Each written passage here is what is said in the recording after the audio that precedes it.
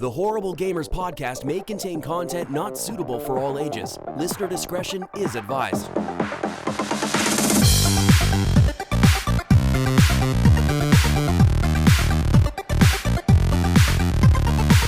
Welcome, ladies and gentlemen, to Horrible Gamers podcast, show number 357. We record on June the 13th, 2021. I'm one of your hosts, Jesus Gonzalez, known as Jesus Walks Out. Today I'm joined by my friend from the West Coast, the best coast, Gunny Chief, Henry Mayo is back. Welcome, Henry, welcome.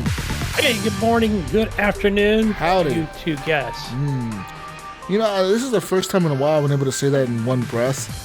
Like, usually I run out of breath midway through that because of my asthma, but today I took a bunch of steroids and I'm feeling fucking great, Gunny. I called Jesus last night. I'm like, "What's up, man? What are we doing?" He was in a bad way. No, I'm glad to see you're back. I was fucking dying. It was bad last night, Mayo. It was bad. Okay. Yeah. Oh, also from Little Ohio, it's the man with the big little dog. The Mayo's back. Welcome back, Steve Williams. Mayo and Scrappy Doo. Hey, what's Welcome. up? Yeah, it is the big little dog. She thinks she's way bigger than she is. You know, she's like I swear she's part Chihuahua. You know, like how those little Chihuahuas want to fight everything bigger than her. They're annoying little shits. Yeah, like she doesn't want to fight, but she just wants to go up and play with everything. And there's dogs here like 50 times bigger than her. I'm pretty sure they're like she would be a chew toy. I mean, and then she's all like wanting to play with them. And I'm like, that dog will just eat you. I'm pretty sure. Then I see a lady has a cat today or yesterday. She was walking this cat, right? And she's like, "Oh, a puppy, can I see it?" She's like, "I'd love to see it, but I have this cat." And I'm like, I can only see the tail, right? Yeah. And so I'm like, okay, whatever, no big deal. And she's like, you know what? Who cares? I want to come over there and see the puppy anyways.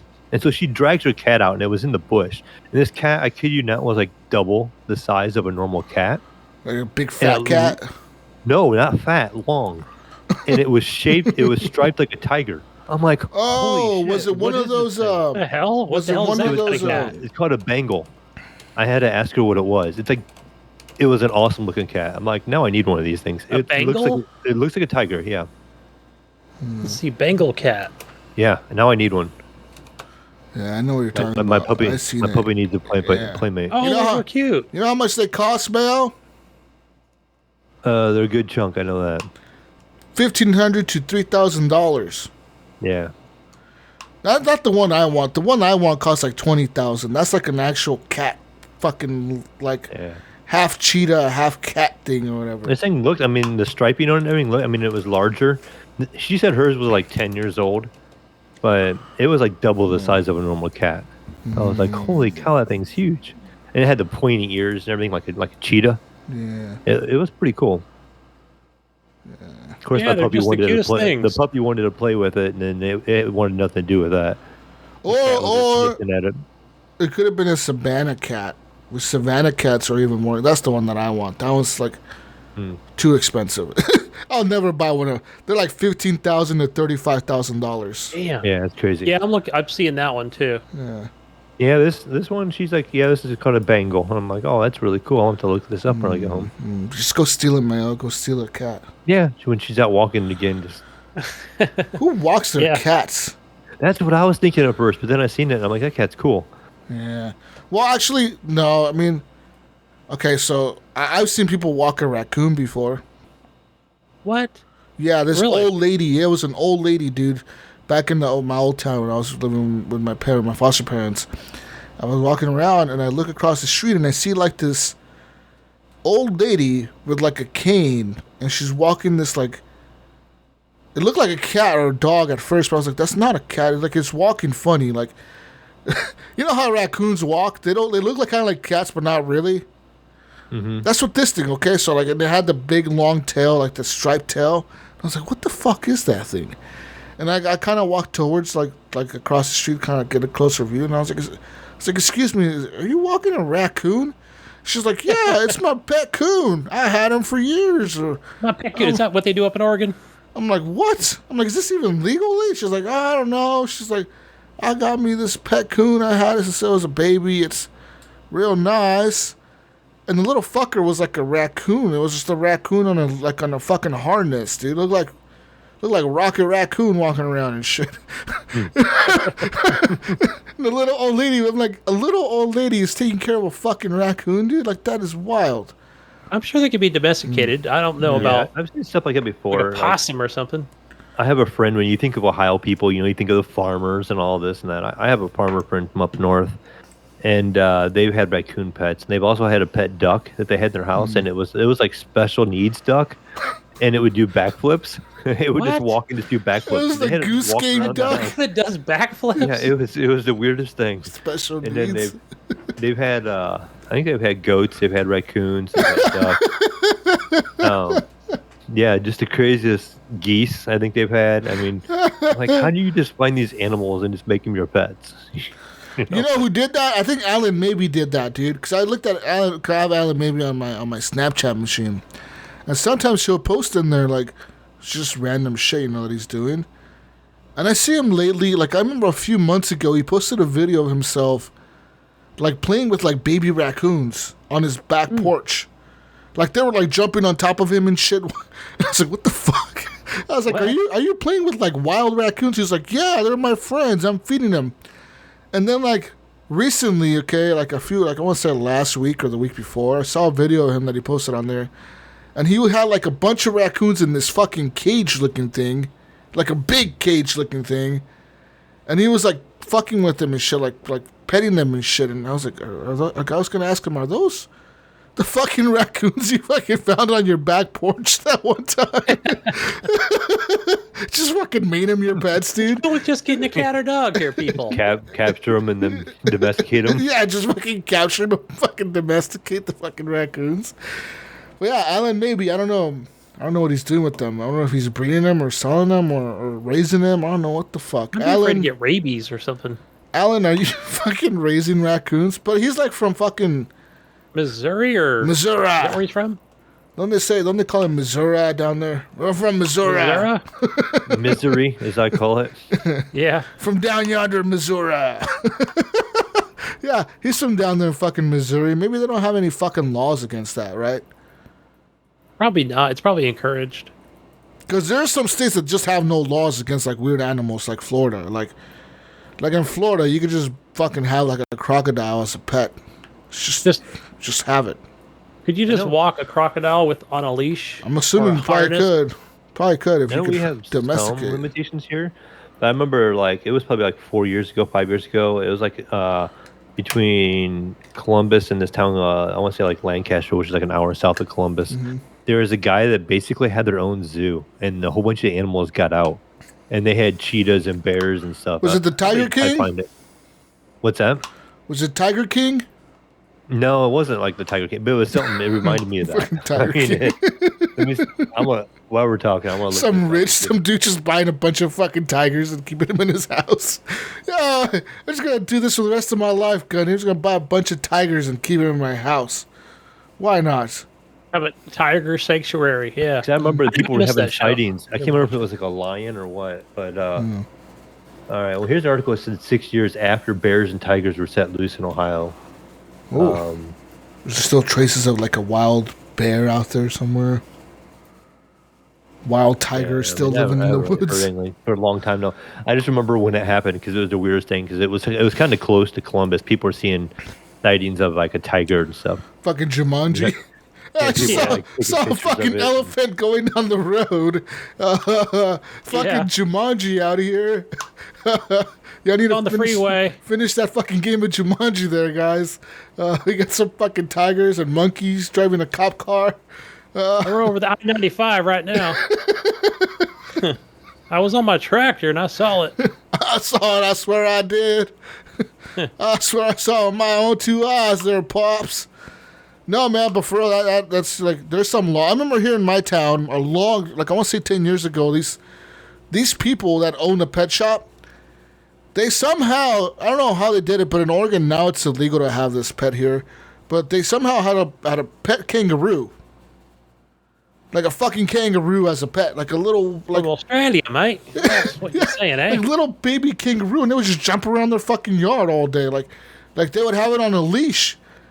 And like you could walk by their house, their front yard, and that fucker would be jumping around, hopping around their fucking front yard, just chilling. And I think somebody tried to steal it once. I don't think it went too well for them because I think they tried to steal it and it attacked them or something. I think that's why they had to get rid of it because the kangaroo attacked somebody, but apparently it turned out that those people were trying to steal it or something. I feel like that thing would like break some ribs or something. Probably fuck you up. But it was like a big kangaroo. It was like a baby kangaroo, like a half-size kangaroo. So it was like probably as tall as like a 5-year-old kid or something. It wasn't a full-size kangaroo, man. It was like a baby kangaroo. Yeah, don't those things punch pretty hard too, or kick pretty hard? Somebody would probably kick the shit out of you. They might even bite you. They have teeth, don't they? Yeah. I'm not sure. They might even fucking bite your ass. Oh, I'm sure You think I know this, mate, but I'm not sure. I think the koala bears, they have them teeth, you know? Oh, fuck you up. Yeah. I sent you the article, Jesus. I found it online. Oh, you did? Okay, well, I'll have to check that out sometime. You have to look at it later. You know, Flipping duck. Okay, let's move on here, folks. Speaking of I'm blown. Of weird animals, you guys see the story this week of that guy who got swallowed by a whale? No. Oh, okay. I think, the wife said something about it on Facebook. Yeah, dude, it's fucking okay. That's why you might. Why are you so scared of the ocean, Jesus? Because of shit like that. The water. Moby Dick? Yeah. Yes, because it's shit like this, all right? So, homeboy, he was chilling, right? He's like, I'm a lobster diver, mate. And I think he's from Australia, Gunny. I'm assuming he's from Australia. I don't know why, but I'm just going to assume he is. All right? He said he was chilling. Whales out there? They do. He was doing his job as a lobster diver guy, which apparently these guys, what they do is they dive into the ocean and they grab lobsters by hand. That's how they catch them. And, they sell the lobsters to, like, restaurants and shit around the world or whatever the fuck. But this is how they do it. They catch them by hand. And these are captured. Handcrafted capture? Lobsters. Okay, they don't use a cage. No, they don't. They just go by hand and they fucking grab them like men, all right, Gunny? Like fucking men do, okay? So this dude said I need to catch up on all these YouTube videos. All right, so this dude said he was diving, right? And he was like going down, going down. He said he was like, and then all of a sudden he said he felt like he saw a big school of fish swim like right next to him, like a lot of little baby fishes or whatever. He's like, whoa, he's like, that's pretty cool. And he thought to himself, that's a big school of fish, And he says, next thing you know, he sees everything is black around him. Like, everything was pitch black.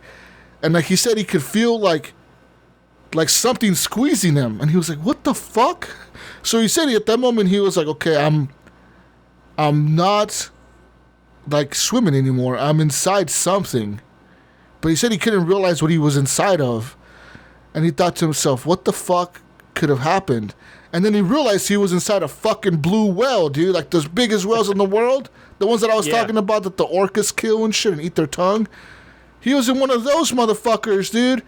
And they fucking apparently, like, it started shaking and shit. Like, because they realized that it wasn't, like, apparently they cannot swallow a human, but they could have, definitely, you could fit in their mouth. But they don't, their esophagus or whatever isn't big enough to swallow a human. They swallow fish pretty whole, but, like, they cannot really swallow a human. So it said it was trying to, like, swallow him, but it couldn't. So what it did, it was shaking his head or whatever. And then it, like, swam up to the surface and, like, spit him out. Like, it just fucking spit him out in the fucking surface of the water. And, like, the dude went flying. And, like, his buddy who was on the boat says that he saw the fucking whale. He's like, yeah, dude, I saw the whale come out of the water, like, splashing around, shaking his head. And next thing you know, you flew out of the fucking mouth. Okay. And dude said, like, how are you? He says all he remembers is, like, being dragged onto the boat and shit, like, seeing sunlight and, like, somebody dragging him towards the boat and pulling him onto the boat and taking him to the fucking shore. And they take him to the hospital right away. They said pretty much, like, he was fine. They're like, you're fine. You're just going to have a lot of, like, sore body parts because, the whale was trying to fucking squeeze you, with its tongue and shit. That's scary, dude. That's why I'll never go to the ocean. Fuck that shit. Damn. Fuck the ocean. That's another thing where I'm like, okay, it's almost comforting to know that you can't fit down the throat of a You can just hang out in there for a little while, Gunny. That's all. I guess he can swirl you around, right? He can just throw you. They could just take you to the bottom depth of the fucking ocean and kill you while letting you go at the bottom of the ocean. I mean, yeah, you're gonna run out of oxygen and. Yeah. Or just get crushed by the fucking weight of the pressure. Well, I mean, he's or probably whatever. got teeth, right? There's whale teeth. I don't fucking know. Like, Oh no, but they said still, like, they that's said that these blue whales don't have teeth, Gunny. They have like a kind of like a fishnet type thing in their gums, and that's how they like filter out big fish from little fish that could go through the net. Oh yes, yeah. They could actually swallow. remember watching the thing on National Geographic Yeah, about but how they they get said those fish through their. had it been like an orca, okay, those Yeah, he would have been motherfuckers- fucked. Those motherfuckers had teeth and they play with their food, Gunny. Like I told you guys, they play with their food, Mayo. They throw that fucking seal around and make fun of it and then fucking eat it like 10 I minutes still later. don't want a gumming or a tongue lashing Yeah. before I fucking. But they said blue whales are not really known to attack humans like that. Like they won't swallow you. They said if you're gonna get attacked by a blue whale, what they're gonna do is they're gonna hit you with their fucking tail, like their huge ass fucking tail, and that. This is pretty much if you get hit by a tail of one of those whales and you're in the close contact and you get fucking hit by that shit, you're pretty much gonna die from the. So basically, what Yeah, happened was Not exactly. when the small. whale spit him out and then just kept going and be like, "You were in my way, bitch." Motherfucker, I'm trying to eat over here. But they said Gotta that. get my dinner. But you look at this, Gunny. They said they don't even think it was a big full-size blue whale. They think it was like a baby blue whale. Because they're saying like it was probably learning how to hunt. Like it didn't see him. Because they say when they open their mouths. Yeah. Well, I mean, he didn't see it either, so. Yeah, they say when they open their mouth, it Apparently. kind of blocks their vision. They can't see forward. So they're assuming that it was chasing that school of fish that swam by him. And he just opened his mouth so wide that it caught him in that fucking, when they caught all those fish, it caught him in it. And that he didn't see it coming either. So, like, there's just kind of like a mixture of the two things. The whale didn't see him. He didn't see the fucking whale. And he's inside the baby whale and he's fucking eating his ass. That's scary shit, bro. Yeah, it is. Yeah. You guys are talking about why won't you go in the ocean. Motherfucker, you couldn't pay me enough to go in that fucking hellhole. Fucking death trap. I'll go in there when I go out to Melbourne. I'll head out in the Okay, ocean and Gunny, take a look, eh? Go head out there, Gunny, and go find yourself a blue whale to get swallowed by. Fuck that shit. Yeah, those people go out there and go whale watching. I'm like, come on. Yeah, bro, what you gonna do? Those whales could kill you, Gunny. A second. Hey, Gunny. look, the other guy survived, didn't he? Fucking like If those he did it, I can do it. like those people that go kayaking out to watch whales. Motherfucker, you're in a kayak. You're like a toothpick. Yeah, that whale, if it wanted to, could just fucking kill you right now. Like, there's no ifs, ands, or buts about it. The motherfucker's gonna kill you if it wants to. Yeah, so fuck all that, dude. No way. Yeah. But the guy has some balls, man. He said he's gonna go back out and do his job still. Like he's like, yeah, I'm gonna go back out there and get me some more of them lobsters, mate. Yeah. Got to make a living I guess. some way, somehow. Fuck that. I would quit that job. Fuck this shit's too much. I would buy something on land. Yeah, exactly, man. I'd go form some kangaroo, huh? Yeah. But that's our well watched 2021, guys. Stay safe out there. Anyways, video game Waltzy talk. friends. Video game talk. Woo! Anyways, follow us on Twitter _Horrible Gamers. You can join our Facebook group, Horrible Gamers Podcast Community. It's a close group on Facebook, and you can join our Facebook page, Horrible Gamers Podcast. And ladies and gentlemen, I kind of want to do like an announcement here. Like, I'm probably, my schedule's going to change here in a couple of weeks, man. I'm going to day shift. Yeah. Oh, yeah. Which means it's going to leave a lot of my afternoons open. So I'm thinking I might get back into streaming now. But I was thinking, there you go. obviously I can't stream on Mixer because it's dead. So I'm going to be streaming on Twitch. But I'm probably going to be streaming under the Horrible Gamers Podcast account, since we already have an account established. I do have a Jesus Walks Lot account. So I'm still debating on which one to stream on. It's a debate. Don't know yet. I'll have to figure that one out. But, yeah, I might have to start streaming again. Some games. Get some shit out there. Yeah. That was fun. First thing you got to play, Jesus, I think, is Sea of Thieves. Oh, I really want to check out that new DLC coming out. But anyways. So yeah, it's kind of a little announcement there, I'm going to be switching over to day shift, and that's going to really open up my evenings for some gaming time, guys. Some game time, Mayo. You excited, Nice. Mayo? Yeah, I'm I actually like get to these play games. some fucking games with Mayo sometimes. Huh? Right? Wow. Mind blown. Wow. Yeah, it makes it kind of hard when you work nights and I work days and you're on a 3-hour time difference. Oh, yeah. Makes it real fucking hard, huh? Because what? By the time I get home, you're waking up for work. Yeah, pretty much. This is kind of how it works, right? And then by the time you're getting home from work, I'm leaving for work. Yep. So it's like we never, ever have time to game together anymore. Sad. Sad, Gunny. There was a day we used to all game together, but not anymore. Yeah. Now we do our own thing. We might have to change the recording date because my Sundays will not really work for me anymore. I'm gonna have Tuesday, Wednesday off, but I don't know if that works for everyone here.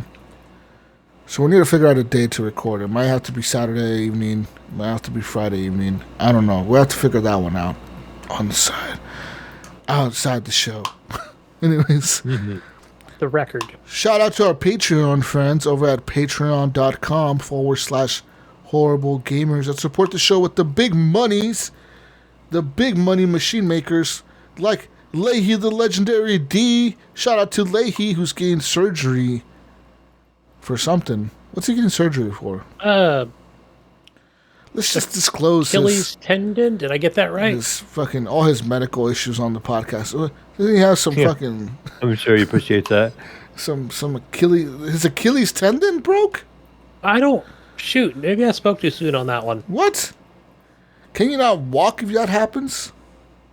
It's really Oh hard. no, like- you can. yeah, you can. I know somebody It had to depends. have it worked on, and they were laid up for quite a while. Oh. How do they fix it? They just like sew it back together or something? I'm not really sure. Stretch I it know. out? I can't remember if it was like mine. Like I tore up all my tendons in my foot Oh. like years ago in my ankle. It was like a basketball injury, and I think they just way they described it, they did my tendons. They just like retied them all together. They like cut them and then they retie them and connect them somehow. Like I tore I think 2 tendons Oh. and I took a chip out of my ankle bone. And so they had to remove the bone fragment out and then What did you do? Who were you playing basketball against, dude? What the hell happened? against my oldest boy. He fucking we broke were, your ankles, literally. Yeah, no, I had the ball. So but it was on carpet. We were like in a church. What are you And, playing basketball I on went to, like, carpet? Yeah, it was like they were doing like a scrimmage. They were doing like parents against kids, and I was playing against 2 kids because the one kid's mom could not play. So I played quite a bit of basketball at the time. Did you I'm like, sue that's the okay, I can church play. and make them pay for your surgery? Nah. You could have. I played You both just sued kids, and basically the one kid was kind of grown into his feet. He had big like size, like 14 feet, but he was only like 13 years old. Oh, man. And I went around him, and I went to go step one way, and he was behind me, and he hit my foot and turned it in as I was getting ready to step down and plant my foot. Mm-hmm. And so it just kind of caught and just completely turned it sideways. Ouch. And then it just immediately like went triple the size and was like all black, and like I knew I thought for sure it was broken. But no, I just like tore all the ligaments in it and chipped my ankle bone. Ooh. But I was laid up. I was off work for like 4 months. Wow. Yeah. Wow. Had a big old boot. It was right around Christmas time. I had it wrapped in Christmas colors. Wow. No more basketball for you. Yeah. Yeah, I pretty much After don't that. play much basketball ever since then. Like I've never had a desire to go back out and like No even kidding. shooting around anymore. It's just kind of like, yeah, no, I'm good. Yeah, well, Leahy is getting surgery somewhere in his body.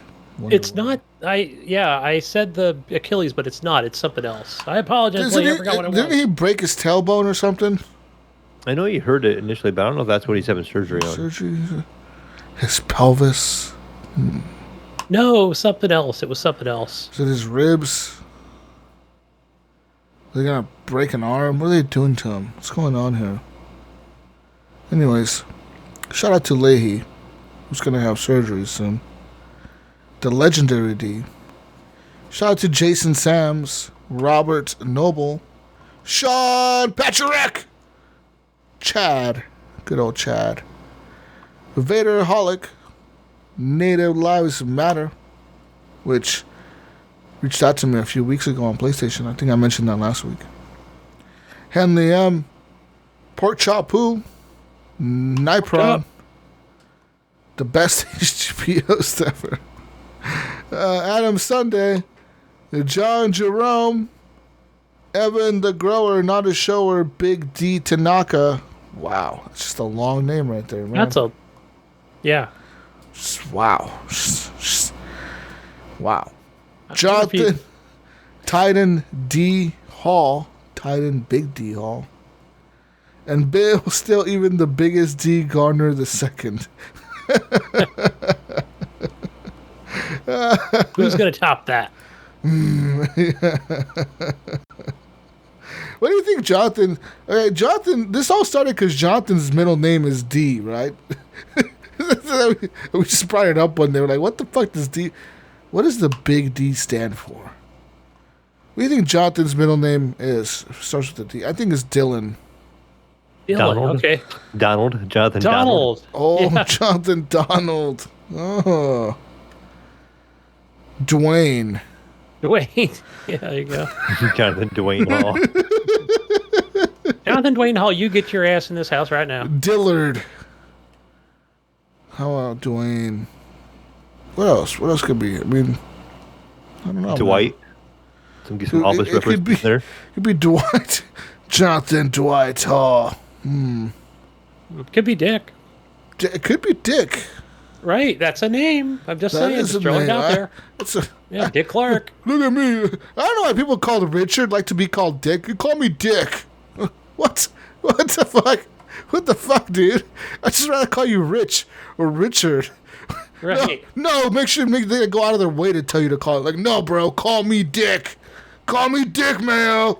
Yeah, where did that ever come from? Because I had a grandpa. My grandpa was named Richard, and everybody called him that. Like, I wouldn't. When I was a kid, that's kind of weird, right? You know, I was kind of young and immature. I'd be like, everybody calls him Dick. That's funny. You know? Yeah. I don't know where that came from. How did the fuck did Richard get associated with Dick? But there's several other names that are like that, right? That have that. What is it called? A surname or something? Is that what it's called? A surname? I don't know. Yeah. Right, where Richard is Dick, and then there's Billy is William. William is because I have a friend. His name is Billy, but I think his name on his driver's license is William.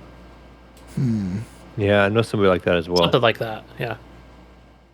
There's several others that are similar to it. Oh, okay. I got some. I got history here for you guys. We're gonna go with some history lessons now, boys. All right. Shout out to our Patreons. Now we're gonna get into some history lessons just for our Patreons. All right. Why is Dick from Richard on this website called Mental Floss? It says here the name Richard is a very old name and was popular during the Middle Ages. During the 12th and 13th centuries, everything was written by hand. Oh, no shit. And Richard it wasn't a computer? And Richard nicknames like Rich and Rick were very common just to save time. Rhyming nicknames were also very common, and eventually Rick gave way to Dick and Hick, while Rich became Hitch. Dick, of course, is the only rhyming nickname that stuck over time. At one point in England, good old English, them fucking goddamn redcoats, the name Dick was so popular that the phrase, quote, every Tom, Dick, or Harry was used to describe every man. Wow.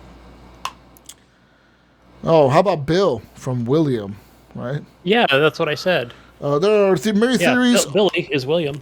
There are many theories on why Bill became a nickname for William. The most obvious is that the part of the Middle Ages trend of letter swapping. Much how Dick is a rhyming nickname for Rick, the same is true of Bill and Will. Because hard consonants are easier to pronounce than soft ones, some believe Will morphed into Bill for phonetic reasons. Interestingly, when William III ruled over England in the late 17th century, his subjects mockingly referred to him as King Billy. King Billy the Third. King Billy the Third. Oh, that fucking cuck. Fucking King Billy the Third. Now, how about let's go for one random more here. How about, why is Sally from Sarah? I never heard someone named Sarah called Sally. That's weird. Me either. Sally from Sarah? No, I haven't heard that one. There are some female ones out there, but that one I Let me give don't you remember. some history here. God damn it, you Gunny. Sally was primarily used as a nickname for Sarah in England and France. Like some English nicknames, Sally was derived by replacing the R in Sarah with an L. The same is true for Molly, a common nickname for Mary. That's fucking Good golly, stupid. Miss Molly. Though Sally from the Peanuts never ages, the name itself does and has declined in popularity in recent years. Today, most girls prefer to go by the original Hebrew name, Sarah. Okay, well, I mean, now we learned some history. There you guys got some fun facts about names. Now we know. Now you know. We just Gunny. got schooled. You got fucking schooled, bro. Yeah. Anyways, get us some show feedback. Like our friends. Why is this? What the hell's going on here? Turn off that console companion notification that I just got.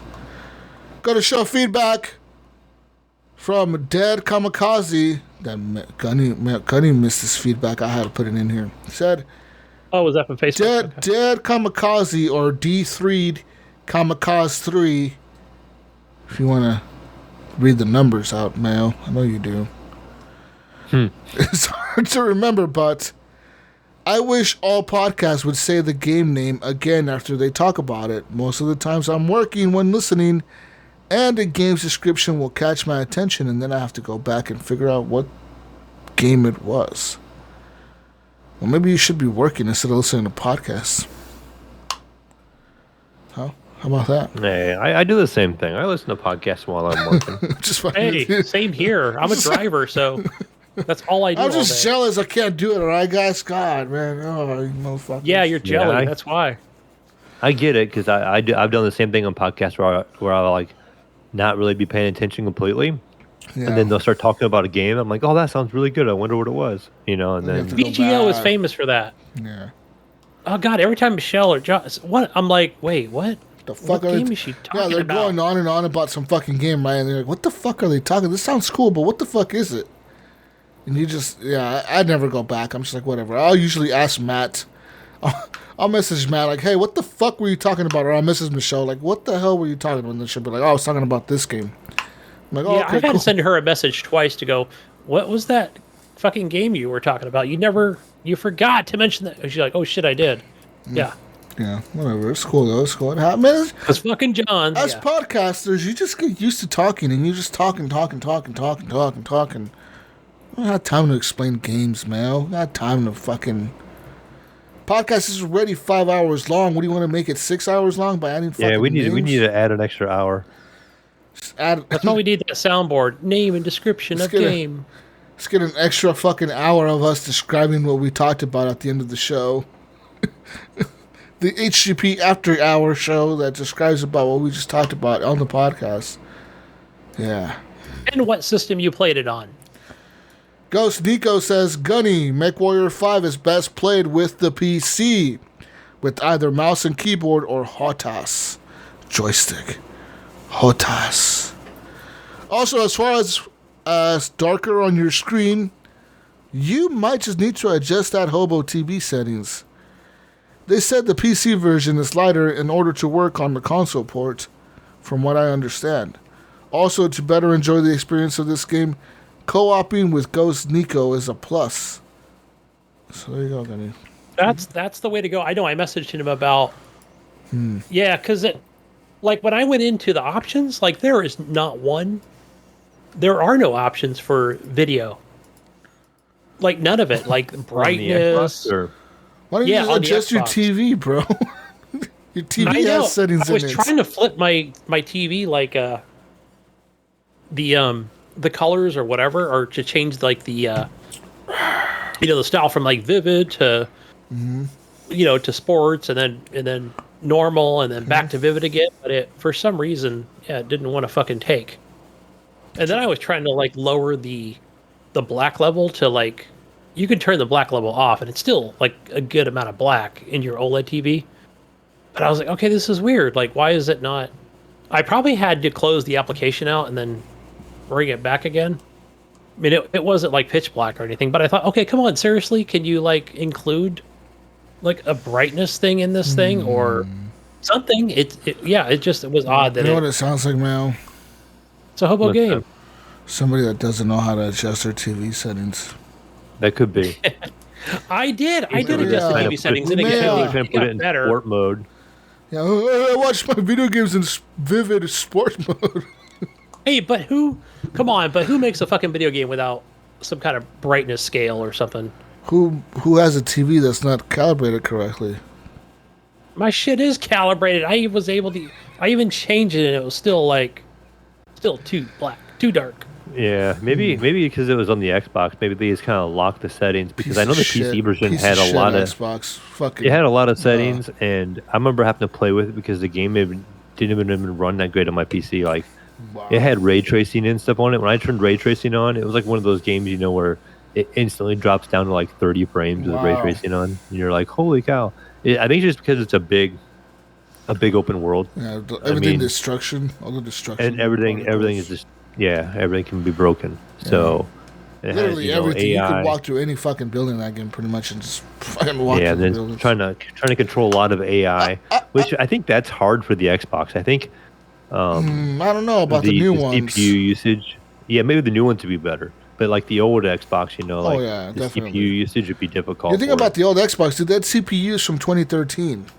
Yeah, Yeah, and again, I don't think that this was like the the X and S version of the game. It was just the hobo Xbox One, Mr. Xbox Gunny One X wants version. Mr. Gunny wants Series X and S versions, huh? Yeah, that's what I'm paying for. I'm paying for this Game Pass thing, and I bought the new box. Well, Why- okay. why I are we think- talking about old CPUs and Xbox Series X and S? Should I have bought an S when I had the chance? No. When I saw them in the store? No. I mean, if you wanted one for like your living room just to have it. I mean, I have my one X right Mayo. now. The but I last could've got a time you Series bought S. one, No. the last time you bought, I thought you bought the One X, and your daughter ended up turning into a Netflix machine. I had a regular one, and then I bought a One X, and then when I moved out, I took the One X with me, and she kept the one, and she uses that for Netflix. But my Yeah, One so- X, I don't use a whole lot of it really. No. Focus on the PS5. Focus You'll on be the fine. PS5. You know Or- what? or try to buy one. After watching E3 this year, focus on the PS5 because every single game that looked remotely interesting on the Xbox showcase, guess what? PC. PC as well. There was only one game I saw. Oh, that what was a- game? What game? It was a console exclusive. It was kind of Oh. weird to see, but there was a console exclusive for What Xbox. game? What game, Gunny? Was it? Oh, Fuck, was you it? can't No, even I'll count. remember what it is. I Was it- forgot. But Was it Outer Worlds 2 console exclusive? yes, that's what it was. Outer Worlds What? 2. No. Yeah. I was surprised to see No. that was going to be a console exclusive.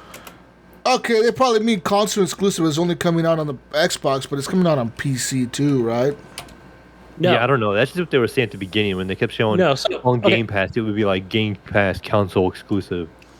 Yeah, so right, it's going to be Game Pass, but exclusive to the boxes. I'll say boxes, consoles. No, it says sure. No, it's expected to come to PC as well. Well, yeah, everything is a timed exclusive. What isn't? I've talked about that No. before. But when they say exclusive, they say they don't mean exclusive to the console. The They mean actual exclusive. Xbox, yeah. They mean exclusive to Xbox and PC. That's what they mean. Because even it says here that like I'm looking at Sony articles saying that yes, I mean those games are coming out only on the Xbox. They won't come out on PlayStation. So they are exclusive to Xbox, but No, okay. they're also Let coming me to explain PC. a little better here, Jesus. Let me explain a little bit better. When I know we're not quite into it yet, but motherfucker, you they're wanna talking argue about the with me? Fallouts and the other games that were, that were announced yesterday. But they're Xbox exclusive, yes, right? They're going to come to the consoles. They're going to come to the Game Pass PC. Eventually, you'll be able to stream them, right, on your streaming devices, and they'll be on Steam. They all have placeholders on Steam, right? Everything comes to Steam. They just will not be on PlayStation 4. But Outer Worlds 2, console exclusive. I don't know why. Somebody read an article about it about a month ago, and there was something to it that, for whatever reason, you know what it is? It's probably just a timed console exclusive. It could be something for like, let's say, hey, Game Pass people. No, I'm looking at articles here that say that has been confirmed. It's coming to PC. It's going to be an Xbox Series X and S and PC exclusive. Okay, I don't know why. You're fucking wrong. You're fucking wrong. Fuck you, Gunny. I'll have to look into that one. Damn it, you fucking. Oh, look at you. I just fucking. Fuck you and your console exclusive shit, huh? Motherfucker, you. Make Halo console exclusive. Nobody can play it. Shit, unless you own the box. Anyways, let's go over to Redbubble before we get to some arguments here. Let's go to Redbubble, and shout out to Redbubble. We get some gear at Redbubble. Search for Horrible Gamers. Find our logo. Buy yourself some nice water bottles, man. Stay hydrated this summer. Get yourself a nice shirt, you know. They're black. Yes, they're black. Can you get a white shirt? Let's look it up real quick. Maybe we can get a white one. I don't think it's exclusively black. Yeah, just that's the only option. Is it really?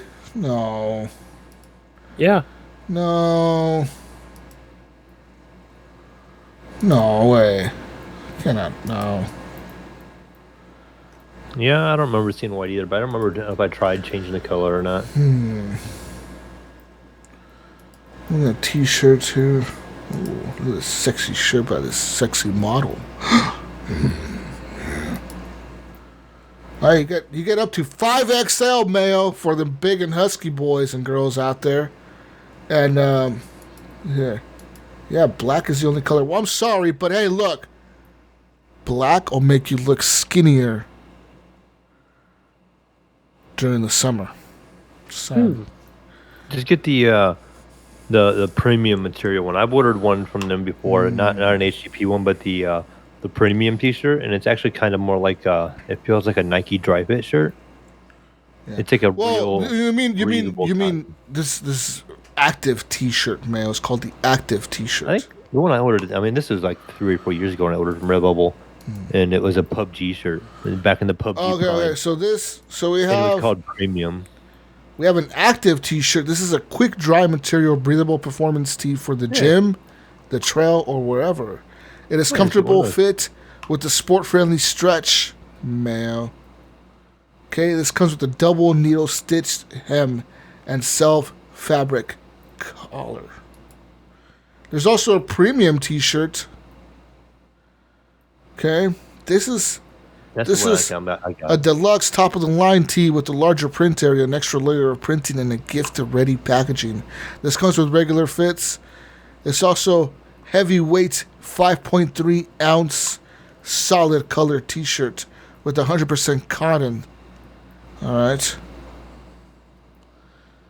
This is printed on ethically sourced, high-quality AS color tees, whatever the fuck that means. And it's also pre-shrunk, man. Okay? Pre-shrunk. So it doesn't shrink anymore. Oh, there's a white one. Yeah, there's a white one. I see a white long tee. This is a long T-shirt. Right? This is them long tees, you know what I'm saying? Get yourself a nice... Oh, no. This one you can buy in black and white. Oh, wow. How the fuck did we enable that on that one? We got tank top options anyways, Jesus. Oh my god, we got all kinds of stuff on. What? I did not know about all this stuff on our shit, bro. Like, what the hell's going on? Oh no, Mel, you can buy the HGP shirt in 16 different colors. You got black, white, pink, gray, orange, red, white, beige, cream, blue, teal, brown, green, purple, Lurple, Serple, motherfucker. Okay? Oh, that purple one looks fucking sick. I want to make a purple. Hey, Jonathan, we need a purple colored HGP logo immediately. This is an order being placed. We need you to send one to us now, Jonathan Hall. We need a purple label because we're going to make a purple HGP t-shirt. That looks dope. That purple color looks nice. Looks like Barney. Some Barney purple.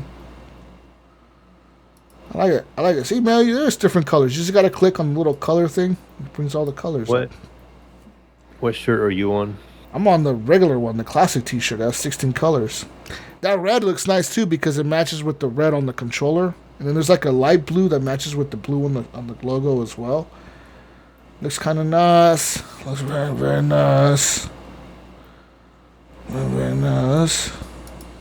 Anyways, go get yourself a nice T-shirt, ladies and gentlemen. 16 different colors on offer. I'm assuming with the different sizes, the colors change. Yeah, for example, the 5XL is available in 6 different colors, while the XL is available in 16 different colors. So yeah, go yourself a nice shirt, support the show, and yeah, you get some nice gear out of it. You know, you get something nice out of it, Mayo. All right, go support the show. There's cell phone cases and stuff on there as well for the new generation phones and tablets and iPads and whatever you use your tablet for. Yeah, it looks nice. Just go, whatever. I finally got my laptop cover back. It's like a little case. 'Cause my daughter, she stole it forever when she had my laptop for school. You should let her keep it. You should let her take it to fucking school with you next year or whatever. Yeah, I got Get a her feeling. another one. Yeah, her laptop she has now. I don't really want her to advertise it too much in her school. Get her a water bottle, an HGP water bottle. You know, we gotta get her to get all the youngsters to listen to us, man. Yeah, her youngster friends. Yeah, because I got her that alien. I listen to your laptop for her to take to college. I don't want to listen to your dad talk about video games.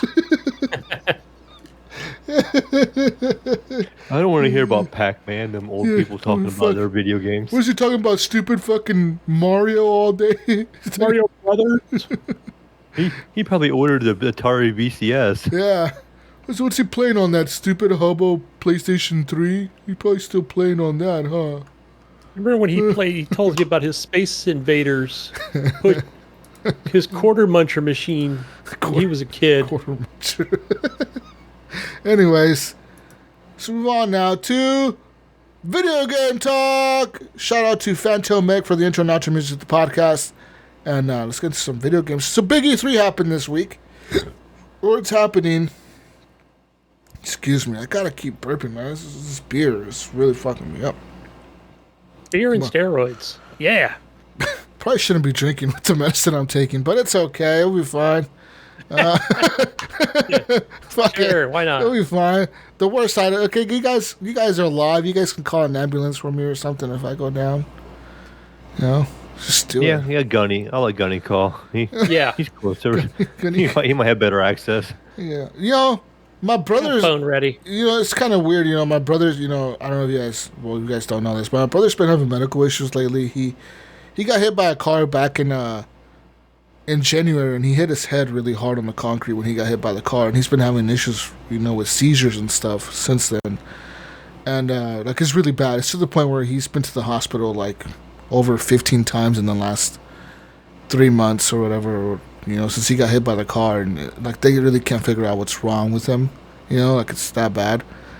But it's really weird. He has an Apple Watch like I do. I think he has the same one I do, and maybe the newer generation one. He may have the 6. I have the 5. I think he has the SE, the new one, but it's like not the high end one. It's like the lower end one. But anyways, he has his Apple Watch, right? He bought it. And that fucking thing called the ambulance for him the other day, dude. It legit, really? like, automatically called an ambulance for him. Like, he was having, like, heart... It detected something with his heart. Like, his heart rate was really high, and, like, his heart was out of rhythm or something. And the watch detected that shit, and it legit, like, sent a text message or something, or, like, a phone call, an automated phone call out to 911. And next thing you know, like, I hear banging on, like, boom, boom, boom, banging on the door, and I open the door out. And there's like 8 paramedics standing at my fucking door with like a bunch of fucking gear, like fucking defibrillators and shit. I'm like, what the fuck? And they're like, yeah, we got a phone call about a 27-year-old male having a heart attack or chest pains in his house. You know who called? I'm like, I don't know who called. And my brother was upstairs in his bedroom, and he was in his bed. He was lying there like he could barely talk because he was in so much pain and shit. He could like barely move. And when I asked him later on, you know, he got back home after the hospital and all that, I was like, who called the ambulance? And he was like, my watch did. He's like, the watch just automatically realized that I was like in danger or something, and the fucker called an ambulance for me. And I'm like, that's fucking crazy, because they legit told the cops or the dispatch or whatever, like, what was wrong with him. Like, it was chest pains and shit, and like, they came prepared for all that, you know what I mean? They came prepared with like a fucking defibrillator to revive him and all that shit, you know? Like, it was really bizarre, dude. Yeah. Technology is fucking wild these days. It's fucking crazy, dude. You know? That's fucking nuts. And they gave him like the right address and shit, like where he was at, the location. It's fucking crazy to me how like that's just a thing nowadays. Man, I sold my Apple Watch that I got for my son Kyle, and he didn't want to wear it, and since I don't know, he never goes outside or whatever, and I got like $200 or $300 out of it. I think 200 cash. Get a new one, Gunny. Get a new one. They're really good, man. They're good for tracking things and shit. You know, like, I got my Fitbit, but this thing won't call 911 for me. That thing will not save your life, Gunny. You fall over with that thing's gonna laugh at you. It's gonna break first. First, it's gonna break. You know what it will do, Jesus? You know what it will do? So it tracks, like, you know, obviously your heartbeat and all that stuff. Yeah. It can look back on it and go, well, damn. His heartbeat was fucking... God damn, you almost died. You almost died yesterday, Gunny. God damn. Yeah. I should have called 911 for you, but okay. It's okay. You almost died, but it's fine. You still lived, right? It's cool. Cool? When I go to sync it, it'll be like, you synced too late. Like, God damn, he almost had a heart attack 2 hours ago. Oh, that's fine. No, but that was just something that I was thinking about. I'm like, God damn, that's just nuts, dude, how technology is nowadays, you know? Like, and I'm going to buy some of those. Have you guys seen those, the new Apple trackers? Like, the new little, like, they're almost like those tiles, that tile thing that you can, like, use to track, like, keys and cell phones and laptops and shit. Well, the cool thing about Apple's is that Apple's trackers connect via, like, Bluetooth or whatever to any Apple tracker around the world, to any other Apple tracker, to keep track of your shit around the world. But not just every Apple tracker, it also connects to every Apple device on the planet. So it constantly will be connected to different Apple devices, like your neighbor's car, the car next to you, the car next to that, the car. So like it's constantly connected to the network. So whenever you lose something, the chances of you finding it are very high the more Apple devices are near it. And you think about Apple devices, most everyone has a fucking iPhone nowadays, or an iPad, or a MacBook, or anything like that, you know what I mean? So it's always constantly connected, and that shit looks dope. I'm gonna buy some of those. So what is it for? Is it just to put on your personal property? Yeah, it's like a little tracker thing you put on your wallet. Keys. I know, like the tile you put on your keys, and if you lose your keys, you can use your phone to find where they're at. Put one in your fucking car, so if someone steals your car, you can probably track it down. You can put whatever, you know? Yeah. It looks pretty cool, man. I think Tile said they were kind of pissed off at Apple because they kind of stole Tile's idea, which they really did. But they kind of made it a little bit better like they usually do. You know, Apple does that all the time. They steal people's ideas, but like... And they charge twice as much to make it a little bit better. But they make it a little bit better, but it just... The thing about Apple that you can never fault them on is that their stuff will just work. It's so easy to use. Like legitimately, like I looked up a video on how to pair these to your account, like to your Apple ID or whatever, to like make sure that it's your tracker. All you do is open up the package and hold it next to your phone for 2 seconds, and like it automatically connects, and it's like, oh, this is now your tracker, like it's yours now. No one can deactivate it but you. It's just like, oh, okay, it's like that, you know, like that's how easy they make shit so simple and so easy to use that it's like, no wonder their shit is always cost way more money than everything else, you know. Tile won't let you do that, Mayo. All right, pull out something out of a box. Apple will. All right, motherfucker, Apple will, Mayo. Okay, Apple will let you do anything. I'm sure. Yeah. Even let you play video games on their iPads and iPhones. Yeah. Woo! Anyways, video game talk. We got sidetracked there by a bunch of shit. Let's go back to video games. Yeah. I played games this week. You play games this week? I played a lot of games this week. Can we talk real quick? I played one for a while. Talk about real quick about one of the games that I played this week. So one of the games that I played, I bought it on the Epic Store with my Epic Mega Sale coupon, which I was surprised that it actually applied to this game. So Chivalry 2, this game just came out like 2 weeks ago, and apparently you could use the coupon on it, Mayo. Like it works, and it brings the price down to like $30, which is a pretty good deal, I would say, for this game. It's about the same price I paid for Mordhau. So, and it's actually a very similar game to Mordhau in every aspect of it. It even runs. Yeah, it looked a lot like Mordhau from what I've seen. So as far as the game goes, I've been playing a lot of it lately, and it's a blast. It really is. Like, I've been playing by myself with the randoms, and it's just a fun game. You get in there, you're pretty much constantly spamming the screaming button, like, ah! The guy screams and shit, kind of funny. And then you have a class system in this game. I don't know if you kind of did in Mordhau, but not really. And this one is an actual class system for each type of character. So one's the archer, of course. You got the archer, the knight, what the fuck is it? There's two other ones. There's like a berserker type character. And there's something else, like another character. He's not a knight, but he's kind of like a knight, but not really a knight. So the knight uses the basic knight shit, like the sword and the swords and shit, right? There's the defender. The defender, I think he's called the defender. Maybe he's not the defender. I don't know who he is. He's a big dude. He uses the warhammer and the big slow weapons, but he's a bigger guy. And there's another guy who uses like I want to say faster weapons, like an axe, but he has less health. He's a little bit faster character. And then there's the archer, which of course uses the longbow. And then the more you play, so as the archer, like for example, you start as the archer, you're level 1 archer. You're level 0. Actually, you're a level 0 archer. Then you level to level 1, level 2, level 3, up to a maximum amount of levels. I don't know what the max is for each one. But like on the archer, it's kind of difficult, man, because you start off with just a longbow. You have no choice of using any crossbow or anything like that. So to get to the crossbow, you have to legit level your character up to unlock the next class of archer. Like there's 3 classes of each class. There's 3 subclasses to each class. So you first start with the longbow archer, then you unlock the next archer, which is like an archer with like a recurve bow or something like that. He has a bow that he can hold for a little bit longer or whatever. And then there's the last archer is the archer with the crossbow, like the fucking gun looking thing or whatever, which is probably the easiest one to shoot because you don't have to sit there and hold it, and aiming at people. And like there's the same thing for the knight. The knight, like for example, that's the one I've been playing the most. So I'm like level 10 with the knight or level 9. Once you get to level 9 or 10, so you unlock the 2 other subclasses. So one of the subclasses is called one is the officer, which is the main one.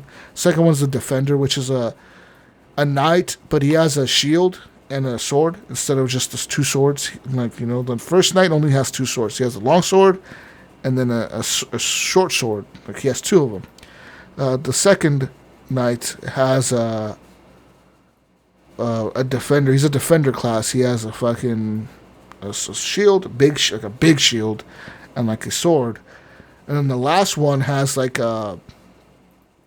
he's a weird one. He's kind of like the first knight, but he has a longer sword than the first knight. He has a long sword, and then he has like a Zweihander. I think it's what it's called, a Zwinder, a Zwinder sword or something like that. Zweihander or something like that is like a smaller sword, faster to use, does less damage, but does not too bad of damage. Like, it can actually fuck people up. So there's that. But his ability, because each character has a special ability. His special ability is he has this pot of oil that like every so often it'll fill up, and like you can use your ability pressing the number 4, and you can hold this pot of oil and you throw it at somebody and it catches that whole area on fire. So there's that. And he could catch everybody on fire. There's the fucking the main perk for the first guy is he blows his like war horn, like doo doo doo, and that heals like everyone in his vicinity, like kind of heals him up and heals yourself as well. And the other guy, I forget what his is. And there's one that could put down like a banner, and the banner kind of like gives you extra XP or points or some shit. And there's different different things for the different characters, and it's a really fun game. You can pick up random weapons inside the match, which is kind of like a unique little fun thing. Like, kind of like, I don't know if they had that in Mordhau or not. I don't think they did. Maybe they did. They had like lances and shit in Mordhau. But like this game, you can pick up a lot of stuff. Like I legit run around each map just to try to find out how many things I can actually pick up. So in one map, there's like a bunch of dead bodies and shit hanging around. So you can pick up like a skull, like somebody's skull, and actually throw the skull as a weapon. You throw it at people and it does damage. You can pick up like, you go to like this thing that's like full of body parts, this bin or whatever, and you can grab this like fucking arm out of there or like a leg out of there and just hit people with like a leg, like somebody's leg or somebody's arm. You can also what else? There's a bunch of other different weapons. You can use like, you can grab like barrels of shit. Like for example, like say you're like someone's besieging your castle and you're defending the castle. You can go up to the top of the castle and like grab like a fucking rock and throw it over the edge and just fucking hit somebody in the head with a big ass rock. So that's kind of like, you know, little shit you could do in this game. The multiplayer, there's no single player, it's all multiplayer. There's kind of like a story being told via the multiplayer mode. You know, there's the Agathians. Agathian is like the lord or the king of the, like the, he's like the good, they're like the, I want to see the good guys, but they're the blue team. So they're like the good guys, Mayo. Okay. Yeah. And they're like leading a liberation. They're like leading like a liberation of this land. The red guys, which are like the Masons, I don't know if they're the Freemasons, but they're called the Masons. They are a like the red team, and they have like an eagle, like a red eagle. The blue team has like a lion, like a lioness or symbol or whatever. The red team has like this fucking eagle hawk looking thing that looks all fucking badass looking. And so I like in the beginning of the game, it tells you to pick a side, like pick which team do you want to fight for. I obviously picked the red team, duh. But then it doesn't really matter, because in each match, it just puts you in whatever team it needs you to put on, you know? You may start on the red team, but if it's auto-balancing needs to happen, it'll just kick you to the blue team. Yeah, didn't Mordhau do that? Like, you would just basically pick, and it would put you on a side, depending, like, if one side was full. Like, oh, this blue side's full, so you're now on the red. Yeah, you're now red team. Oh, it's like, well, what the fuck you even asked me to pick like a... But I'm talking like, this asks you in the very beginning, once you beat the tutorial, if you play the tutorial, it'll ask you, like, what side do you wish to fight for? And I thought, like okay, maybe it has like a For Honor type system where like the more battles each team wins and more shit this goes, you know. But no, it's not how it works. So I don't know what's going on there.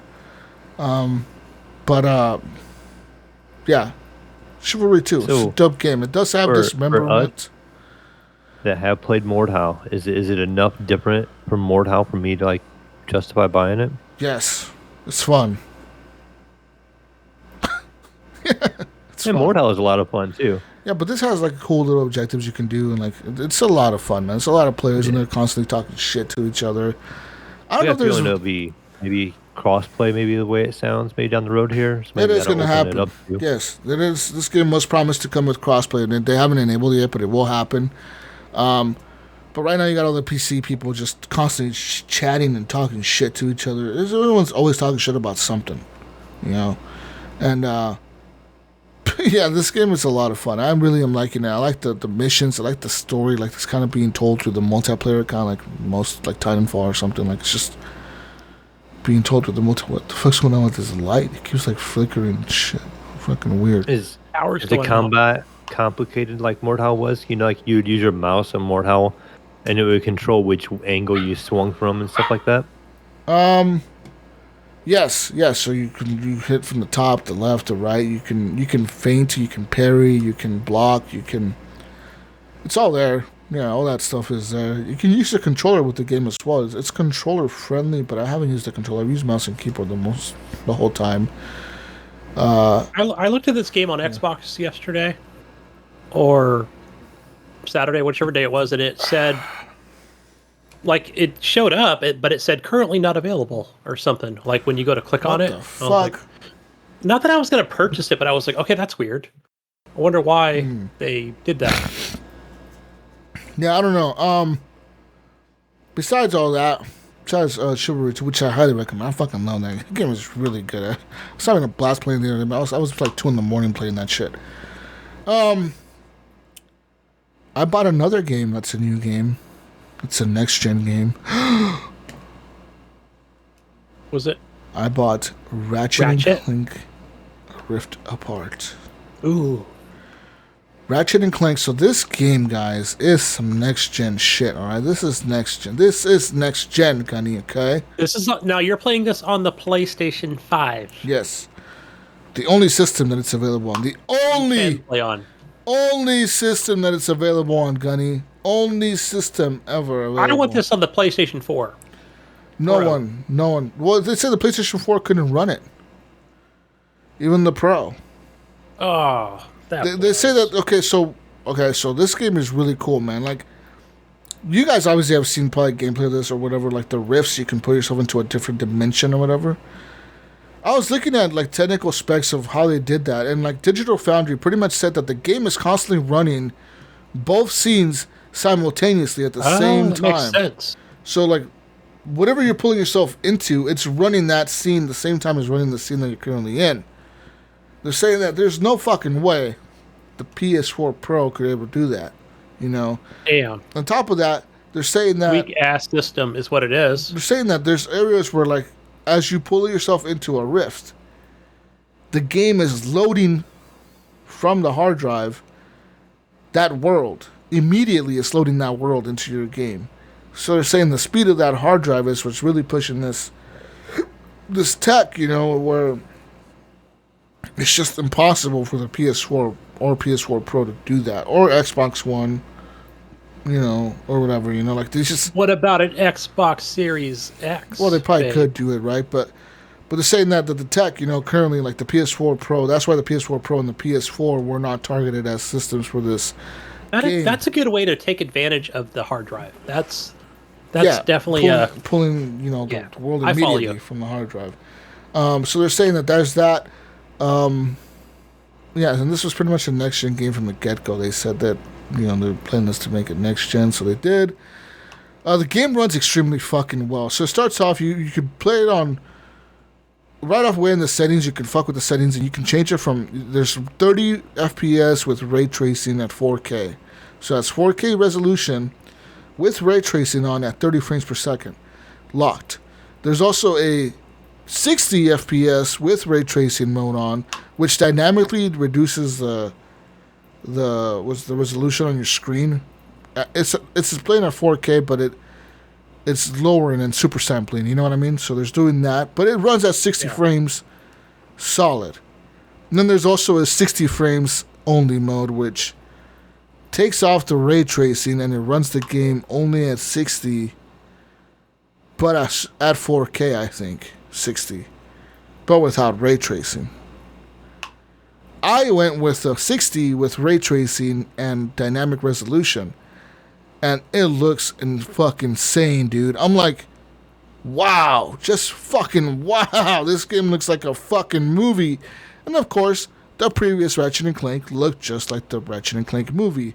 Literally, if you watch the movie, you're playing the fucking game pretty much 1-to-1. It's really, that's that. So, yeah, if you played the last Ratchet and Clank game and you watch the movie, they're 1-to-1, pretty much the same story or whatever. This one starts off with Ratchet and Clank having a parade being thrown for them in the city that they live in or whatever. I think it's Navalas. No, not Navalas. What's the city they live in? I forget the city they live in. But they're having a fucking parade thrown for them. And during this parade, you know, everyone's cheering and shit. You know, you're shooting your gun in the air. You're doing little cool tricks. And then, of course, sure enough, the bad guys show up. And, you know, the evil bad guy with the fucking weird-looking head shows up. He's like, I'm going to fucking kill you. Well, he shows up at the time when Clank is giving Ratchet, the Lombax, he's giving him what's it called, like a rift weapon that Clank made, and he's like, hey, look, I know you've been looking for your Lombax people or whatever, and you can't find them. Well, I made you a dimension portal gun that can take you to any dimension ever, and maybe you'll find your people with this dimension gun. And then Supernova, a fight breaks out. Dimension gun kind of breaks or something during the mission, somehow breaks, which opens up all these dimensions everywhere in the world. And you end up in this, like, cyberpunk, futuristic-looking world where you end up trying to get Clank back from the chick. There's this, like, other Lombax. I forget her name. Fuck. I forget that girl's name. She's the chick, though, in the game. Is she a playable character? I've only played a little bit of the last one, so I don't know. She is a playable character. She's, what's her name? Oh, her name is Rivet. That's her name. Yeah. Because she's like a mechanic or whatever, right? So when Clank comes into the dimension of her dimension, she's like, "What the fuck are you?" And he's like, "Oh, hi, I'm fucking Clank," or whatever. He speaks all British and shit, like a little robot butler. And then Clank or Ratchet falls into the dimension too, and he sees her running away with Clank on her back or whatever. He's like, "Oh, motherfucker, I want my robot back." So during that mission, you're kind of trying to catch up to them and get your robot back. Shit kind of goes haywire. And then the next mission, you switch over to Rivet and you're playing as her, and she's crash landing onto this planet with Clank. And then Clank is kind of telling her, like, "Hey, look, I made this fucking dimension gun. We were at this fucking festival parade thing. Bad guy showed up, and that's the reason we're here. We came from another dimension." And she's like, "Yeah, you're full of shit, dude. Like no one believes your story, okay? Like, dimensions, really? Like you're full of it, dude. Like, this, because in this dimension, the universe that you're in now, the evil guy is Emperor Zurg or whatever. Like, he's the bad guy. He's like the main. He's an emperor in this game. Like, in this game, he's a winner, Where in your dimension, Ratchet and Clank are the winners. The bad guy lost, you know what I mean? But in this universe, the bad guy won. So he's like this emperor or whatever, and everyone bows down to him, and he has all these machines patrolling the city and shit, and all these propaganda posters and shit. And there's like an underground resistance against him that are the Lombax, they're all against him and shit, like kind of like an underground resistance force or whatever. And yeah, so it's a fucking cool story, kind of cool little story being set up there. I am already beat this game. I'm not even close. I'm on the second world. I'm not gonna lie, I haven't really gone far into the game. But just the gameplay sequences that I have experienced and the dimension shifts and the cool platforming and stuff like that, it's been really amazing. And like, just the level of detail on the characters, Gunny, is insane, dude. Like the fur, the lighting, it's just, everything is done so well in this game. It's like, fuck, you could tell that Insomniac really put a lot of love into this fucking game. And I look forward to playing more of it, dude. They put a lot of love into all their games. But let's not count any of the old Spider-Man games that they made, right? I don't think they made them all, but I don't know how far back they go with making games for other consoles, but before they were bought up by PlayStation. But yeah, but since they were bought up by PlayStation, like, holy fuck, like Spider-Man and stuff, and watching Ratchet and Clank over the last year or so. Because we did kind of see them at the Summer of Games E3 last year, and matter of fact, I caught some of it from some kind of event or whatever, but it wasn't like any kind of showcase or anything. I was like, holy cow, like that game looks amazing, that's for sure. Might have been like a commercial or something for PlayStation 5. Yeah, no, man, but like I said, Ratchet and Clank... A little bit of Twitch. This game feels next gen, it plays next gen. They do some shit with the haptic triggers, the haptic feedback on the triggers. They fuck with that. The gun upgrades are pretty cool. There's some pretty cool weapons in there. There's all kinds of stuff in this game that's just, I can't wait to explore the world and then just keep playing it. It's a fun next gen title, and it's cool is that that it's truly next gen. I feel like this is the first actual next gen type of game, it's like Returnal, you could only play this on this system, and that's fucking awesome, And I'm assuming that eventually this game will come out on the PC and whatnot, but who knows when that'll happen. I don't know. It's I was looking at that Sony page on Steam.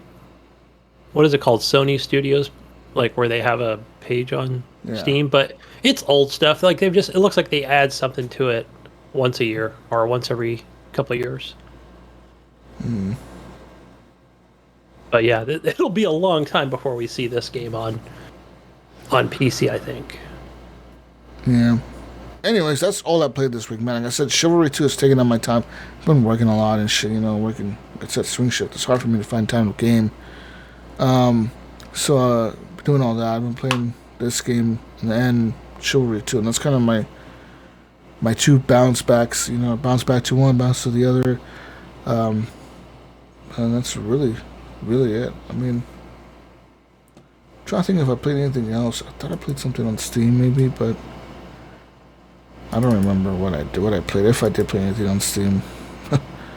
I had a lighter work week this week, and I haven't gone anywhere like, to work on the other place. So it's just been like planting my ass here on the chair for the most part, playing games. But let's see. I'll start out with the game on PC Game Pass called Backbone. I know I put this on Discord, and I never check to see what's available on the console and on PC Game Pass. But yeah, if it shows up, if it looks interesting, it was a small little download. It was like 1.5 gigs or whatever. So this is just a, what is this, 64-bit side scroller neo-noir looking game where you're playing as this, I'll say it's like an adventure type game where you're playing as this detective. And so, and you're a raccoon. You play as a detective raccoon, Jesus. And I think there's something to it where you meet every other person in the game is like, I'm just trying to think of like any other characters. Maybe they're like, I don't know. I don't want to say a pig or a lion or a panther or, the other races and stuff, and because there are like some things where you'll have dialogue where you'll talk to somebody and they'll be like, oh, well, you're just an ugly raccoon, kind of like they're the lower class of people or something. So, but one of the things I think that kind of hooked me a little bit with this game was probably the writing. The writing feels really good where it starts out, lady walks into your office and it's like, yeah, like, my husband, and I think he's cheating on me. And I needed to take a picture of him or something, like, I don't know. It was like, take a picture of him in the brothel, or I didn't quite, catch that part. But I was like, yeah, I can do that. Hell yeah. I'm a detective or something, right? And so, but you go out and you're trying to talk to the people at, like, that are on the street or in front of the brothel, and you go to his job, and it almost feels like, from the choices that it's given me, it's almost like, hey, maybe I'm not like the smartest person here, like, or that, like, yeah, there's just not like the smartest choice or something for the question you ask and the choices given, and so, for example, like, I was like, okay, I gotta, like, it almost gives you this mechanic of like crouch, right? And you can kind of go underneath, even though it's a side scroller, to avoid somebody, or to either hide or something, almost like a stealth. And so, but anyway, I went up and I talked to, I think it was one of my family members, and he's a police officer, another raccoon, and he's like, yeah, you were nothing, and now you're just like, you think you're going to be a detective, like, psh, you're nobody. It's like, wow, like, almost like kind of hitting home here, like, where it's like, no, I'm going to do good for myself here, but you're just on your own. It's just you, and so, you go back into this like a brothel / bar place to, kind of find out more about this lady's husband and what happened to him. And, you just uncover more shit, and you end up talking to like the owner of the place, and she's like, yeah, you're a fucking liar or whatever. Get the fuck out, It's like, oh shit, like, was that supposed to happen? I guess it was, like, I just couldn't give the smartest choices, and she called me out of my bullshit, but yeah, it's a fun game. It's just something different from what I normally play. and I'm enjoying it. So I'm already into like chapter 2. And yeah, it's good. It feels like episode 2, of a TV show or something almost. But I mean, there's no like cinematic trailers or anything like that. So, yeah, so that's called Backbone. Recommended on Game Pass. Can't beat it. It's free or included. Next one I played. Jesus, I know you played this game. It's called Until We Die. Now, I didn't buy this game on Steam, but there was a demo because I saw Until we die. That's what happens when you die at the end. Mayo, what's that guy's name again on the first person shooter guy? I can never remember his name. Who's Shroud? good at Shroud? Thank you. I saw Shroud playing this, and yeah, so it's called Until We Die. Another side-scrolling strategy game, but it's a dungeon. It's a what am I thinking of here? It's a Metro. A base defender, right? Yeah, it's a lot like Kingdom 2 Crowns and Kingdom Crowns. What the fuck is it called? Is it called Kingdom Crown? It's called Kingdom 2 Crowns. No, but the other one's called, the first one is called Kingdom Crowns. Yeah. Not 2 Crowns. 2 Crowns is the second one. Correct. But they're, that same thing. Kingdom 2 Crowns was easier, though. It was easier. Yeah. This one was a lot I fucking skipped that harder. first one. Yeah, I skipped the first game when I played Kingdom. I didn't play Kingdoms, but Kingdom 2 Crowns, yeah, I've played that on PC and console. Me and Jonathan beat that second one, but this game is dope, dude. I actually bought it based off the demo, and actually the demo doesn't really offer the full game. It only offers a partial slice of the intro. Was something like level 5 or I don't know, whatever it tells you. Yeah, whatever it was, like, hey, you can only go so far. Yeah, like it's not really like that cool in the demo. But once I bought the full game, it was like $15 or something. Yeah, got it. The game is a lot of fun. Like you start off, you build up this little base. You're trying to gather resources. The one thing that I do not like about this game that I did like about Kingdom 2 Crowns was a lot of automated shit. Like if you spawned archers and you said go to the right wall, they would automatically just go and defend that right wall. This, you have to have these dudes follow you around, and you have to put them at the wall. You have to say, okay, you stay in here, you stay here. Like, I do not like that. I want to just say, like, hey, you fuckface, go left, you go right, you go left, you go right, you go left. And then, if I'm defending the right wall, maybe the left wall needs backup. Okay, how about you all go to the left wall, I'll stay back here by myself and defend the wall by myself. But no, you cannot do that. You have to manually grab the characters, command them over, which is kind of dumb. I do not like that. There's a lot of things in this game that I don't like. That Kingdom just did better. It just... Yeah, I think it's only one person per wall, right? Because otherwise it would be a little convoluted. No, it's multiple people per wall. Like, I had, at one point in my last playthrough, I had, like, I want to say 5 people on the right wall and, like, 4 people on the left wall. So I was automatically on the left wall. Problem is that, like, when I'm defending the left wall, I just keep seeing the right wall get destroyed. And it's just like, okay, right wall went down. Now you lost, every time the walls go down, you lose kind of like a base or like an upgrade or whatever that you had in that area. And they fall back to the next wall. And the next wall goes down. And you're like, God damn it, why are these guys not, like, I have 6 people over there. How are they not defending the walls, And it's like, you got big-ass enemies coming from the right, but you also have big enemies coming from the left. And it's just not the game is not well balanced, I would say. It's not well, I won't say thought out all the way through. It really, it could be an early access game. I'm not 100%. Is it early access? I don't know. Is it early access? I can look right now to see if it is, but... I think it is, yeah. Yeah. So I think they say in the beginning we're a work in progress. They probably paid Shroud to play it. Yeah. Yeah. I mean, it has 74% mostly positive reviews on Steam out of 1,300. But like I said, Kingdom games, which were on Game Pass, I don't know if they are anymore, Those are way better. They're more easier. They're not. I would say they're easier to play. They're still hard as shit. Trust me. You're gonna have a lot of times where you're just gonna die and die and die and die and die. But once you figure out the strategies and once you figure out how to upgrade things, it's a lot more manageable to upgrade things in the Kingdom games. And this one is just really hard to upgrade anything, because you gotta find scrap. To find the scrap, you have to manually grab your diggers, which are the guys that are defending your walls, right? You have to make them pick up the shovels. Yes, you have to manually grab these guys off the wall and say, okay, today I'm going to explore only the left side. Today I'm only going to explore... Like, you don't have enough time in the day to explore both sides. And so you're going to the left, you're going to the left, and then you run into a nest.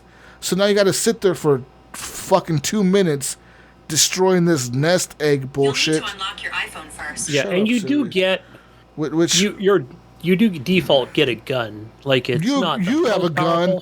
But no one else has a gun. And the thing is, you go to the left and you get to the nest, these enemies pop up out of nowhere. Now you guys are fighting the enemies instead of killing the nest. And then it's like, oh, now it's nighttime. She didn't even have any time to, like, scavenge anything or get anything out of it. It's like, well, fuck, now what? Now everyone has to fall back to the base and defend. It's like, it's so...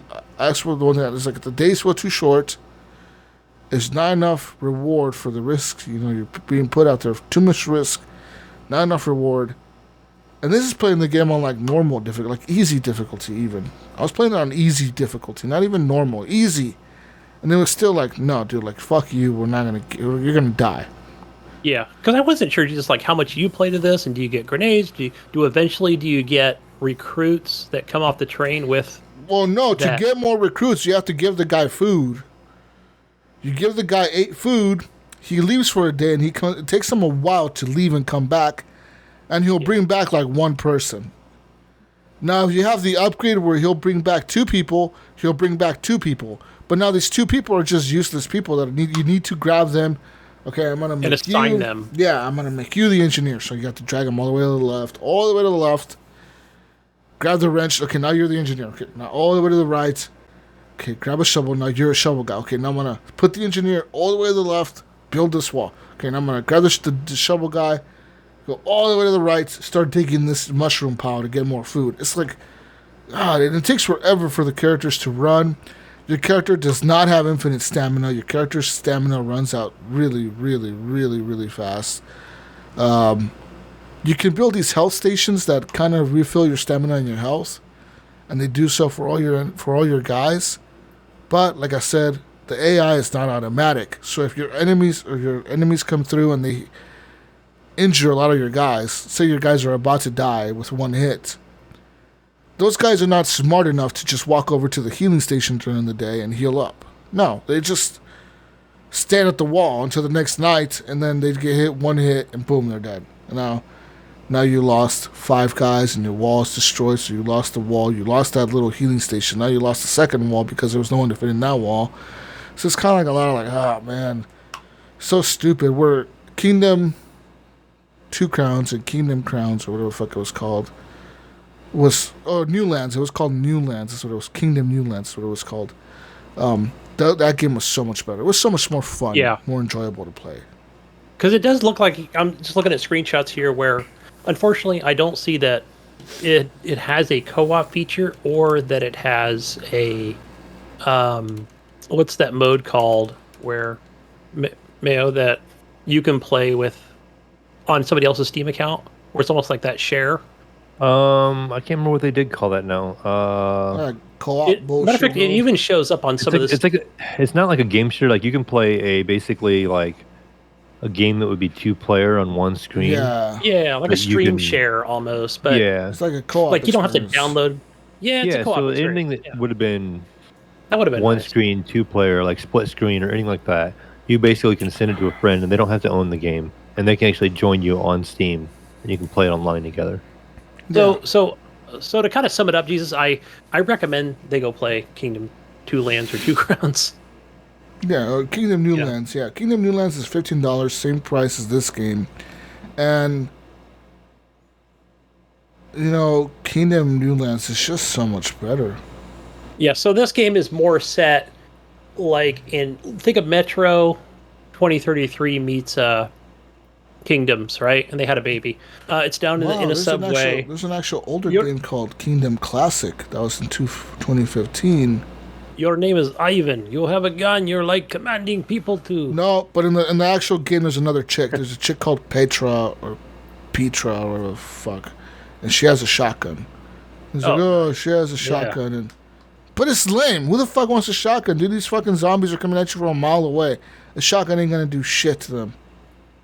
Yeah, I need grenades. Grenades, man. That's what I need. You don't have grenades, Gunny. I know, but this fucking game needs the grenades. It doesn't have them. I should fucking email. I'm gonna email him right now. Add grenades, or I'm gonna recommend everybody go play Kingdom New Grounds. Buy Kingdom New Lands. It costs $15. You can buy the bundle for $29, and you get Kingdom 2 Crowns Deadlands, which is the DLC to Kingdom 2 Crowns. You get Kingdom 2 Crowns, the original game, Kingdom New Lands, and Kingdom Classic. Better value. Better value there. So go with that. And then Kingdom New Lands has way more positive ratings. Very positive. And you can screen share whatever, play the game kind of like Overcooked or the way whatever that feature is called on Steam. You don't have to download it. You know how many very positive reviews it has? Okay. 3,921 out of 6,424. Yeah, and it's available on console as well as PC. Yeah. Okay, well that bundle you're talking about is on Steam. Yeah. Moving on here, Jesus. Over to Be Castled. I started a second playthrough. Yeah, I played a little bit this week. Yeah, I don't know. It's almost like it is what it is over here. You know, it sure takes a while to get to the exciting part of a real battle from the end of the end of whatever it's called, however that occurs every 24 hours or whatever the fuck it is, right? Maybe it's when the sun goes down, who knows? That's when the other enemies come to attack you. And I don't know, maybe it's a good thing. I think they should add something to, give me more currency and more sun currency so I can build faster. But maybe if I put it on hard mode, which you know me, I'm all about the baby mode. Gunny's baby mode. Yeah.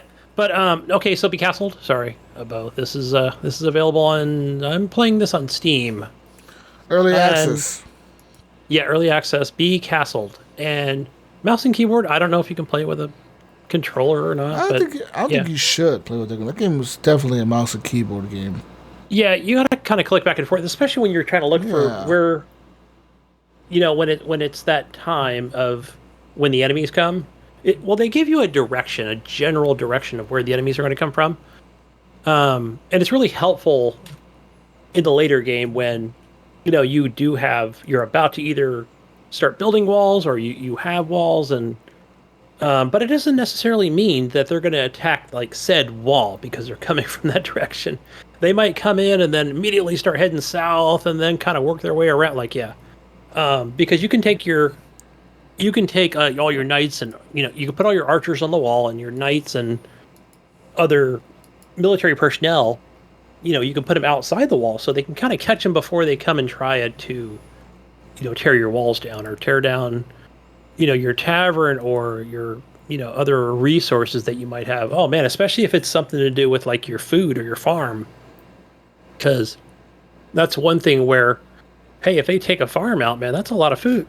And your people will die of starvation because it's not easy to just plop it back down and start growing food again. It's a good strategy. Another tower defender type game. Castle Defender. I really enjoy those kind of games. SnowRunner, both PC and Xbox, equal it out every time. Does it carry over crazy mods? Does it carry over your progress? Oh no! I was gonna find that out. Well, okay, so lame. I own. Okay, so Fucking SnowRunner. lame. SnowRunner, I own it on Xbox, right?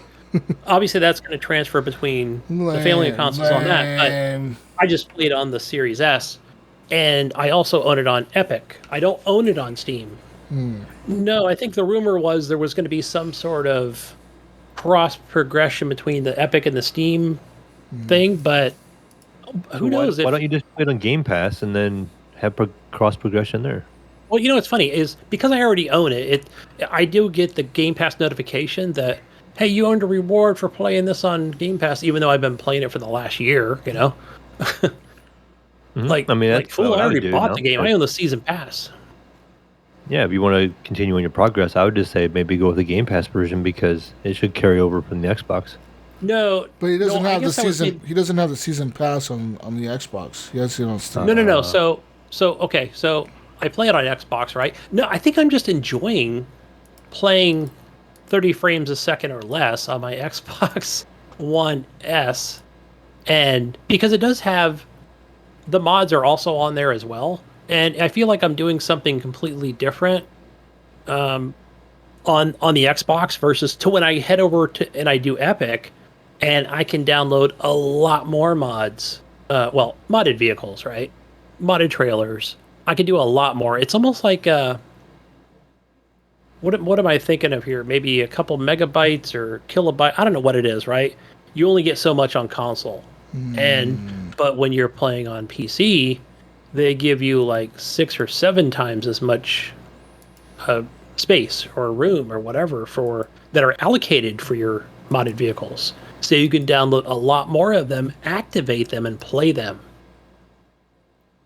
which is pretty awesome. I like that. I can have 10, 12 different vehicles playing on a user created modded map of that one I really enjoyed was Canada. Who knows what representation they had of it, but it was like the sickest thing ever. It was just awesome. I really enjoyed it. But yeah, they've got playgrounds and where you can just take your Jeeps out mudding and your Ford F550s and raise them up 20 feet and put little tires on them, and yeah, it's just a ton of fun to do wacky and crazy stuff. Jump them off ramps and try to destroy them, and it's a good game. Very relaxing. Let's see, move it over to Darkest Dungeon. That's one of the newest games on Game Pass, and I played that on PC. And yeah, I think I bought this game on Steam a while back, but I probably own it on there, or I could own it on console. Who knows? And yeah, I think this is just obviously it's a turn-based game, but I'm just trying to wrap my head around the whole thing where kind of how this works, because I know you die quickly, right? And then you can go back and recruit more people. There's definitely a learning curve and probably some videos you probably need to watch before heading out and embarking on a dungeon. It's I don't know. I'm sure I'm not doing it the way that that would make this game more enjoyable, but bringing more food with you and potions and and shovels and campfires, and I don't know, it's a little deep. So I do enjoy it from what I've been playing so far. And I I've been naming them just like in an XCOM game. I've got my Jesus Walks a Lot. I've got my the Mayo, and there's Gunny Chief, and Normie late I message her. I'm like, hey, look, I have your character on here. You're like the melee. You got the pistol and you have a shiv. Yeah, you and get me fucking killed every time. What the hell, dude? fuck, dude, you actually lasted. Okay, so want to hear this? Okay, so I think Mayo, you were like the knight, right? Like you had like that, the whole helmet that closes down in the front, kind of knight. You know what I'm talking about? And Sir Lancelot, really, that's who you look like. So you were in front, and you've got the big longsword, and I might have been behind you. I might have had, I don't know what I was at the time. I think I was the healer, right? And Normie was had the pistol, and Jesus, I think you also had magic, so you were in the back as well. But so what happens is, to kind of describe what I know about this game, it talks about is it sanity and stress or something? Because you can go back to the base and put somebody in a sanitarium where it's almost like a mental health program, right? I mean, it doesn't say any of that stuff, but it's because you get stressed out.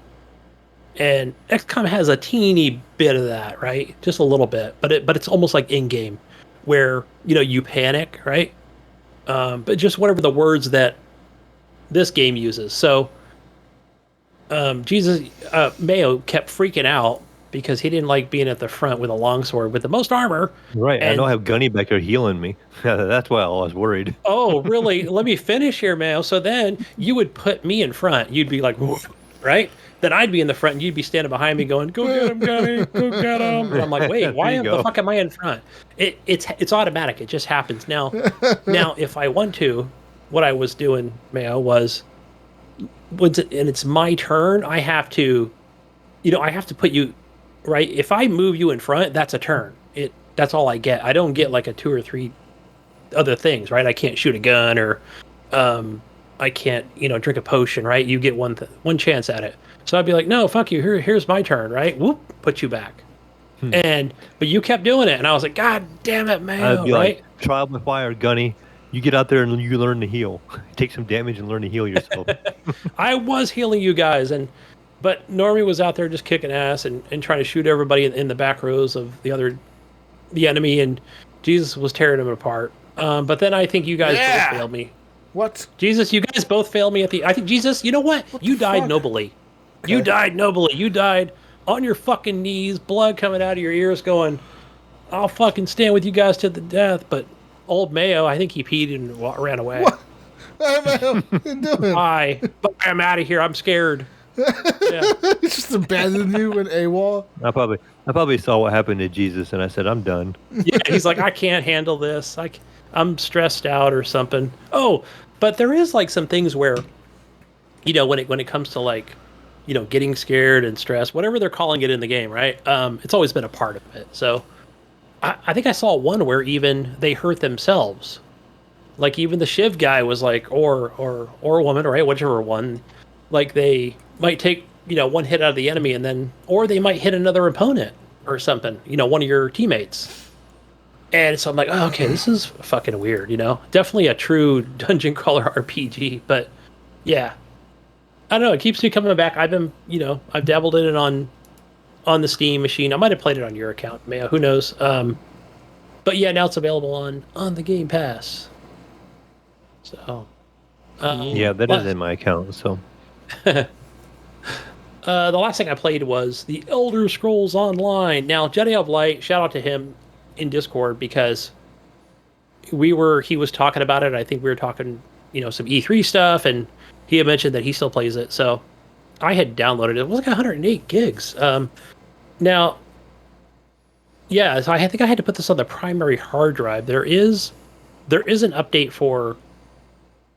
It already has like an Xbox Series X and S kind of logo on the front of it, but it's not optimized for the Series S and X. I think. Is this the one you kept telling me about last night? Yeah. Okay. So. He was like going off about this for like 10 minutes, man. I was like, what the fuck is he talking? He's talking about how there's a logo there, it's not enhanced, and he wants it to be enhanced, but it's not enhanced. But they tell him it's enhanced, but it's not enhanced. It's not. So I think what it is, Mayo, if you know what I'm talking about, how you can only play X and S versions, like you have to play them on the hard drive for, what would you call it? The primary hard drive for the console, right? You can't play it off your old hard drive, which you can connect to an Xbox Series S and X. You can have all those games on there, but anyway, that was almost like a non-issue for me, right? I'm like, fine, I'll put it on there. My Xbox Series S hard drive is now at like 97%, but oh well, right? Fuck it. But I was like, well, wait, where is the upgrade? The optimized for. But I don't know. I think it's just like, I guess they don't have to, right? As long as they can put that S and the X on there and just say, hey, this is the version, right? We don't have to optimize it.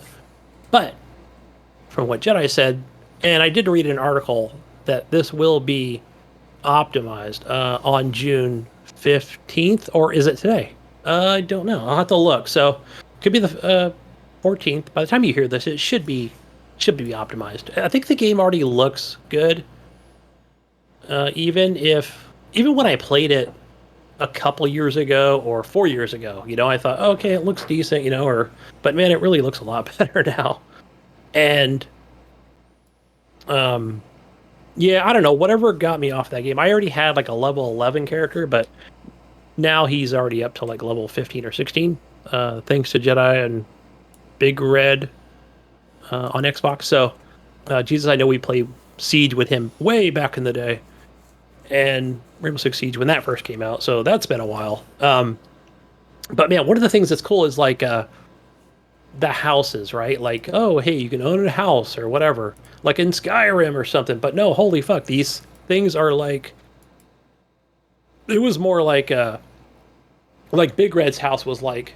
I thought I was going to Asgard or something, you know, like in a Marvel movie or something. I was like, holy shit, you know. It was pretty awesome. It's just it's something you got to go and explore. So I don't know. He had a like a pirate or like a big ship parked at a dock and pillars like you were in Rome up to his house, and yeah, it was pretty badass. Even Jedi had a pretty nice place. So, but nothing compared to Big Red. Sorry about that, Jedi. But yeah, that was definitely a sight to see. You know, to experience that. Oh, and also, so thanks to Jedi, he did get me a room at the whorehouse. Jesus. What? I have my own room. There's nothing in it. There's not even a bucket to piss in, but it's my room. I'm renting a room. Thanks to who? Jedi of Light on Discord. He got you a room in the whorehouse? Like, is it He got me a room in there. There's nothing in there. Is it his whorehouse or something? Does he run it? No, so this is the main whorehouse. So apparently we're all in the same kind of, not guild. Now we're in the same guild, but we're all in the same class of... We're all in the same class. So he's like, hey, check it out, since we're all the same class are you here. Sure he didn't get you a job at the whorehouse? I might have to clean a toilet or two or a bed. Or are you a whore? I could be. You know what? Hey, call me a whore. Some call me a gigolo. I don't know. Hey, some call me a sex worker. Up for interpretation here. But usually I come out and they're like, where's the... Clean that bucket. It's kind of got some swirly stuff in there. Yeah, I'm like, yes, madam. Yeah, hey, and I get to sleep in there, you know? What game I is don't this? sleep under the stars. Elder Scrolls Online. Is that crossplay? I don't know if it has crossplay. I have this on Steam, but I don't know if it's crossplay. I have it on Game Pass on PC. I just don't know if it's crossplay. Is it on Game Pass PC as well? Could we play with you, Mayo? Double check, because sometimes when you go to your Xbox, when you go to your PC Game Pass app, a lot of it'll say like, hey, this is a Windows 10 version. So you already automatically know that it's not going to play with Steam players. Why? I hate that. I fucking hate that. It's all computers. Yeah. That's so stupid. Fucking Windows. I don't know. Trash, I'm just trying to think of like trash. What would be a good example? I mean, I don't see anything like in here. Maybe like a fucking Halo or something, you know? Like that would be different, right? That would then play with Steam players. Like if I'm on my Xbox, if I'm on my PC Game Pass app right here, right? And let's say Halo, let's see, that is the oh wait, no, Elder Scrolls is that the Master Chief Collection, right? Yes, that is going to play with console people and Steam. Elder Scrolls is not on the PC Game Pass. That's fine. No, I didn't think it was. I was like, okay. But I did buy that game at purchase, and I bought a mount for it, and that came with a Black Panther, by the way. Oh. So my horse has flames coming out of its eyes. Oh yeah. But I'm a wood elf, so I'm a little shorter than everybody else. But I'm good with a staff. I've been tearing it up with the staff. Isn't this game free to play?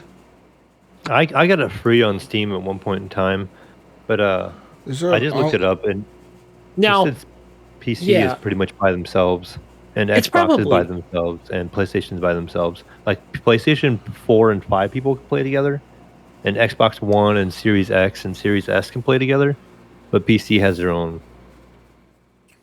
Well, Mel, maybe we should start playing this, Mel. You know, so there is like a ESO Plus, and I think that's kind of been a thing for a while. But okay, so from what Jedi and Big Red told me is that hey, they don't have it. They don't. It's not required, right? There's other ways to, still have fun in this game without buying some kind of like battle pass or a fucking season pass or paying a monthly fee. It's optional, right? I felt like I said, I paid like $25 for some microtransactions as well, like like a cool horse and stuff. Yeah, it's up to the player, So if they want to buy crowns or have bigger storage spaces or. It says here that you get the most out of your journey in Tamriel. You get access to increased experience, faster crafting progression, bonus gold, along with full access to DLC game packs available in the Crown Store. You get, except the 2020 Greymoor and the 2021 Blackwood chapters are not included in this. You have to buy that DLC separately. So you get a monthly allotment of 1,650 crowns. Says to spend in the in-game store on pets, mounts, and costumes. Elder Scrolls Online Plus is the best way to see everything the Elder Scrolls Online has to offer. You know what? Now I'm doing this. Now, Jesus, Am I doing this? Hold that thought, Jesus, because I know Jedi's yelling at me right now. Hold it on. Hold that thought. Hold it on. Starting today, or starting tomorrow, there is a free ESO Plus. Because they're doing the big update. Yeah, so it's going to be free. It's going to be like a free trial. What the fuck is it free?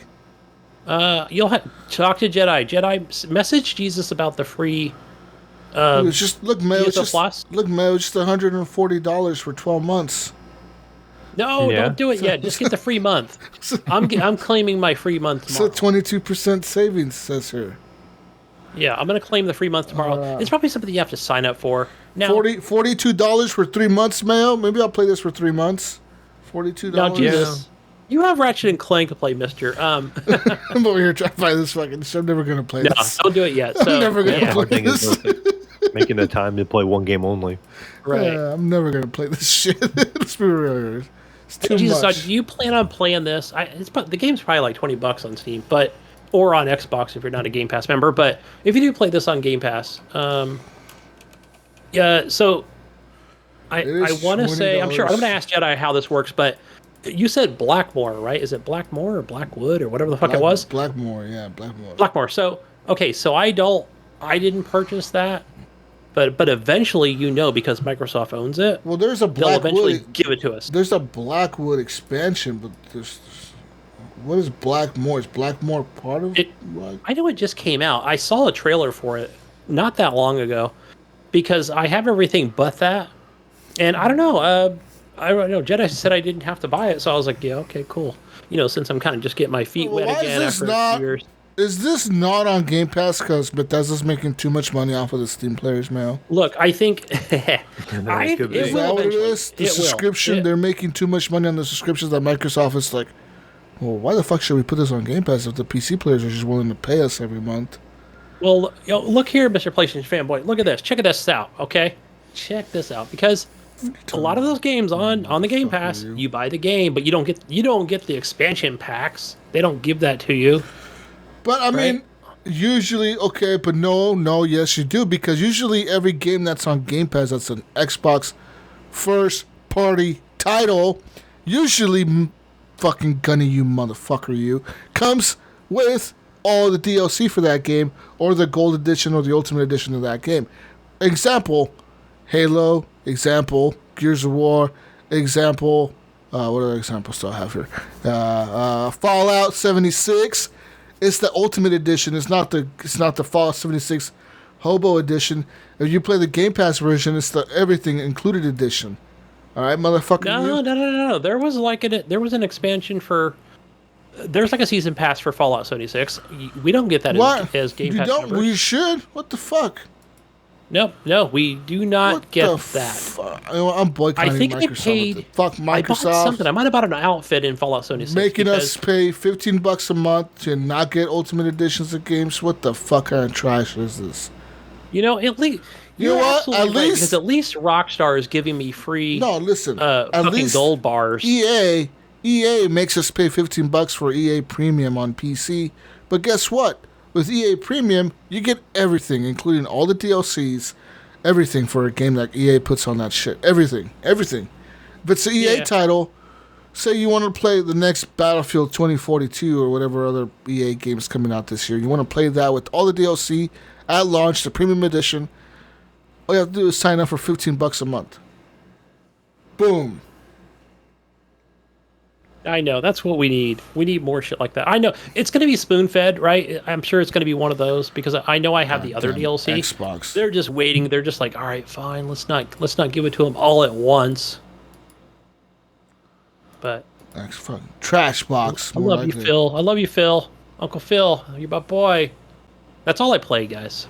Trash pass. What'd you play, Mayo?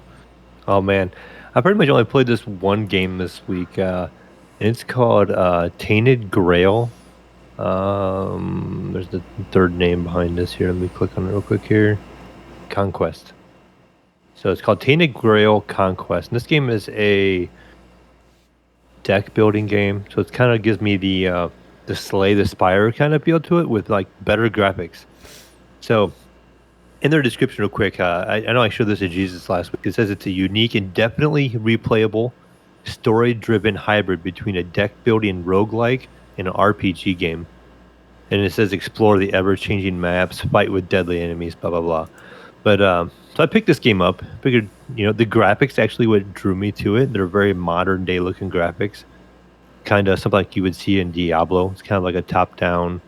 When you're running around, when you're not in a fight, it kind of gives you that top-down look like Diablo does, and you can kind of walk around and you can see where the enemies are at. So once you get out of your main town, you have this randomly generated path, and you don't know what's on these paths. There could be like different people you're going to come across. There could be just different things that happen. There's like a traveler or something like that. And so you're going down these different paths, and you have like a fog of view kind of thing. So you can only see so much around you. And you have these crystals that will basically light up the area around you more, but they can run out. It's like a torch.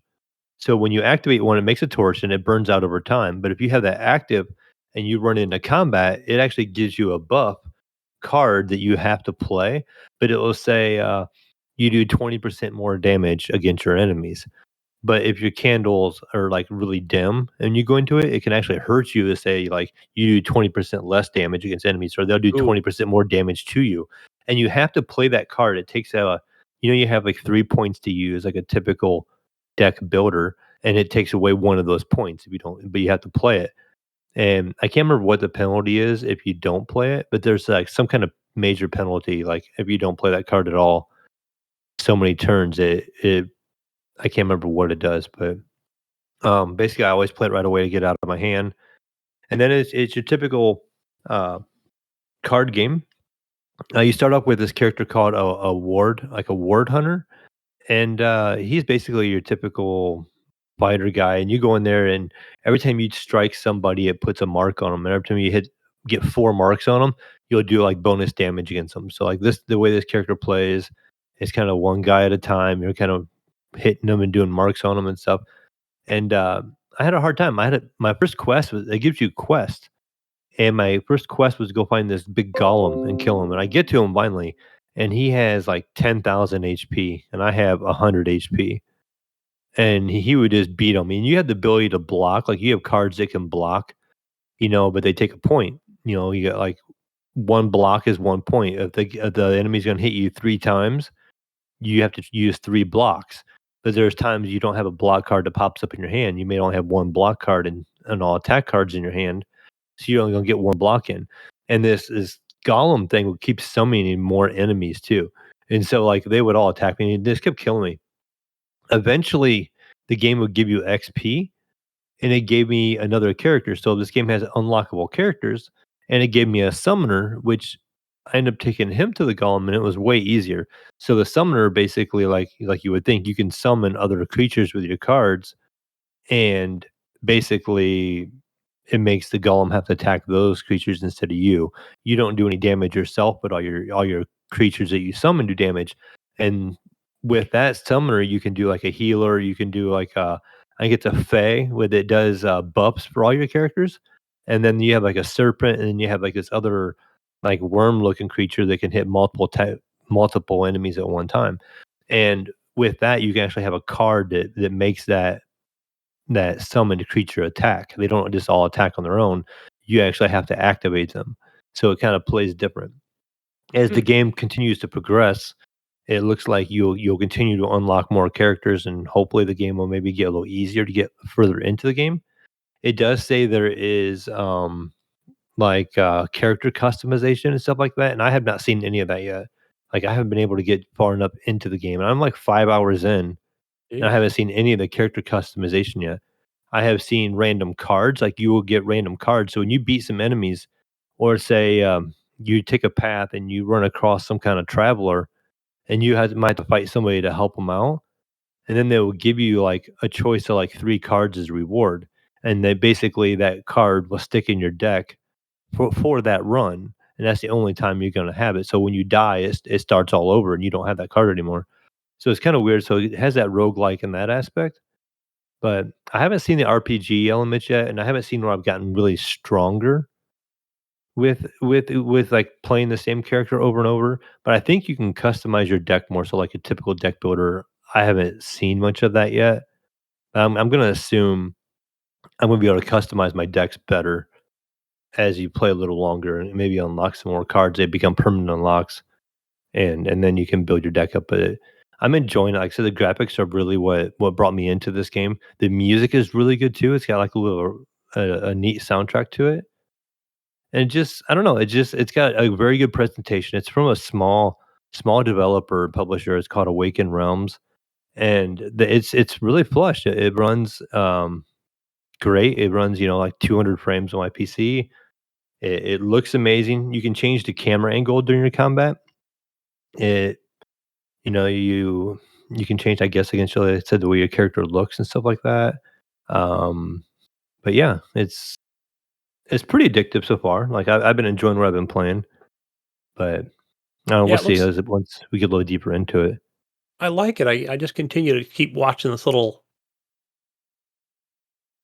thing play over and over again. The way it looks Yeah, aesthetically, the it graphic looks really style is good. really nice. I mean, to me, it kind of reminds me of Slay the Spire, but it's better looking. It's not that cartoon graphics. Right. It looks more like, is it Magic 3 or whatever that game is called Yeah, almost, but yeah, it'd be something like that. Except for between combat, like I said, it kind of zooms out and it's like that top-down view, like that three-quarter view, top down. yeah. And with me, I'm using mouse and keyboard. You can kind of click where you want to walk, and you can see so much in front of you, and then you can see your enemies. Like, okay, it'll tell you like there's a party over here, and you can mouse over them, and it'll show you the enemies that are in that group, and then say, like, do you want to fight them? You don't have to. You can go a different path. But, it makes you have a set path, like, that path might come to a V, and you have to pick, you wanna go left or right, and you can go right, and you see an enemy there, you're like, "Oh, crap, I don't wanna fight this enemy," or if you go back to the left, you may find, like, some kinda special enemy, or even a random character, you find, like, a blacksmith, and the blacksmith actually doesn't give you weapons, which I thought was weird. He actually makes runes that you can get, and then, I saved him. He was being held captive by somebody. I defeated that guy, and then he actually went back to my hometown, and he lives in my hometown now. So now at the beginning of every run, I can spend some gold that I accumulate, and I can buy a rune to like say add some defense, some like plus armor, or I can add a rune that make my offense a little better, or there's a rune that will give me 5 HP back after every fight, or something like. So and there's eventually gonna be more rune slots that I can unlock. Right now, I can only have one in the weapon slot and one in the defensive slot, so I can only use 2 at a time. But eventually, I'm gonna have more, like, stuff that unlocked. And then I found a seamstress, and she makes different things too that I've been able to take into battle, so I'm kinda starting to unlock some characters in it, and they're starting to help me a little bit if I wanna spend the money on that run going into it, so, but so far, I'm really enjoying the play style of the summoner. He's pretty fun to play. Yeah. Now, will you run into, is there a shopkeeper that where you can buy and sell cards? I'm not sure. Like in I Slay the haven't Spire? seen anything yet, but I haven't run into any kind of shops. But you do run into spots where it was weird. This one guy you find like he's a traveler and he sells uh bouquets, like a flower bouquet, but the game actually narrates for you. So it'll say Gunny, as the character Gunny, he's walking down this path, and the mysterious figure comes out, and he's selling bouquets. But these bouquets are not flowers; these are arms and heads of different people that have been slain in battle, and it reads it out to you, and it'll actually give you like two choices, and you can make a choice to buy.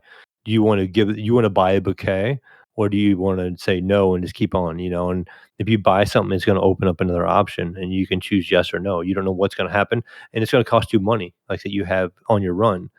So he might give me something. I haven't tried to buy anything from him yet, but so you do run across people that do sell or give you things, and basically they give you a better card, or they'll give you a rune that you can attach to your weapon or whatever to make your weapon a little stronger if you're a character that uses a weapon.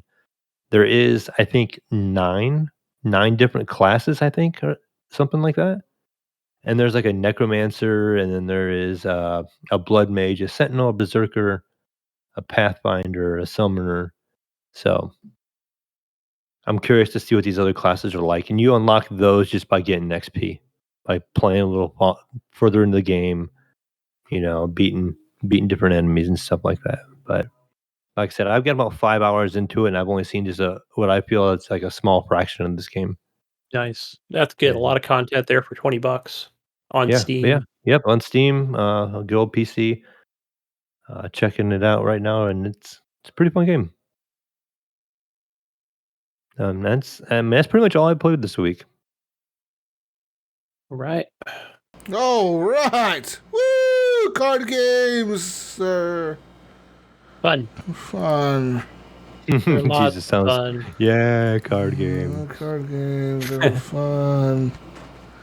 Anyways, ladies and gentlemen, it's time to get into some news. It's news time. Breaking news. Breaking news. Let's get into some news, gentlemen. Apparently, E3 has started. Yeah, apparently. I don't know if it has. Confirmed. It did. It started. It's happening, man. It's happening. What is this? Started on Saturday or so. Well, Gunny, you gave me a link with like 1,000 links in it. Well, I wanted to kind of I knew we weren't going to follow everything, but I thought I'd let you choose from that link. A lot of it's like Razer stuff. I don't know what's up. Don't ask. Let's get some PC stuff. For the PC enthusiasts in our lives, Razer Mayo has now refreshed its minimalist Raptor 27 gaming inch monitor with FreeSync premium support with low frame rate compensation for smoother gameplay. This is a slightly faster 165 refresh rate. The previous model only topped out at 144 Mayo. This also has THX certification, claiming to deliver great color, tone, and image quality. Like the 2019 version, this one has NVIDIA G-Sync compatibility. It is a matte 27-inch QHD. What does that stand for? Quantum High Definition display, I'm assuming, probably. IPS panel covers 95% of the DCI-P3 color space. This monitor will run you a nice price of $799.99 when it releases in Q3 of 2021, which is $100 more than last year's version, but the improvements make it at least well worth considering if you want to game on a PC with enhanced variable refresh rate tech. That and Razer's Raptor 27-inch is tough to beat when it comes to design, Mayo, with the sturdy aluminum base that lets the monitor flip 90 degrees for easy cable management. So, yeah.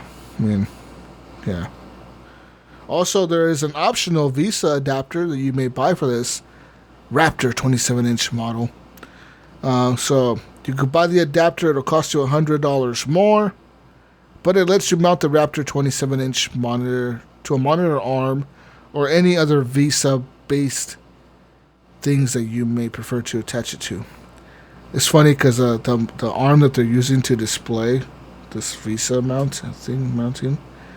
Looks a lot like the arms that we used to make on my old job, but the Chinese version, which is a knockoff of the arms we used to make on my old job, which sold a lot better because they were super cheap compared to our American-made arms that we made in my old job. Yeah.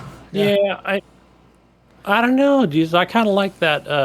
I like that mechanical arm a lot better. I'm thinking of spending the extra $100 for that arm, and it looks pretty sweet. No, not the arm. You don't get the arm with that. You get only the adapter, the Visa thing, which is that little. You see that little thing that's sticking out the back of the monitor that has the 4 screws? Yes. Those are called Visa adapters, Gunny. You can buy them for TVs and shit and like monitors.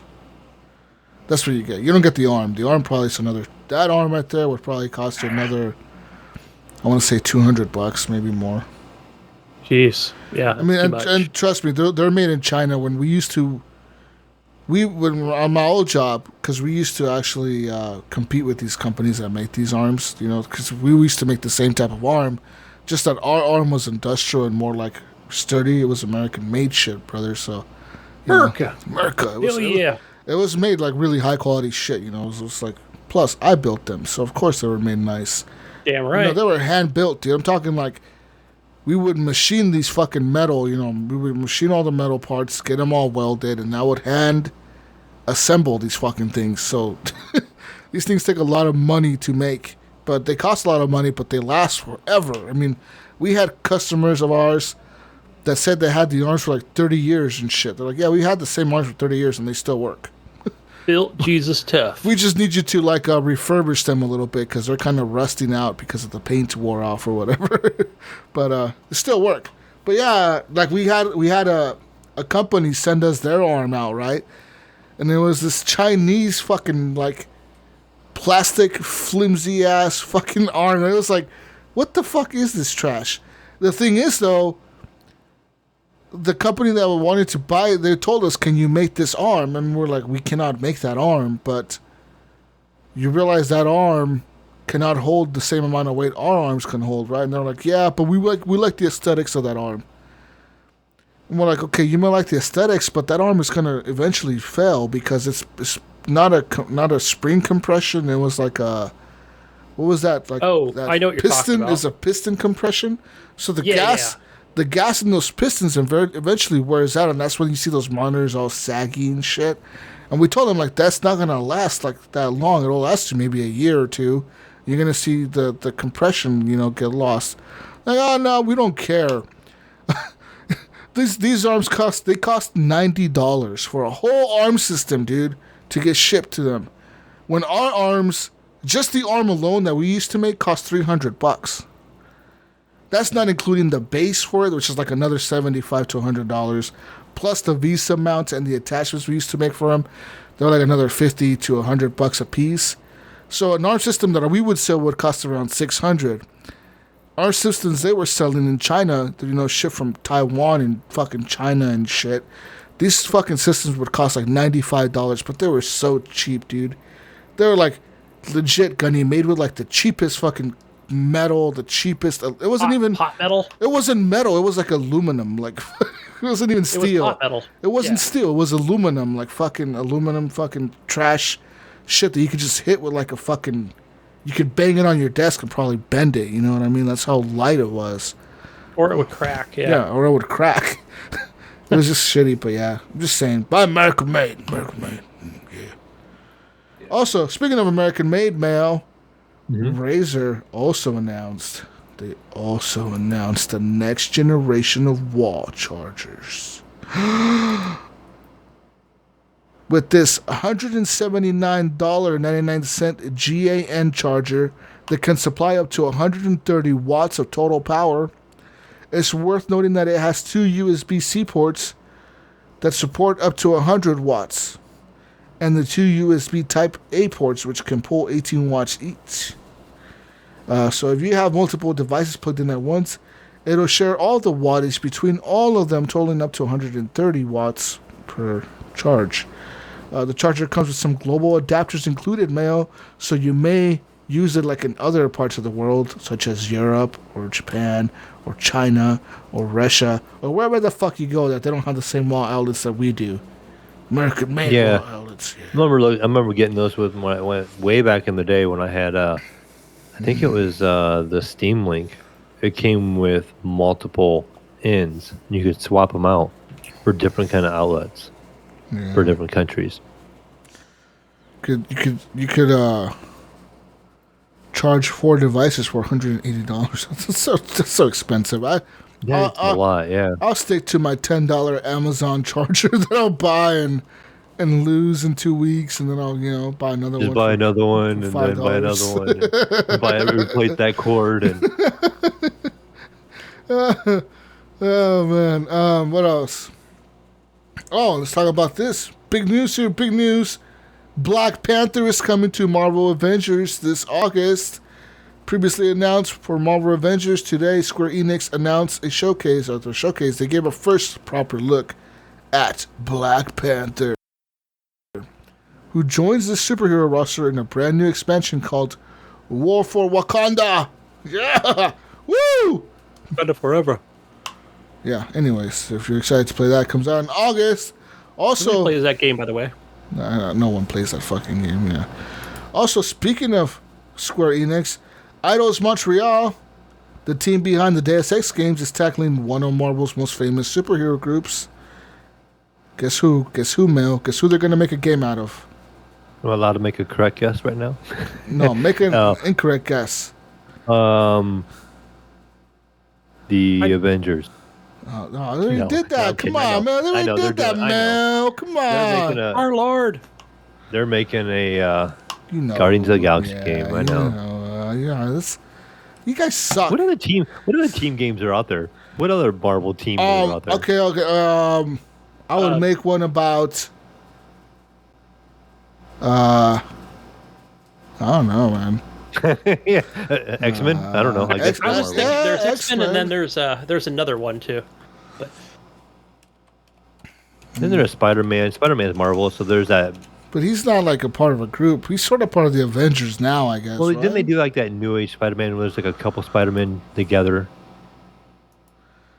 Yeah, I guess. I mean, they could do. I mean, you could reach, but I mean that's. okay, who were back in the old days? They did a cartoon with Spider-Man, Firestorm, and Iceman. Oh, that's Remember true. that? Spider-Man Yeah. and Friends. guys? There you go. Who was the guy that was real stretchy, and then there was like a stone guy? Fantastic Four. Fantastic Four. That's what I was thinking of. Is that Marvel? Yeah. Yes. Okay, I thought it was. That's been a minute since they've done They need anything. to make one of those, right? Like a Fantastic Four game. Why not? So, I'm looking at all the teams here from Marvel. What?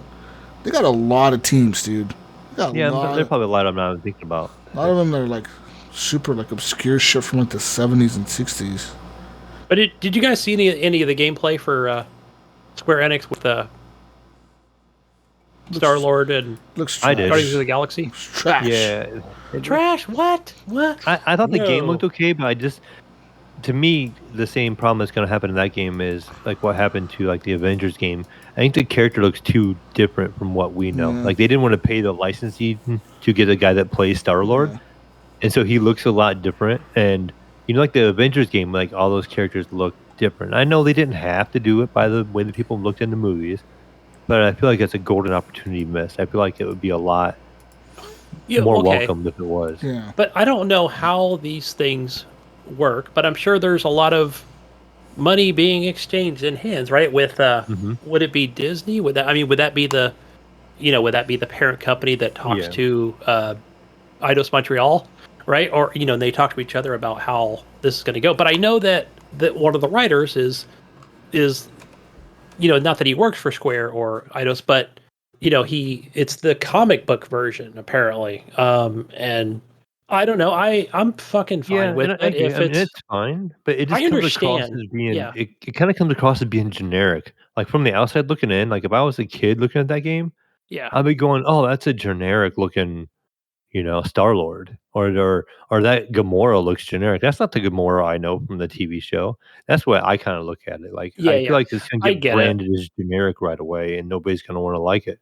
Yeah. Even though, But how many if times you're a comic book Mayo, have fan, we seen this with fucking TV shows where, we're watching a TV show and, the show's on for like 5 to 7 years, but, 2 years in, the fucking Writers Guild goes on strike, or, they can't come to a deal and they have to get somebody else. You know what I mean? Mhm. And yeah, it kind of ruins it, but yeah, and it you usually know, ends up ruining it. Like you I said, don't know, maybe a bad analogy here, but I understand, it's not gonna be all voice acted by Chris Pratt and everybody else. And um yeah, I don't know. I think it's something I'm interested in playing. I hope this is not going to be one of those things where I'm just playing a Star Lord and and then I think he's the only playable character too. Correct? Is that what I I hope was not. I seeing? really hope that I get to play as other characters as well. I don't know. Did they say that it's just him and then you can kind of guide them to? It's a him kind of. story. Yeah. Yeah. Yeah, I kind of came across some rumblings that he was the only one to play. I didn't dig into it, but that's kind of what I heard. The other people in the movie or the other Guardians of the Galaxy will be with you at times, but it's pretty much like I don't know if I would say it's an RPG. It's more like a linear story being told. It says sure that at times you will be joined by the other people, and you have to make decisions like sell Rocket or Groot to some kind of monster collector, which I don't know what that even means. I think okay. So what that means is it. I think I'm just from watching some of those clips and watching the show. I think it's. It was something like a strategy or whatever. I don't think you're like physically selling him or whatever. I don't know. It was just like a choice to complete like the a task. trick. Like oh, Yes. I'm gonna Yes, sell you a correct. rocket, and then we're gonna break you out 2 hours Correct. later. Yes, correct. I think that you described it that well. I think that's what it was. This game But is I don't know the bad. consequences of each decision or how it plays out in the end game. But it's interesting. I like RPGs, and so I'm excited to play it. No, Yeah, no, that could I'm be gonna- a fun experience. I feel like them not having the modern. Look, I want actors Dave makes it hard. Bautista to be the big guy, and he's not the big guy, and that doesn't look like Dave Bautista as the big guy. Wait, it's Dave Bautista in Gears of War 5, though, isn't it? It is. Yeah. What the fuck, Square? Yeah, we cannot afford to pay Dave Titus, you Bautista. assholes. Now And, I'm and I feel pissed. like they try to make it a lot like the movies too. Like you Yeah, look they at are. the banter and the comedy that they throw out there. Yeah. Like if you take away the voice, the people, and Who's the way the they guy who look and the plays voices. Star Lord? What's his name? Chris Pratt. Pratt? That's how he Chris says Pratt. it. Yeah. You know, if you take away that and you like just listen to it, it sounds like you're watching Avengers or not Avengers, but Guardians of the Galaxy. Yeah. But so they're definitely trying to mimic the movie, but they were just Can't like do it, like I yeah. said, it feels like it's generic. If they're It feels like didn't some wanna hobo pay version, right? Likeness. This Yeah, some- like I said, a generic version. This is some Bollywood shit right here. Okay, this is some fucking some Indian guy playing Chris Pratt. Yes. Why not? That's the Avengers. Star Lord. All right, this is what this is like. All right, it's fucking Bollywood B movie type shit going on here, right, man? I feel like I almost guarantee this game's gonna be treated just like the Avengers Oh, yeah, game it's now. not I think fair. some I people are hope gonna not. play it and enjoy it, and like the diehard, people that like Guardians of the Galaxy will probably play it and enjoy it. And not that it's gonna be a bad game. I just don't think it's gonna get the I think- popularity it deserves. I think only the hardcore Marvel fans are gonna enjoy it. Maybe even they Yeah. won't enjoy it because they're gonna be like, "Fuck this! This is nothing like the comics. This is trash." You know what I mean? Maybe they'll just fucking Yeah. hate it too. Who knows? Because like I know a lot of people that are fans of comic books and like they actually read the Marvel comics and shit, and they're always talking about the new movies and the Marvel movies and how they tie to the comics and shit. A lot of these video games don't tie into the comics. They just are kind of like whatever, like Do a their own fucking thing, random yeah. fucking Right. story, and they're like, yeah, I didn't really like that, like I thought it would have been better if they did this and this, and it's like, well, okay.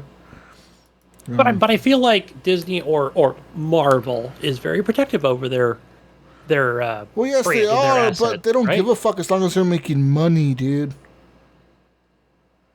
As long as they make money, so they don't care. I'm just curious how that conversation went, right? Like, I'm sure they told Eidos that, like, hey, look, yeah, you're not going to get, like, any kind of, like, stuff that we do in our movies. It's not going to happen. You'll have to go off the comic books, So, I bet I they guess, probably could, but they probably just wanted a lot of money to do it. And they're Yeah, going to use that's the Chris thing. Pratt or Chris Pratt. He probably had to pay him, and you probably had to pay Disney.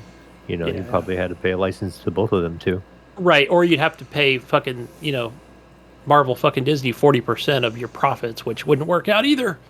Then it would be almost like a why bother thing. So I don't know. Who knows? Either way, make it like the comic books. Make it good. Don't make it like a live service game or anything silly. Make it single player or co-op or Don't make some stupid multiplayer game, please. I think they'll be fine.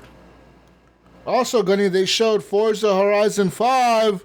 Fuck yeah, that game looks awesome. I mean, it's Forza, dude. It looks good. Yeah, You know what I they do had in there? I'm not You know what they did? wowed by Forza anymore. It doesn't do anything for me.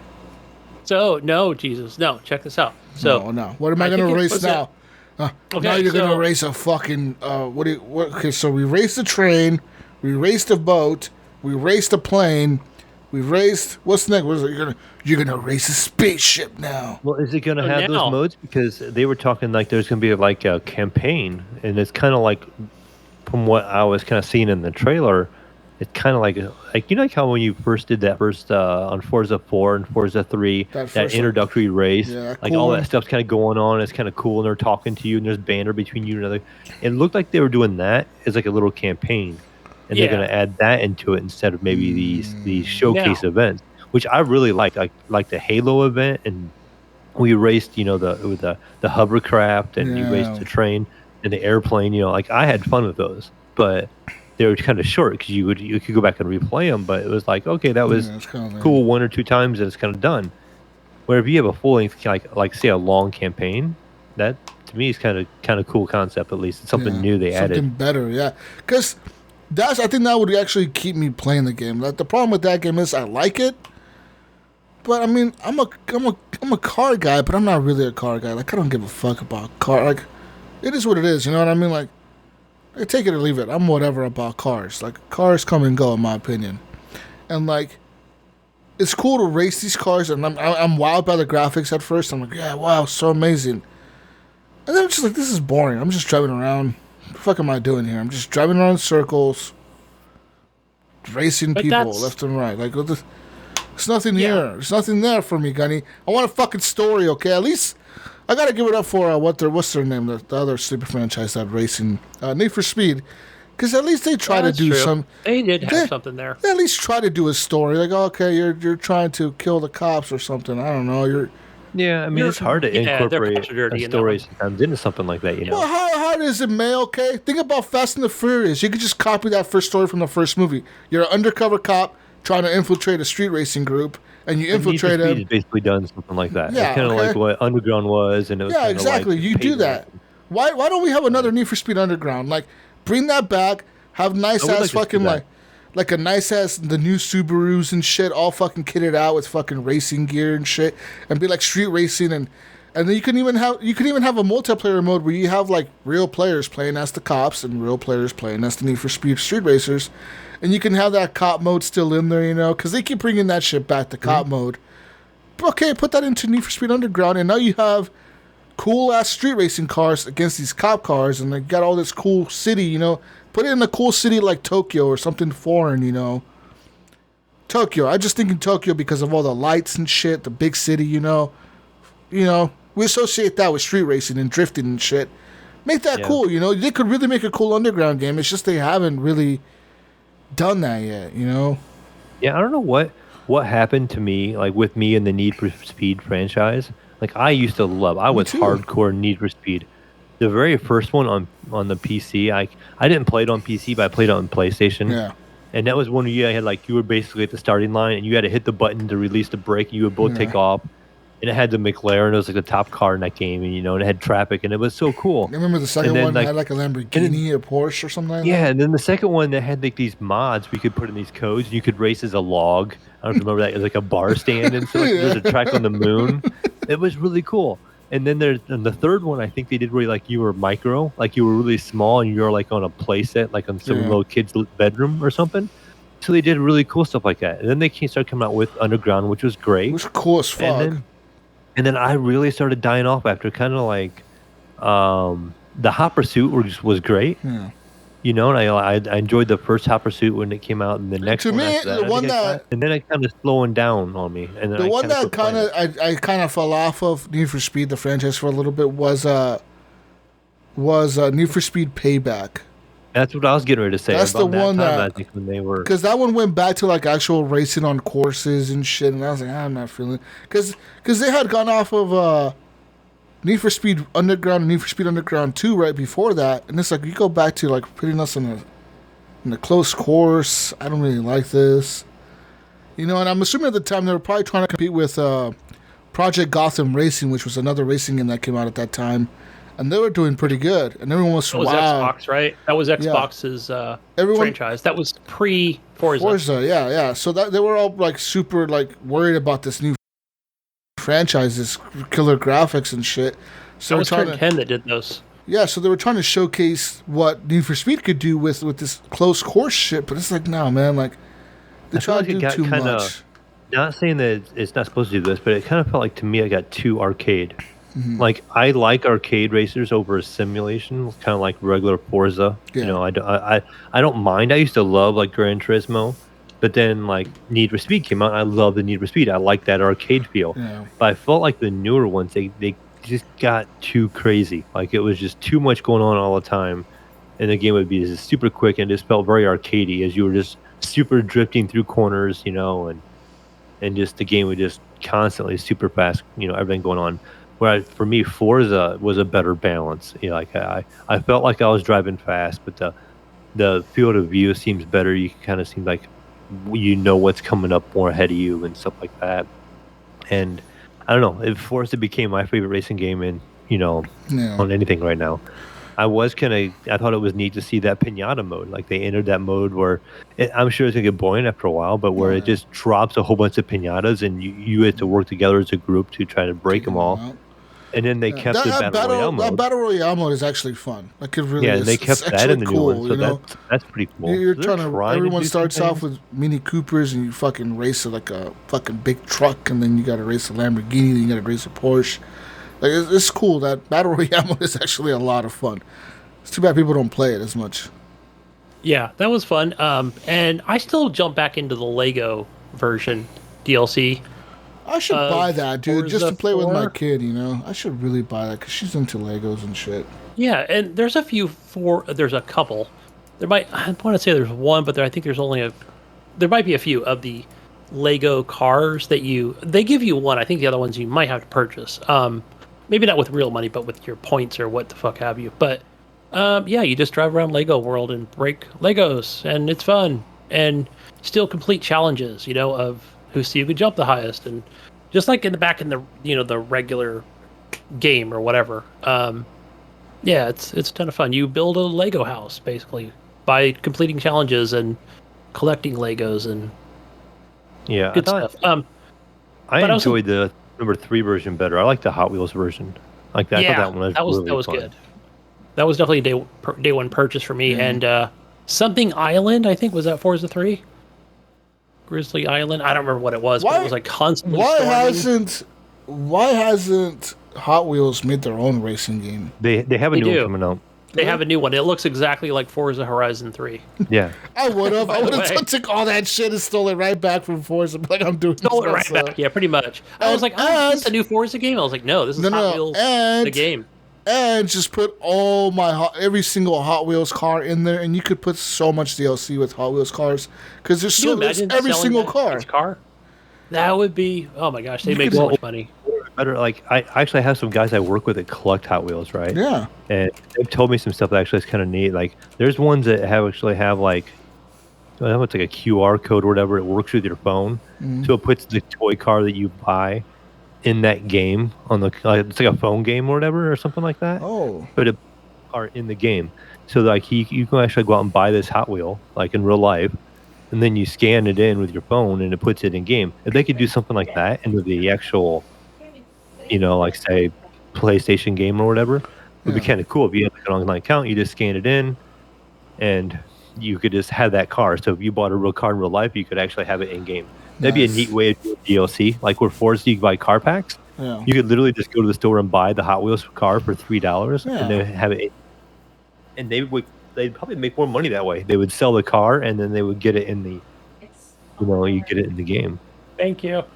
Yeah, I mean, it's just Hot Wheels is so big. Like, people forget about how big Hot Wheels is. Hot Wheels is huge, dude. It's actually their. Yeah. Yeah, I was actually just looking at some. I've been looking at buying a new Camaro here, and they make a Hot Wheels edition Camaro. And I've come across a couple, and I almost bought a convertible one the other day. Nice. They only made it so many of them, and they only come in orange or black. But they got like Hot Wheels logos on them. I guess it was like a 50th anniversary. So Hot Wheels have been around for 50 years as of 2018. Damn. Yeah, So they've been around for a while. Yeah. But Jesus, getting back to Horizon 05, this time around, you are in Mexico, and you are driving around some of the most beautiful cities in Mexico. Are you getting robbed by the cartels for your nice car? Yeah, are they Look, chasing you? Look here, let me tell you something. I'm going all Italian here. Okay, so Are they the took some cartels cameras. gonna set up roadblocks and fucking shoot at you as you drive by in your nice car? Nobody's You know how getting in gunned down here today, okay? Forza 4, you had the shops, like the speed shop, and then you had like the little shop. It's going to be like drug runs. Yeah. Deliver these trucks as fast as possible to the next area. It's going to be like, Larry, I'm gonna ask Larry right now. If Give me a cartels Smokey and the Bandit add-on. So it's when you bandit, you have to be getting across the map in so much time. You have 3 game days to get this package across, Mexico.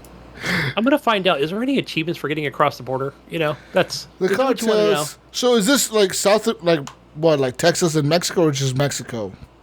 They didn't show like the map think or it's whatever to just show what Mexico. parts of it. And I forgot the name of the city, one of the most beautiful cities in the world, which was down by. I'm pretty sure it's by what's it called? The big city in Mexico. Mexico City? Mexico City, Mexico DF. See, that's it. So it's down by there. I know that for a fact. Anyway, but this time they took some high definition cameras. Oh And yeah, the They set sky. these up. They set these up in the like a river creek thing, right? And kind of put the cameras up. These are 12K Mexican skies, real Mexican skies. Yeah, Jesus, 12K skies. Real Forza. Mexican skies. Yes, that's what they are. These are Mexican skies? Wow. Yes, they said that. I'm not making this up. They said it. Real Mexican skies. Okay. Sounds like wow. a song, doesn't 12K it? Mexican skies. Well, I mean, I just never knew I needed 4K Mexican skies, guys. But now that you've mentioned it, You Now need you get this 12K. in your life. now I'm gonna get 12K Mexican skies. You know what? I never knew I needed that in my life, and now I feel like I need it. Now all of a sudden, I feel like I need 12K Mexican skies. It's gonna cost you though. It's gonna cost you. You need to contact some cartel and get that fucking TV over.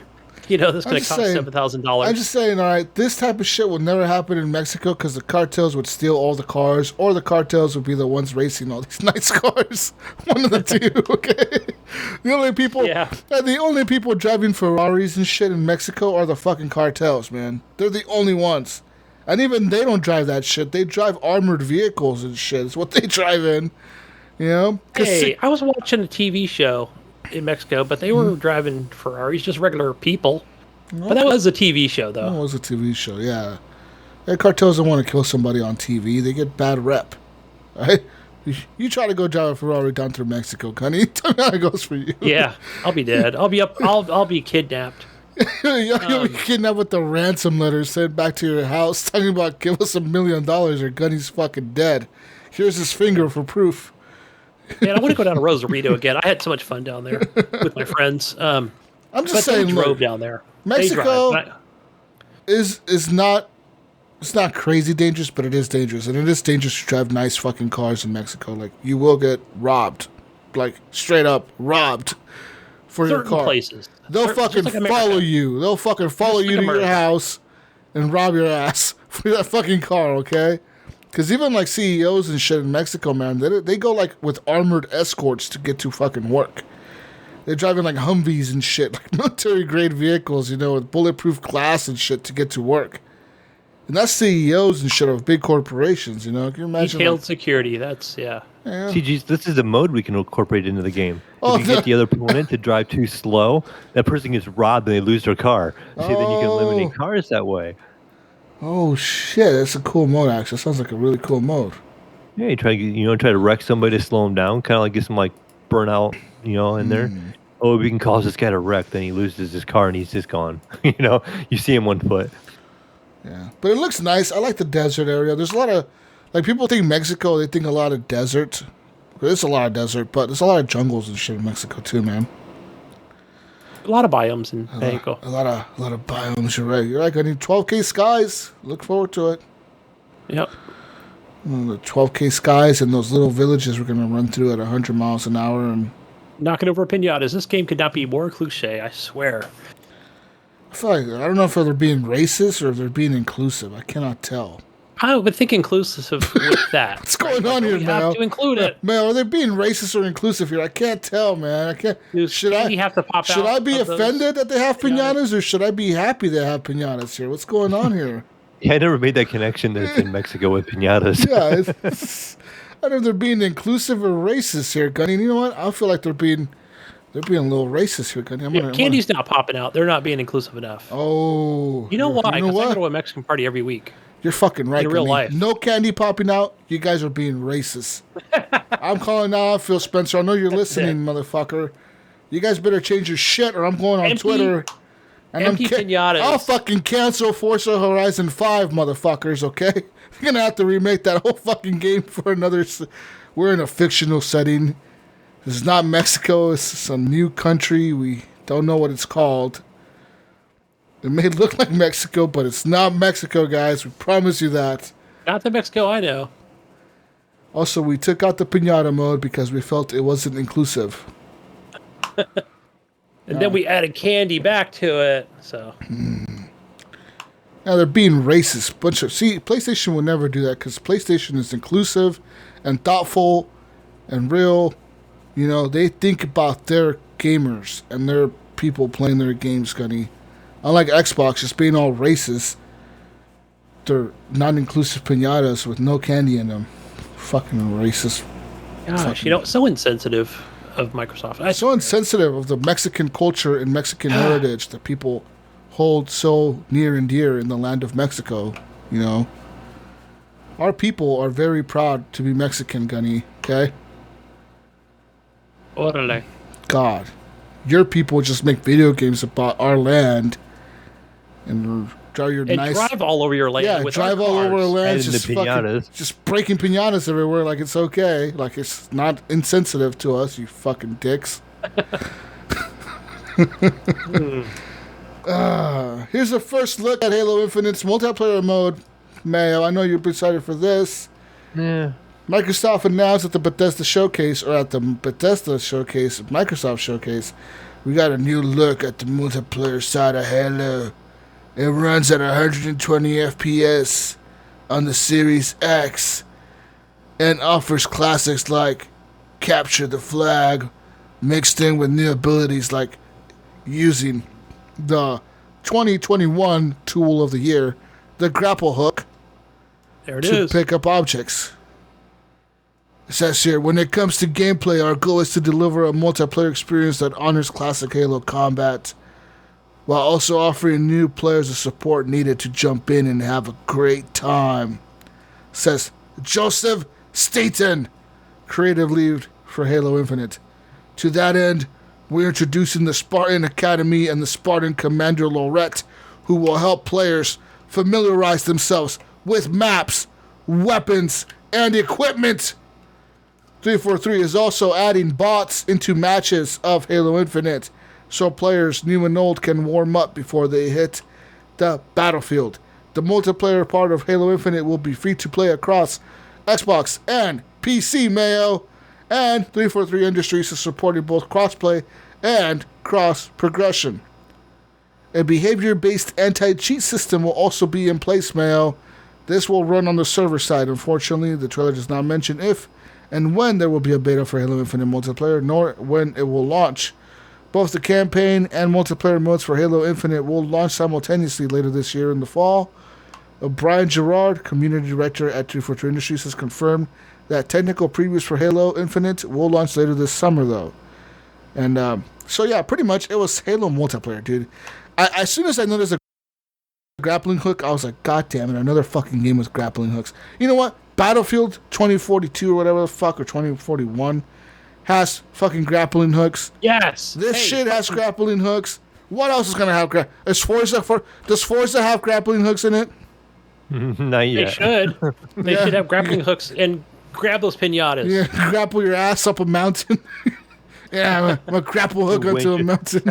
Yeah, it's kind of like wenching yourself up there with like Snow Runner. Yeah, you grapple up a mountain, Gunny. Come on, man. What the I fuck? love grappling hooks. Just Cause 4 had grappling hooks. Well, all the Just Causes did. God damn. But that one also had it also had tornadoes, and you can grapple your way out of there, just like in the new Battlefield game. But no, I kind of like this this Halo with a grappling hook, where you can use it to get higher or to grab a weapon or something.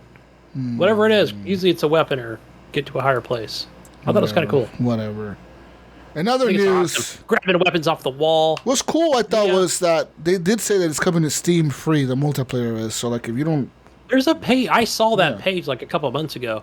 There's a placeholder for it on Steam. no I was one. like, hey, look at that. Just like all the other Xbox first-party games Let's be real are on here. Steam. You can't get the Steam players to give a shit about Halo, but you may get them to give a shit about the multiplayer. Yeah. Oh, absolutely. That Master Chief Collection's been very positive on Steam. You know, being a longer PC player, like I was never big on Halo multiplayer. Like it's something I just never really got into. I'm assuming you guys were more into it, being Xbox people. I mean, it just like on PC when you're in the PC world, it wasn't. I don't think it was real popular. I mean, I could be wrong, but it wasn't on my radar. I know whatsoever. So for me, it would pretty much this might be like my first multiplayer of Halo that I'll play. And I did kind of tinker around with these other ones that are on Game Pass now, you know. But it just to me it feels weird. I like to be able to scope in, and that's like a lot of hip fire, isn't that? It's a lot of run and gun hip fire.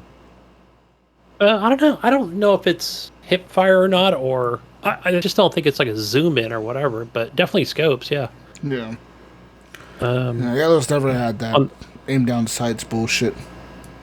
Right. Speaking of, They never had a run feature before, but I mean, a lot of that's changed now. let's talk about But you can more definitely games. tell they don't want to change too much of it. Moving on here, Gunny. Back for Blood has been confirmed as an Xbox Game Pass title available to play from day one when it Yes! launches on October 12th. It'll be available on PC, Xbox Series X and S, Xbox One, PS5, and PS4. It's pretty much Left 4 Dead, but Back for Blood is what it's called. And I'm in. I'm fucking in. I was like, Yeah. God damn, I'm in. I'm fucking in on this shit. Yeah, this looks like a lot of fun.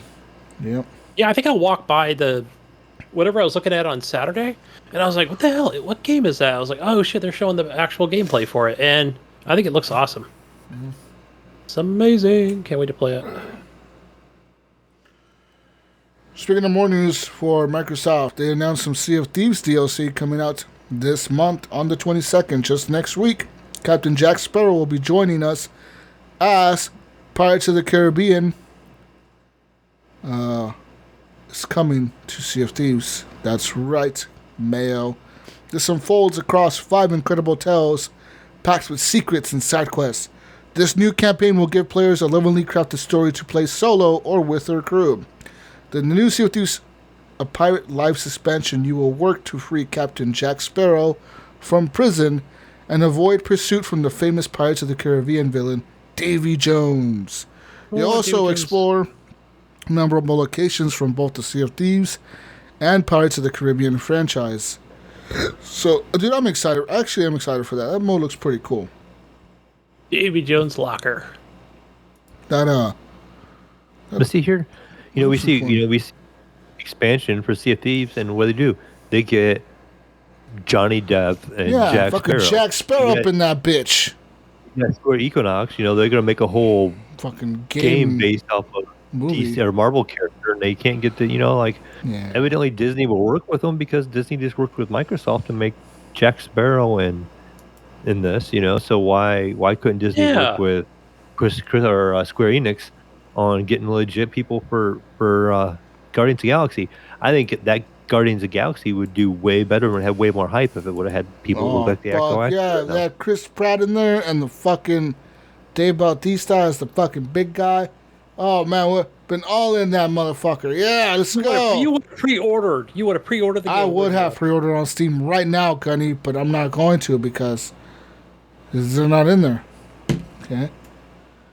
Speaking of more news, the studio behind the upcoming virtual reality air guitar game Unplugged gave an update at the Upload VR showcase on Saturday and revealed one big band that will be a part of their soundtrack.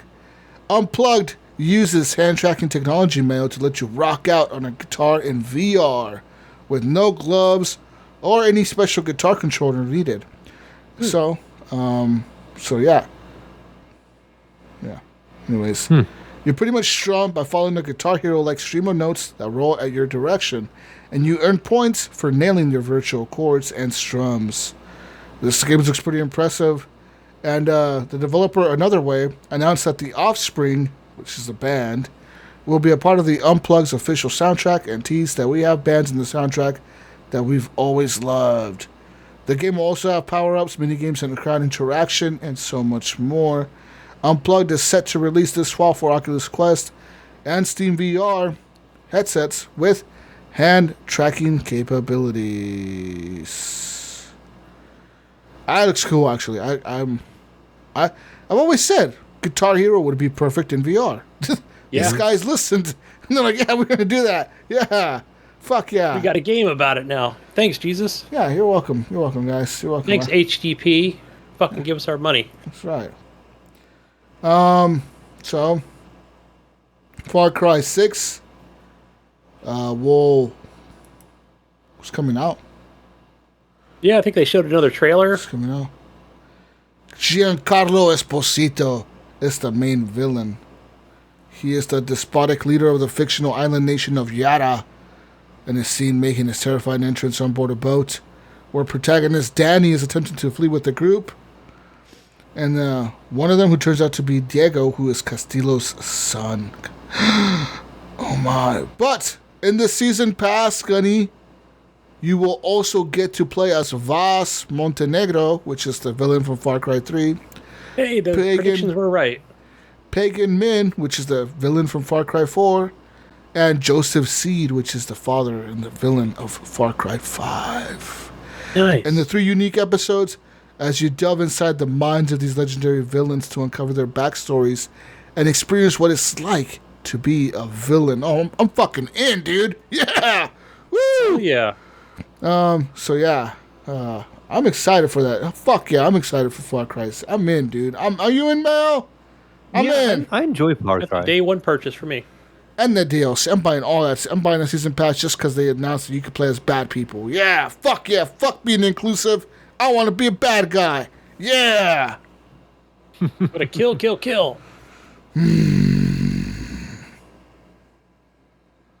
Also, I don't know if you guys know this, but Avatar, the movie, which came out 11 years ago, is getting a video game. I assume there probably already was.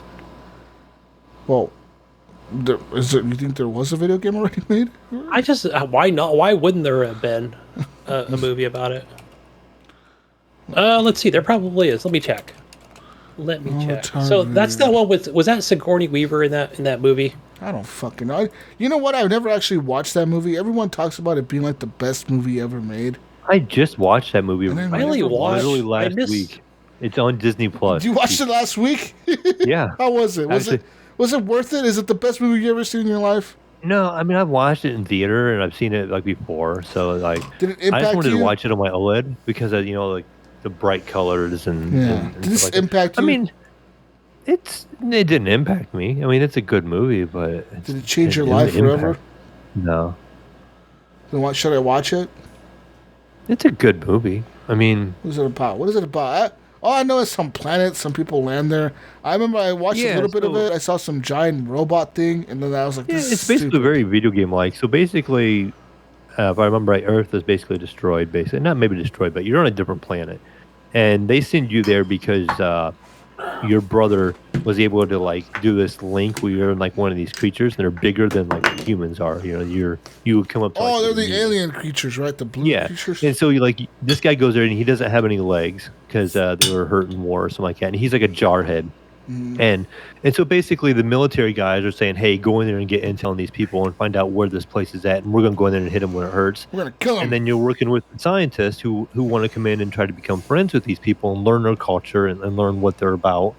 And so he goes in there and he gets separated from the group, and this female of that species, whatever you want to call it, avatar or whatever even, she kind of takes him in, she saves him, and then he goes back to the tribe, and so he gets good within their tribe. Well, then he betrays the tribe, and the military comes in and they start taking down this big sacred tree because everything's kind of connected to nature and stuff like that. And then they find out, so they kind of disown him for a second, and then he ends up feeling bad. I got it. He's ready to kill people, and then he, helps join typical it. betrayal movie. Yeah. I got it. Well, let me tell you something, Mel. And this new storyline continues the story of that movie with a standalone story. You play as Navi, which is, I don't know, a character, I guess, and embark on a journey across the western frontier, a never-before-seen part of Pandora. You explore a living and reactive world inhabited by unique creatures and new characters, and push back the formidable RDA forces that threaten it. Bum, bum, bum. You excited, Gunny? You in? Ooh, yeah. Definitely excited. I was looking here, Jesus. This was Avatar the game came out in 2009. That was James Cameron's Avatar the game, which was on all the old fucking systems. But it's probably fucking stupid. Is there supposed to be a new movie too, right? I don't know, man. I don't fucking tell you. Never watched the first one, so I don't know anything about the second one. Yeah, I only watched, I don't know, I think I watched like the middle of that movie. I don't know. Like 45 minutes of it? I don't know. But let me tell you something, Gunny. The studio behind The Division is making a game set in a galaxy far, far away. Ubisoft announced that its Swedish studio, Massive Entertainment, is making an open-world video game that is set in the Star Wars universe, Mal. There are no details on when this game will launch, on what platforms it will launch, or what slice of Star Wars universe it will explore.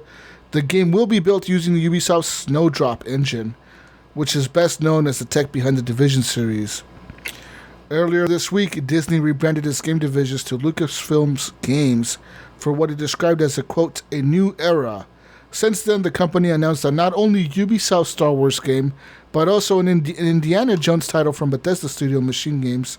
Says here, previously EA was the main developer behind blockbuster Star Wars titles, which resulted in games like Battlefront reboots and open world Jedi Fallen Order and last year's space combat game Squadrons. Says here, Disney says that relationship will continue even as other developers start to work on Star Wars games as well. So there's that. I mean, so EA will continue to make probably Battlefront or whatever, you know. But moving on to some more news.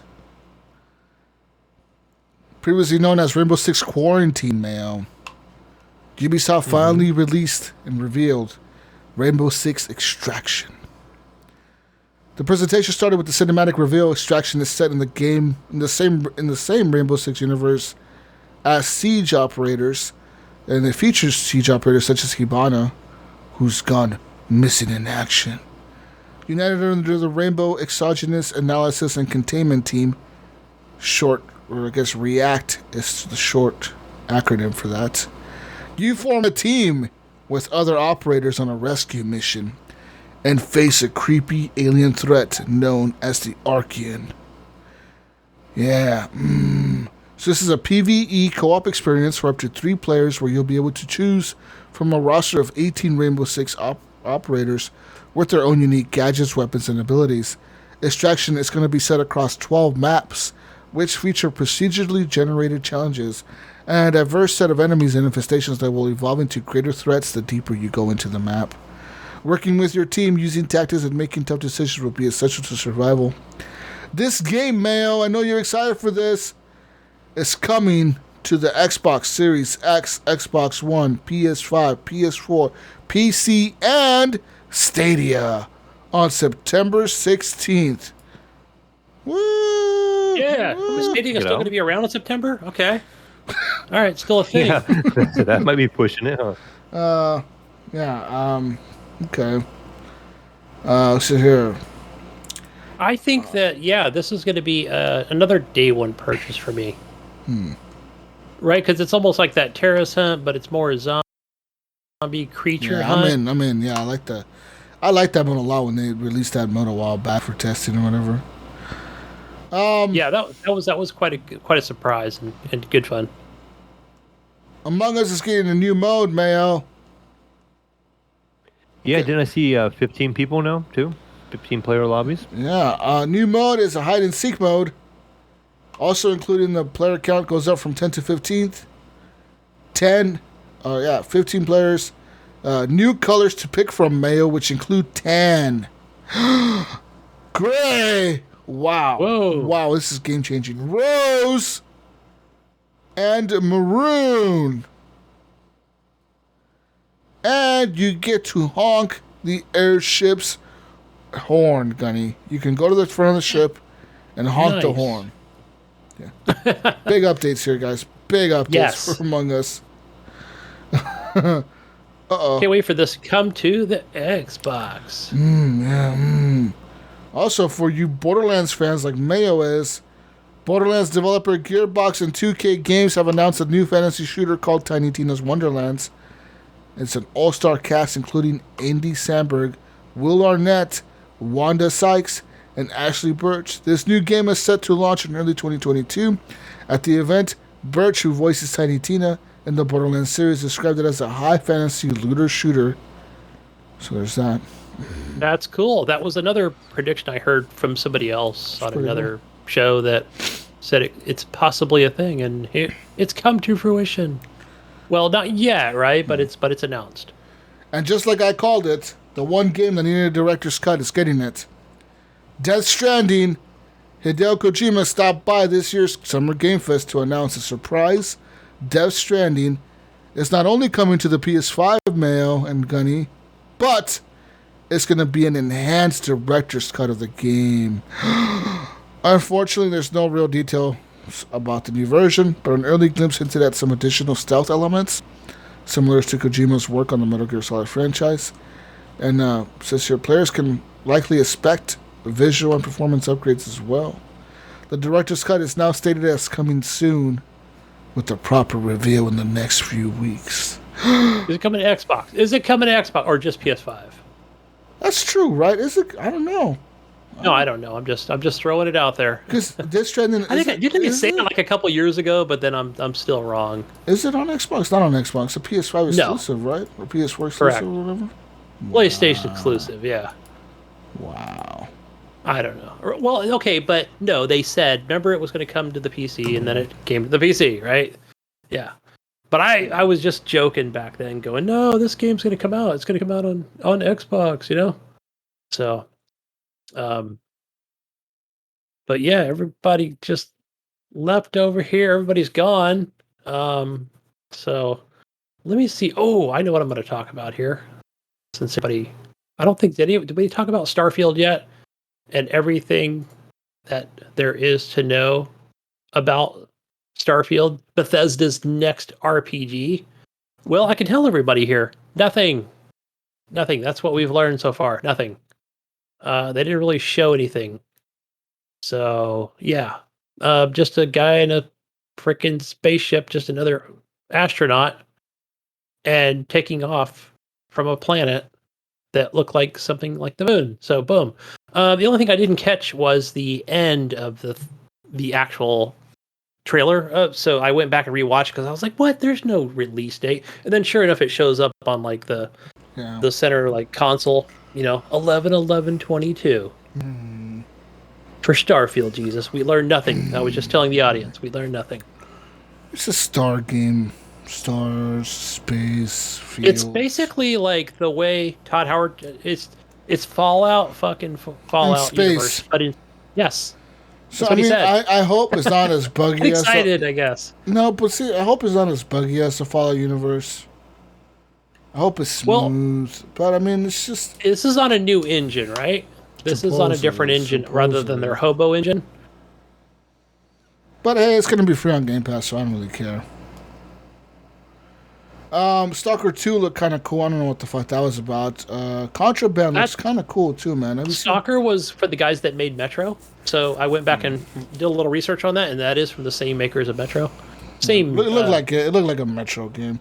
Contraband looked cool. I don't know. Looks like you play as a cop in like South America somewhere, and it's Contraband. Yeah, it's gonna be a co-op open world game supposedly. Yeah. Anyways, my shit though, Battlefield Boom. 2042 gameplay trailer.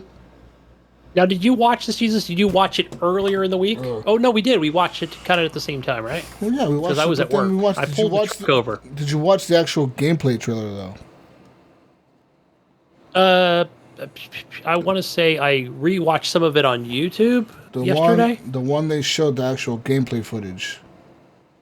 No, I did not. I did not watch that. When was that? That was yesterday. Well, that was when Microsoft went. Was it? Yeah, yesterday. What the hell? I watched the conference. I don't know. Maybe I did. I just thought it was. I felt like more of it was more trailer stuff. No, it was Battlefield 2042 with 128 players playing on a server, and it was pretty much just them showing different perspectives. They would cut to like different players, and it looked fucking dope. So they have tanks in there now. Of course, they've always had tanks. They have the helicopters, Apache helicopters. They have transport helicopters. They got like that weird looking helicopter that's like a plane. What was that shit called? The Osprey? Yeah, that's it. Yep, that's kind of new. They have that in there. What else do they have? They have grappling hooks. Grappling hooks. They have zip it's very lines. orange. I can tell you that city map, that dusty city map was very orange. Well, yeah, but it's like a desert dust. Like to me, it looked like Dubai almost, or something like that. Like that's probably where it was, right? Because there was a big fucking dust storm coming. Big buildings and shit. It looked like Dubai or something to me. That's what it looked like. You know what my first reaction was, Jesus? To kind of go back earlier in the week, which was on Thursday, right? So I think it looked like, I was like, oh man, this looks like fucking Battlefield 4 on crack. Is what it looks like. Yeah. Right? It's almost like it's like, hey, you guys love Battlefield 4. We're going to give you more of it. Yeah, that's what it looks like, and I'm excited for it, man. I really am. I like the ability, like they can now change your attachments on your guns on the fly. That's kind of cool. Yeah, it looked all really fucking awesome. Like that's gameplay gonna be nice. Got me hyped. It got me fucking hyped, dude. Like you can take people's dog tags now. You can do all kinds of shit. Everything's there. Everything in this Battlefield is there. If you like Battlefield 4. And you were tired of the old shit, you can go to the future now and kind of like not too future, but still kind of future, and it looks cool. And I look forward to playing some more of it and then checking that out. Yeah, I think Battlefield fans are pretty happy. I'm happy. I think that if you go back and play, what's the last one they did, which was Battlefield 5, that game is still cool. The last update they did was Japan. I want to say, has it been a year or just 6 months ago? Yeah, and yeah, it was like fucking phenomenal.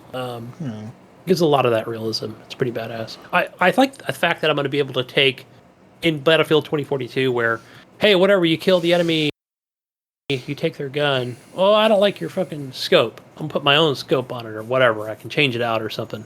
That's going to be awesome. Yeah. Yeah, the map, like I said, the map looked fucking huge, and the weather looks kind of crazy. Like you said, there's a sandstorm coming in, but there's also a tornado coming in. Yeah. And it's got that classic. One of the things I've said throughout the years on the show is that, you got headphones on, and the Osprey and the fucking tanks and jets are flying by, and just that amazing audio of what this game has to offer. Oh yeah, hell fucking yeah. Yakuza Like a Dragon is coming to Game Pass. That game that looked kind of interesting to me. William Dafoe is actually the actor. 12 minutes gets a release date. That's fucking cool. So I think that Yakuza game is now on Game Pass. So now all Yakuza games are now available on Xbox. Just want to point that out. It's now available on Game Pass. Yeah, who cares? 12 minutes getting a release date. This is an upcoming indie top-down thriller puzzle game. 12 minutes where this dude is living like a time loop over and over and over, and every time he kills his wife or his wife dies and he gets accused of it and he's getting arrested, and he's trying to figure out who the fuck is killing his wife. Why is it him that keeps getting accused? And how can he make it stop? And how can he get out of this time loop? That's coming out on August 25th. It's also available on Game Pass. I'm glad because I wanted to play that last year when I saw it. Psychonauts 2 trailer. There's a release date confirmed as well. Psychonauts 2 is coming on August 25 or 25th. Available on the Xbox Game Pass. Doom Eternal is getting a next-gen console upgrade for 60 FPS and ray tracing. What else? New Fallout 76 expansions are coming. That's right. Steel Rain and The Return of the Pit. Coming July 7th. The Pit returns in 2022. Steel Rain is coming July 7th. The Pit returns in 2022. Hades is coming to your Xbox. That's right. Nice. Releasing on Game Pass day 1 on August 13th. Halo got a new release window. And yeah, they pretty much, they showed like a nice little like CGI trailer talking about like, you're the chief. You gotta save them. You gotta save him with one bullet, Gunny. That's all I need. I'm a badass. I'm chief. Like, there's a new AI bot. And it's not Cortana. It's somebody else. Well, Brink told me that it's obviously Cortana, but it's just her memory got wiped, so she doesn't know she's Cortana. Oh, that's why true because that's why That's why he takes her with him. He's like, no, you're coming with me. Because she's like, I was up for a deletion like 2 years ago or whatever. Like, are you here to delete me? And he's like, no, you're coming with me. Because I think he knows that's Cortana. He just knows that she was wiped. But she's not sexy Cortana, man. I want sexy Cortana, half naked, wearing a fucking, like a digital bikini. All right? I want that. I don't want 2021, man. We can't. I don't want this half-clothed fucking flight attendant looking Cortana Mayo, okay? I want Cortana looking hot, okay? I want Halo 2 Cortana. Okay, I want Halo. Even Mass Effect didn't give you those booty angles. I want Halo. I want Halo 4 Cortana, Gunny. God damn it, you. You got to go play it in backwards compatibility, but careful with your Twitch account when you're streaming it and showing those curvy angles and flesh shots. Okay. Cortana Halo 4 was almost peak Cortana there. Okay, that was almost peak. Hot Cortana was. You probably had a poster of her on your wall, didn't you? Yeah, look now we have Cortana with fucking a flight attendant suit on, looking like not Cortana. Okay, Gunny. We're going back to the 50s here. Okay, this is where we're at. What the hell's going on here, Mel? She's all dressed up now, like she's supposed to be some kind of proper AI woman. Okay. It's probably today's age. We got to be. God, she's supposed to be a hot chick that motivates. Okay, she's supposed to be a hot chick that motivates Master Chief to do crazy shit, not some fucking well-dressed do-gooder fucking stay-at-home mom that feeds you cupcakes on the weekend or whatever and lemonade. He probably wears an apron and whoa, hold on a minute. Wait, she can't just stay home. She's got to be working mom. That's what she looks like. She looks like a fucking stay-at-home fucking mom that works a 9 to 5 and hates her life and fucking hates fucking her husband. How do you know she's not selling Dogecoin and making YouTube videos? Maybe she is. I don't fucking know, but I'm assuming this is okay. A real career. All right, Gunny, whatever, motherfucker. You. All I'm saying is that was Cortana, supposedly Brink said. Okay, I don't believe Brink. This only Cortana I know is hot Cortana. Okay. I don't know, bro. Okay, I'm just saying. Hashtag hot Cortana needs to come back, and hopefully in this game, at the end of the game, she's like, "Fuck all this clothes. I'm taking my clothes off. I'm becoming hot Cortana again. I'm back, right? Chief." And then the game gets review bombed on Steam. Hey, Chief, I'm back. Thank you for not deleting me. I'm back now. I'm hot Cortana again. And Chief is like, all right, now let's go finish the fight. And he's going to go finish whatever fight he started 6 games ago. Because now he'll be more... Yeah, now he's more motivated, right? Now he's like, fuck yeah, I got hot Cortana in my fucking head. I'm motivated to do crazy shit now. I'm going to go jump off of spaceships and shit in the middle of space and blow shit up. I'm going to go kill these fucking alien guys. Cause I don't know why. I'm just going to go fucking kill them all. Fuck them. And let's go. Let's go, motherfucker. Yeah. Right. America. Hell yeah! Also, Elder Scrolls Online's getting a next-gen console upgrade for you next-gen consolers. Party Animals is a goofy face brawler coming to the Xbox Game Pass. I don't know anything about that. Oh, this would be right up your alley. I was telling Jonathan Hall yesterday, right, John, that this would be a Jesus game. Would it be? I'm gonna look at this game right now. Yeah, you got to see the gameplay. It's a little. There's some humpy action going on. Oh, there's a lot of humping going on. What the hell? There's a pig humping a what the hell's going on here? This is it's like a Gunny game, not a Jesus game. A dog humping a cat and a dinosaur humping a robot. What the fuck? I thought you asked for this. I thought this is what you were. What in the fuck is this?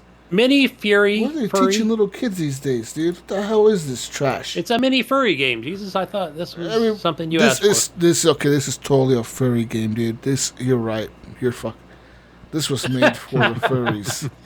We were watching this live. This was fucking made. Yesterday or whatever, Saturday. There's a hippopotamus humping a pig.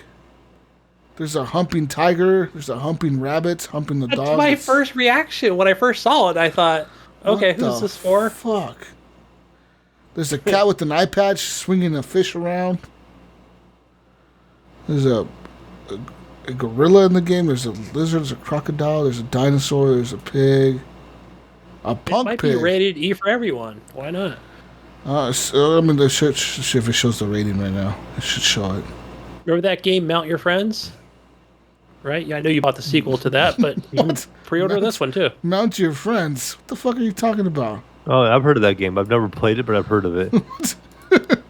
Okay. It's on real last gen. Yeah. Okay. Diablo 2 Resurrected release date has been confirmed. Coming to the Xbox One, Series X, and doesn't say Series S for some reason. Oh, and PC. It better.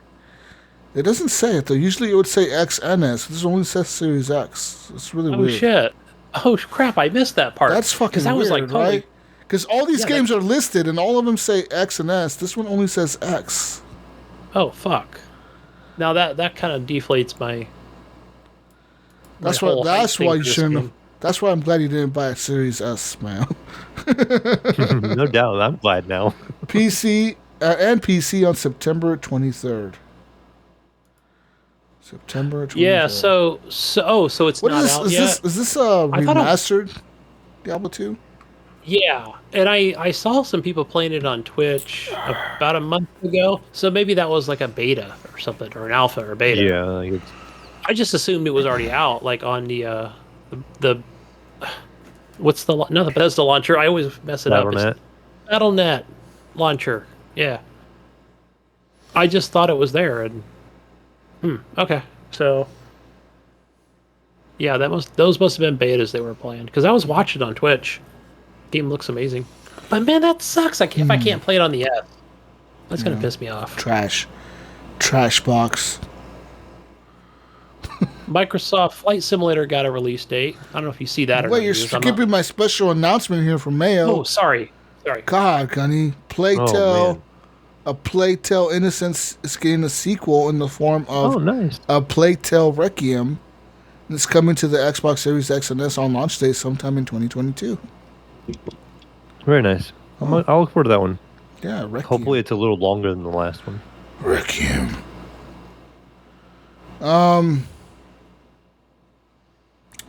Slime Rancher 2 is announced. Did you ever play the first one? A little bit of it. My son played it and really liked it. I never played it, but he said it's a really good game. He said it's underrated. I don't know. Nah, I don't know about that. It's just maybe he just really liked it. yeah, I don't know. He likes that. He likes that collecting stuff. So to me, it kind of gave me that. That's what it is. Not Pokemon, but like that collecting different slimes, I guess, kind of thing. Yeah, there's a new trailer for Ascent. There's Among Us. What else? Microsoft Flight Simulator, like Gunny said.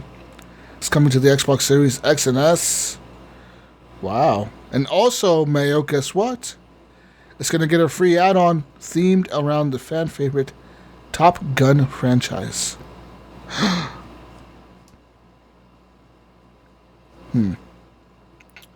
Also, the Xbox mini fridge is coming.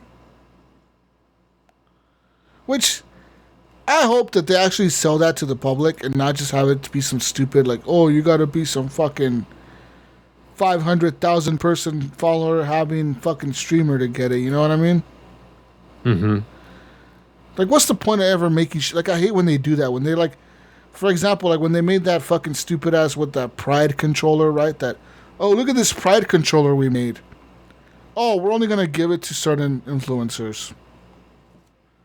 Then what's the point of showing it off, dude? You know, what the fuck? Yeah. I thought that was kind of weird too. It's like, oh, look at us. We're gonna make this special controller. Look at us. And then they're like, only certain people can get it. We're not selling this. Or like, oh, look, we're making this special console. We're only making 2 of them, and we're giving them away for like not. Oh no, we're not giving it away to the public. No, we're giving it away to these streamers that play on PC mostly. that's what we're giving it away to. You know what I mean? It's like, what the fuck are you guys doing, dude? It's fucking lame.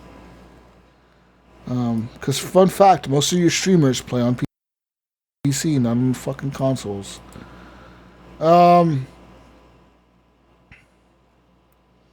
Just want some more news on the PC side. There's 3 games coming out. One of them is called Next Space Rebels. This is a space rocket building simulator with a narrative. Next Space Rebels has the feel of a do-it-yourself amateur's Kerbal space program as you try to put together a rocket engine that can actually launch. Tied to the simulation, however, is a story conveyed through full-motion video cutscenes as a fictitious hacker group called Next Space Rebels urged the global community to build and launch rockets themselves and democratize the universe. Really, like, people can just build rockets in their backyards. Okay, dude. So another game called Lemny's Gate. This is a turn-based, time-looping first-person shooter, which will task you to take control of each of your team members one at a time, playing a round that lasts just 25 seconds. It was first announced last year, but its release is just around the corner, as the latest trailer has confirmed. Lemny's Gate is coming to the August 3rd to the PC, as well as the PS5, PS4, Xbox. And an open beta is also coming in July, so players can get their heads around just how this time-bending gameplay works. What else? More, yeah, fuck all this bullshit. I'm tired of E3 news. Alright. Forza Horizon. Mayo and Gunny, guess what? I got some fucking news for you, motherfuckers. Forza Horizon 5 will run at 4K 30 frames per second on the Series X. Where's my ray tracing? It said ray tracing in the trailer. And Gunny, Gunny looked a little disappointed when you said that. But you did say X, and you never said S, did you? No X. It says here, the game developer has now confirmed the game will run at 4K 30 on the Series X, with the option to offer a 60 FPS performance mode at launch. So there's that. Hopefully the PC version is unlocked. Okay, let me tell you. The last one was. On the Series S, Gunny, Forza Horizon 5 will play at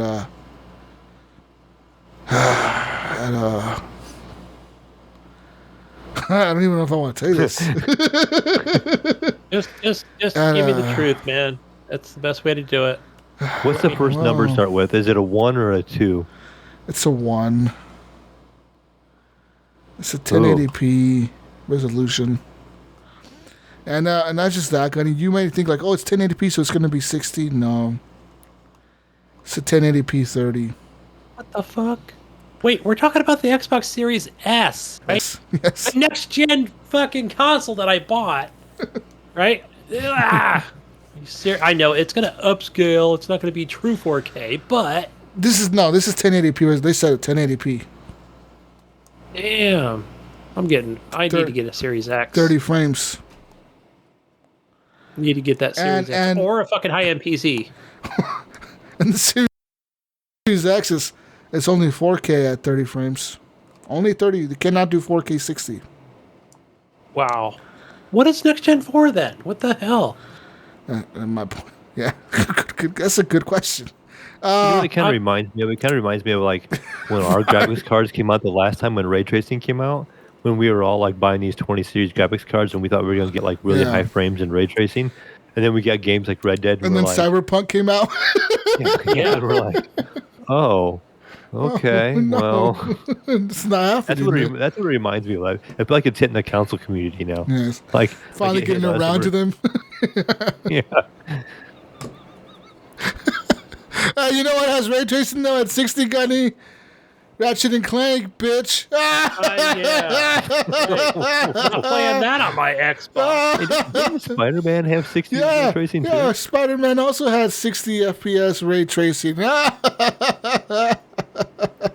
Well, Microsoft really taking advantage of that next gen SSD. Real Oh wait, it's not a true SSD. Really taking advantage of that world's most powerful console tagline, huh? They haven't said that in a while, have they? Since this thing launched, they're like, yeah, no, we're not going to go there. Also, You gotta make sure we can run on the S. they were also asked, Gunny, what Series X and S features does Forza Horizon 5 take advantage of? Well, this is their answer. Xbox Series X and S enabled us to provide players the most technologically advanced Forza Horizon experience yet. The power of this Xbox Series consoles has enabled us to deliver incredible realism and immersion with the world rendered in higher detail and with extreme draw distances. Forza Horizon runs at 4K 30 on the Series X and 1080p 30 on the Series S. For players that prefer to optimize their frame rates, we are providing a performance mode option that will run at 60 FPS. What's more, says here, Forza Horizon 4 will support ray tracing. However, per the FAQ, this will be available only in Forza Vista. What the fuck is Forza Vista? Yeah. Oh, let me tell you this. Good question, Mayo. Good question. For those like Mayo who were unaware of what the fuck Forza Vista was, or like everyone else in the world that thinks ray tracing is coming to this game, Gunny, it is a car viewing mode where players can walk around and look at a vehicle from a different perspective. Oh, kind of like before you bought the car, you could open the doors and all that, I'm guessing. That's the only mode in the game that will have ray tracing. What? Wow. Man, they really scammed me yesterday when they were like, hey, play this game in 4K. They really lied about that. They fucking lied straight up about that ray tracing shit. Now, Oh my god. Matt can go in and press in the cigarette lighter in 4K. They didn't lie. It's technically in there. They might have just kind of not mentioned the rest. They straight lied about that ray tracing. Oh my god. I could make the seat go forward and back in 4K. And you can see the light reflecting off of it, Gunny, and the reflection. Oh, you can see the light reflection off the windshield and stuff. Like, yeah. Listen, Gunny, when you're in the car and you see the light not when you're driving, but when you're in that garage and you go and sit in the car in the garage, you might see the reflection of the dashboard on the window because of that ray tracing. But what about when I'm driving the car? No. And I'm driving around Mexico and No. Fuck. You might get God rays. Was that what they called it? Like they did the God rays. simulated. Sun rays, God rays, yeah. Okay. The Forza Horizon 5 comes in the standard and digital disc version and the deluxe digital edition, which releases on November 9th, 2021, Gunny. The Forza 5 Premium Early Edition Early Access begins on November 5th, 2021, and that is available for Xbox Game Pass members and standard digital or deluxe digital edition owners as part of premium add-on bundles for separate purchase. What platforms will the game launch on? Of course, Steam, Windows 10, Xbox consoles, and all that. And it's also going to be available to stream on Android phones and tablets with Xbox Cloud Gaming with the Xbox Game Pass mobile app. So yeah. So there's that. Available quite a bit of places. Yeah, but no ray tracing. Yeah, that's messed up. They showed that the other day. Oh, And wow, 1080p, 1080p, 30. Fuck. Wow. Man, really taking advantage of the next gen hardware. Okay, so if it's running only 1080p 30 on the S, what's it running on old gen consoles?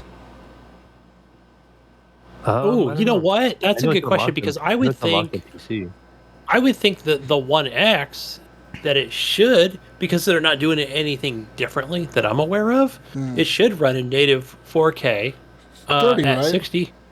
Okay, 30. I'm sorry, 30. but yeah, But what 4K about 30. the Xbox One S or the Xbox One original, which you can still buy this for?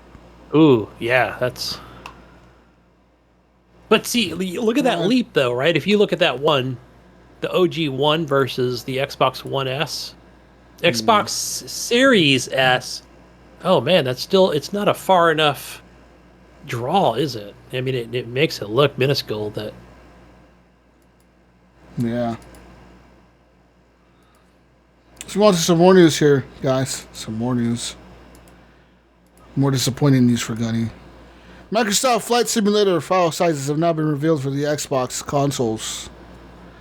While the initial version of the game required a file size of roughly 170 gigabytes on the PC, this new updated version is now under 100. As for the file size on the Xbox Series consoles, it appears to be a 93 gigabyte based on the listing on the Microsoft stores. So there's that, Gunny. But remember, that was... Well, you might be up to 100 if you download all that shit that comes with it, I guess. Or 150 depending. 130. Resident What Evil... happens in DLC will come out eventually, so that's going to make it bigger. Yeah. Resident Evil's getting a new DLC. That's Resident Evil Village. What else? I'm trying to scan through all this fucking news here. There's a lot of news. It's like no news for fucking months, and like all the news in like 2 days. Ratchet and Clank is number 1 in the UK charts. Oh.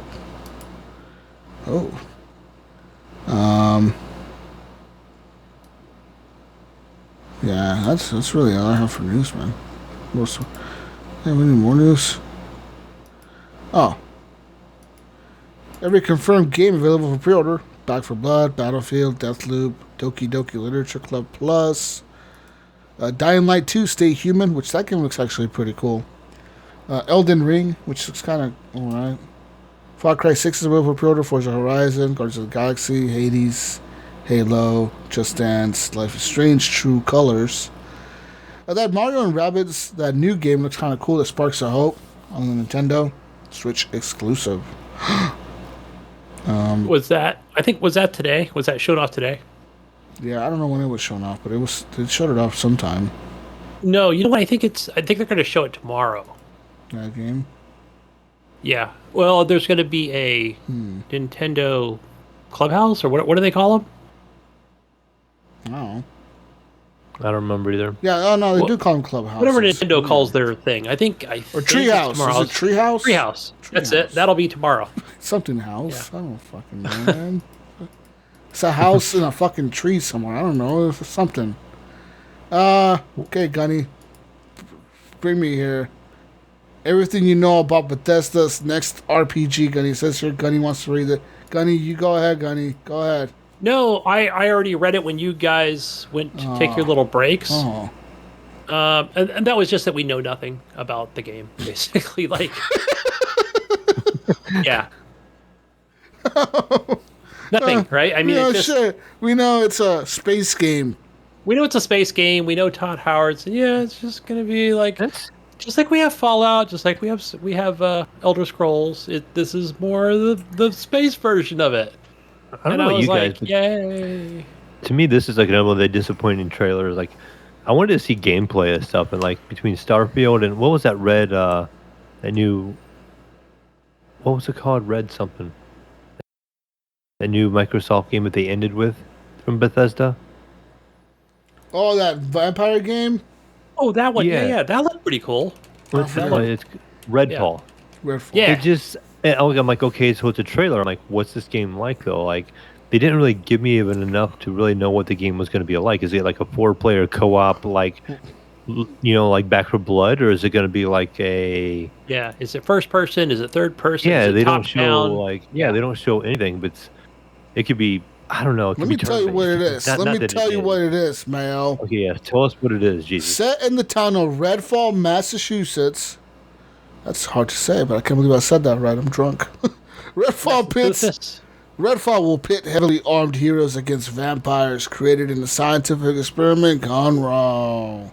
These vampires are constantly evolving, Mayo, and they will develop more and more powerful abilities as the game goes on.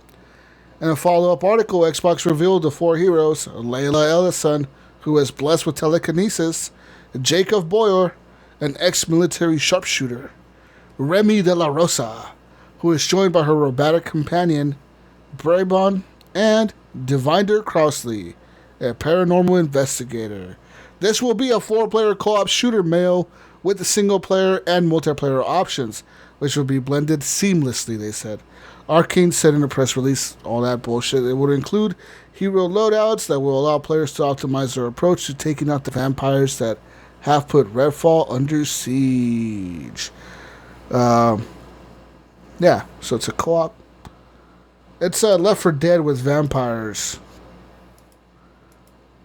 That's what it is. You excited? Yeah, we'll see. I mean, I gotta see more. Like that trailer did nothing for me. Like, okay, like I know this game's coming out. That's about all it was for me.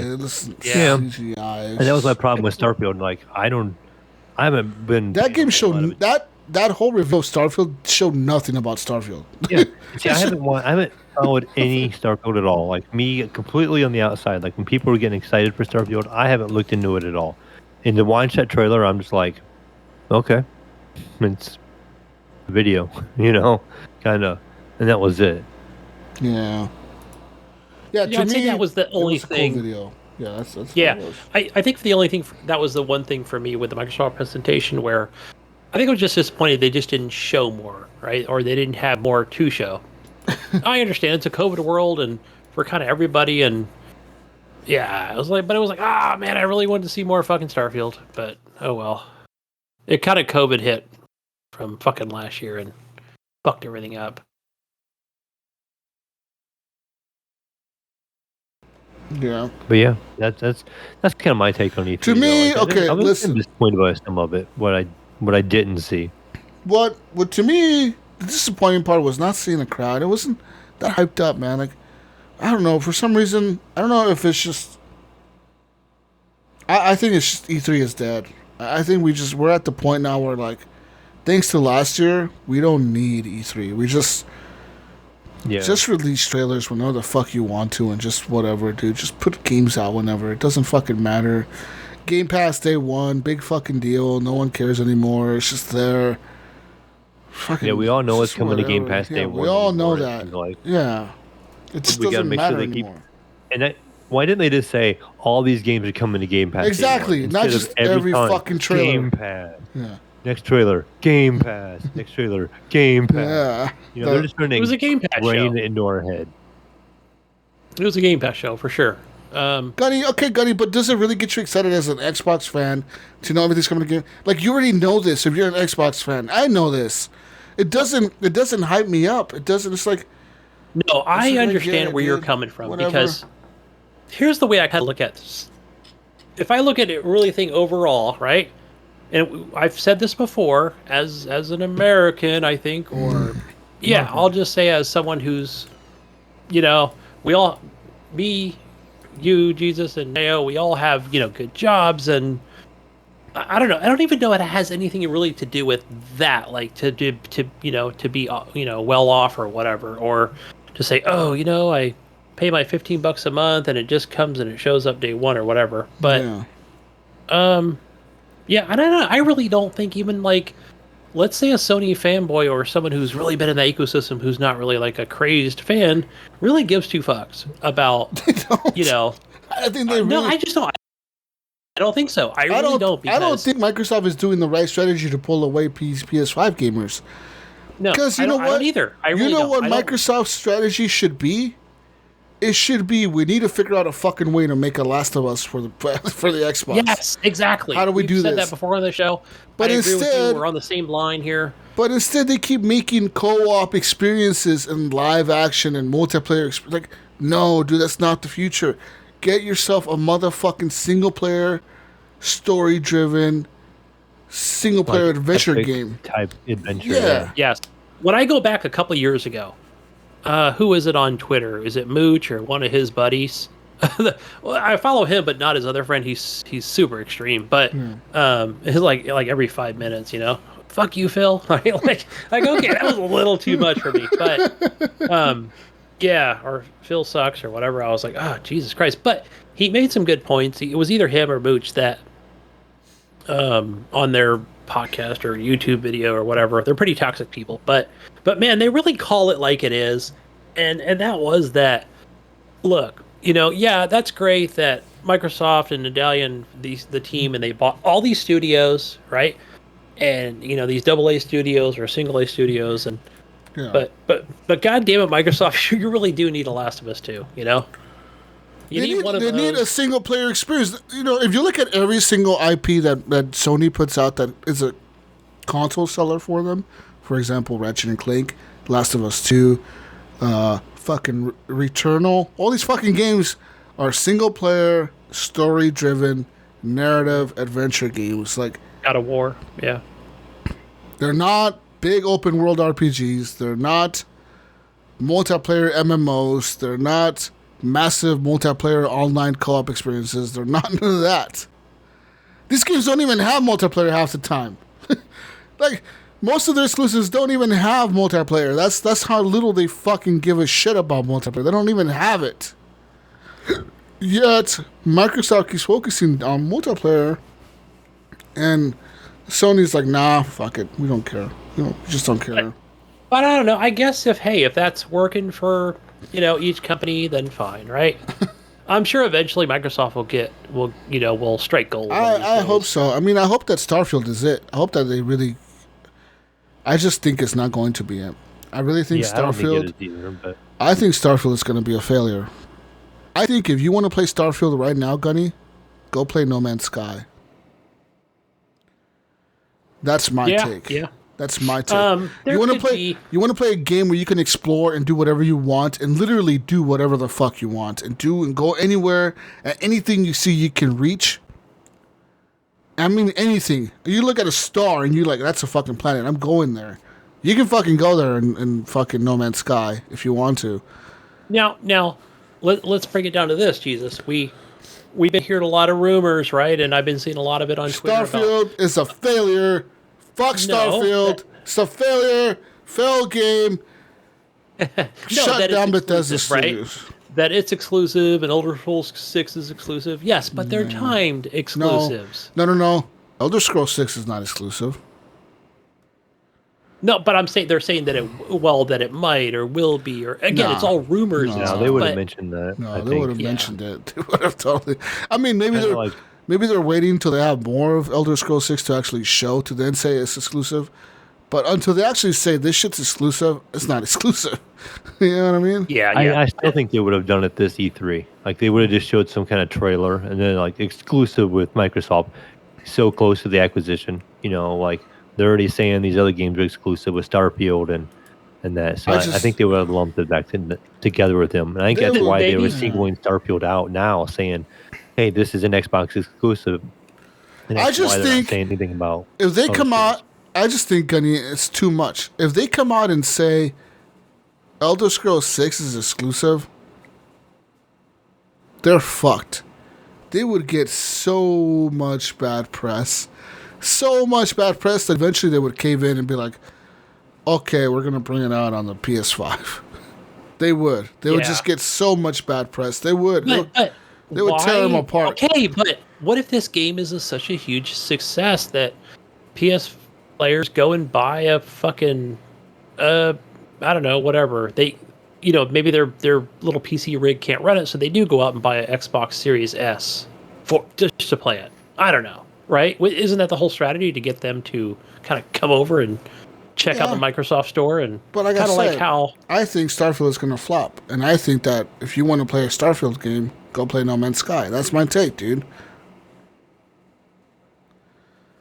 No Man's Sky is the better Starfield. No Man's Sky has been around for years. Well, we don't know what Starfield is yet. Well, we kind of do. Right? Starfield is. I know it's going to be in that. It's a space Fallout, okay?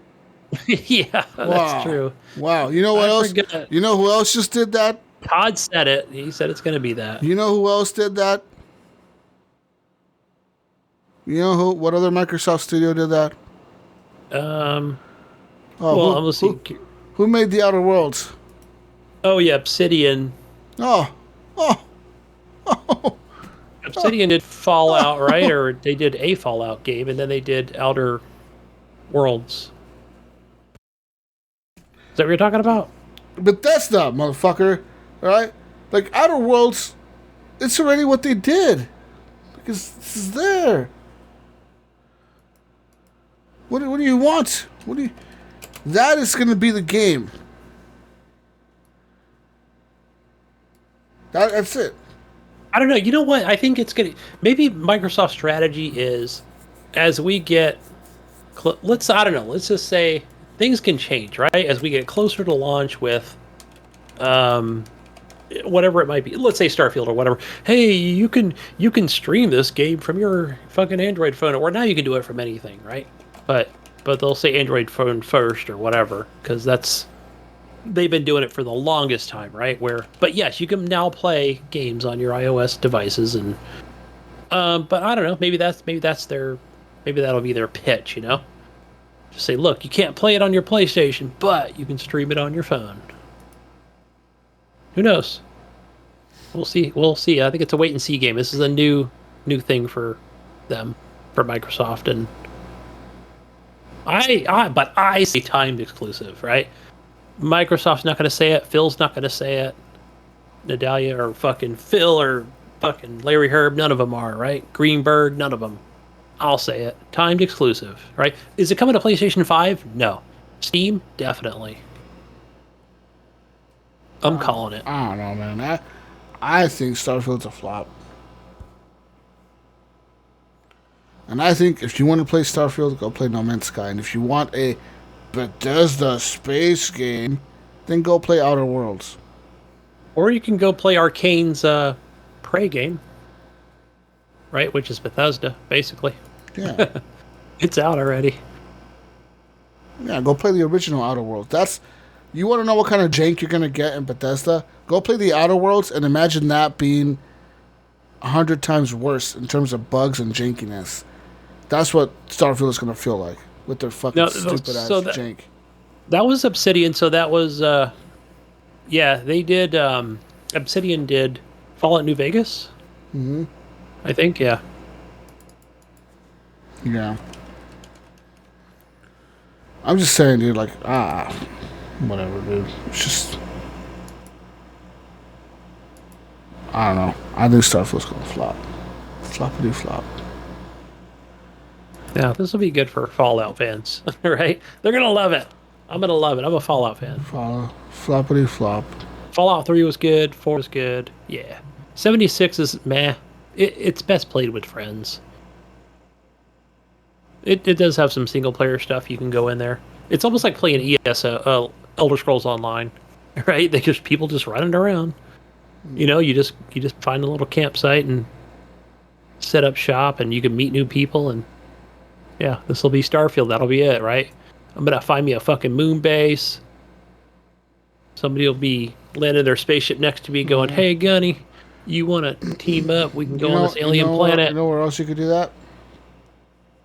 No Man's Sky. Yeah. It's true. Yeah, you could already do it. Yeah, you can do that right now if you want to, Gunny. Yeah, so what's so cool about Starfield, Gunny? Everything you've mentioned that Starfield could be has already been done, or it's already out now, in a better form. Huh? Wait, we don't... Well, yeah, maybe. Yeah, you're right. It's possible. No Man's Sky is going to be infinitely better than Bethesda's bullshit Starfield. Because Starfield, I bet, is going to be like one galaxy with like 10 planets, and that's maybe it. They'll have a better single-player campaign. Maybe that's what it'll have over No Man's Sky. That's it. Wow. Whoa. Wow. Might be a must-play story. Wow, Mayo. Yes. Yeah, I'm excited. What if they get Tom Cruise to play? If Tom Cruise is in here, I may be in. You got me with Tom Cruise. Is Tom Cruise the last samurai in space? Yeah, he might be. Wait, was that the rumor that he was going to be in Starfield? I don't know. I don't remember. Might have been Tom Cruise. No. Fucking it's not. Tom Cruise ain't going to be in a fucking Starfield. Okay. Anyways, that's all I have for news. I mean, I was just, that's it. All right, let me just run it through. Hasn't been very exciting this year. It's just whatever. It's like, I don't know, man. It's really weird. It was the summer of Am I getting trailers. old? What's going on here? Is this what going to turn 30 feels like? What's going on? I feel here? like I'm right there with you. I know you're getting old, Jesus, but I don't know. I think that's just the general consensus. I don't know. Maybe not. I could be wrong, but to me, I wasn't very excited either. And I seen a couple things. I was like, okay, that's cool. The Forza was cool, but nothing I'm super hyped about. And the trailers for the games that were new, that they were just basically videos that, CGI that didn't really show me much game. I think the only thing I probably would be saying I was excited about was Stalker 2. Yeah, that looked really good. Looked like it was running in 200 frames. It was crisp. But I don't know. But Jesus, I saw see a whole lot. Yeah, and I saw people your age and younger on YouTube videos that were just like, see that Square Enix fucking thing? It was trash. I was like, damn. Yeah, I guess Microsoft was okay. Halo looks like Halo. I mean, it is. Halo looks like Halo. What? Like, am I supposed to be excited about some fucking 20-year-old gameplay that still looks the same as it did 16 years ago on Halo 2? And this has got the director for Halo 3, bud. I don't care, okay? dude. Same director. He's like... You know what? He's looking pretty old, by the way. They were all looking pretty old. They're all fucking old. They're all... It's old boomer-ass fucking games, bro. Like, fuck Halo. Fuck Gears of War. Get some new shit out. God damn it, you. Halo isn't the masterpiece storytelling thing that you think it is. It's not. All right, what's the story of Halo, Gunny, since it's such a great story? I have no clue. Since I never played any of them. What's the amazing award-winning story that they keep going back to with Master Chief? Tell me that award-winning, amazing, critically acclaimed fucking story that they keep going back to, Gunny. Yeah, not a clue on that one. Okay. Who's the Covenant, Gunny? Who's the Covenant? There's some, like, people. I'm not sure who they are. Cortana is AI. I know that much. But the Flood is not like water. I know that. It's not water. Eric said, yeah, that's not water. What's the ring? I think, isn't that a planet or something? That's the Halo, motherfucker. That's the Halo. Oh, the Halo. Yeah, Halo. Yeah. We did the ring. We call that the ring. It's just the... We don't call that anything that's in our game title. That's just called the ring, guys. No. I played the Master Chief Collection a few times. I got into the betas. Okay, what did you get into? Tell me. Do you remember what are the enemy types? Name one enemy type in Halo, Mr. Fan. I'm trying to think. I probably played more ODST than anything. Yeah, there's still enemy types. Are those garden gnomes that you're fighting? I'm not sure. What are they called? Fuck. I have no idea what any of the enemy types are. Those are called grunts. Ah, yes. Can you name the other type? The guy that looks more like he looks kind of like Garrus from Mass Effect. Fuck, they do, don't they? Whenever I fire that game, when Mass Effect up, I'm thinking they look like him. What's the other guy? What's his name? What's that guy's name? What do they call him in the game? I don't know. Is that It's not. Wait. I know who it is. Award-winning storytelling, man. I can't even remember the fucking name of Saren. That's his name. No, we're talking Halo here, right? Fuck. Yeah. See, no one knows. Fucking Mass Effect than Halo. That's for sure. No one gives a shit. I bet we could ask any Sony person a name of a bad guy or a character in any of their games. They could probably name them all. Any game. And motherfucking Last of Us would be like the clickers, motherfucker. You probably name that shit right away, you know? Or fucking Ratchet and Clank, or motherfucking, what's the other game called? Some other exclusives for Sony. Days Gone. God of War. You could probably name all Horizon Zero Dawn. Yeah. Fucking Gunny. You over here can't even name one enemy. In their biggest game. Biggest game that they have in the fucking consoles lineup. Yeah, maybe some Gears of War, but yeah, don't quiz me on that. Oh, okay, Gunny. Who are the main characters in Gears of War? The cogs, man. We're talking. Go ahead, name the main characters in Gears of War. Oh man, I'm on the spot here. I'm gonna decline this one. Come Sound on, like a fool. Gunny. Okay, name the main guy in Gears of War. What's his name? Give me one shit. Damn. Like Who's the main guy that is the Gears of War guy? This fucking is tomatoes. That guy. Yeah. What's his name? Oh my god, I forgot. It's been so long. Gears of War 5 isn't that old, right? God, yeah, exactly. He's in that. I never game, finished. too. I barely played the campaign, only through the ice stuff. But That's I'm where I stopped old, man. I playing got it. a bad don't remember memory. either. Come on, Gunny. What's the black guy's name? The big guy. God, and I just played him. I was playing with Jonathan and them. That we were playing Escape. that Escape award-winning franchise, Gears of War. You were playing That's that. a good-looking game right there. We were playing Escape, and it's kind of like Horde in a way, but just get the fuck out. Yeah, I know what it is. That award-winning gameplay. I don't pay attention to those names, man. Man, and I read the book too while I listened wow. Okay. All right, Gunny. Let's see if you know your Gears of War lore. What's the day called when all the locusts came out of the ground? When all the enemies came out of the ground? What's D-Day. that? What's it called? D-Day. Nope. I don't know. I'm just It's E-Day. You're a letter off. Holy shit! I was not far off. It's Emergence Day, so you're pretty close. I can see how you can confuse it with D-Day. I think they were called emergence holes or whatever they were called. Emergence holes. Yeah.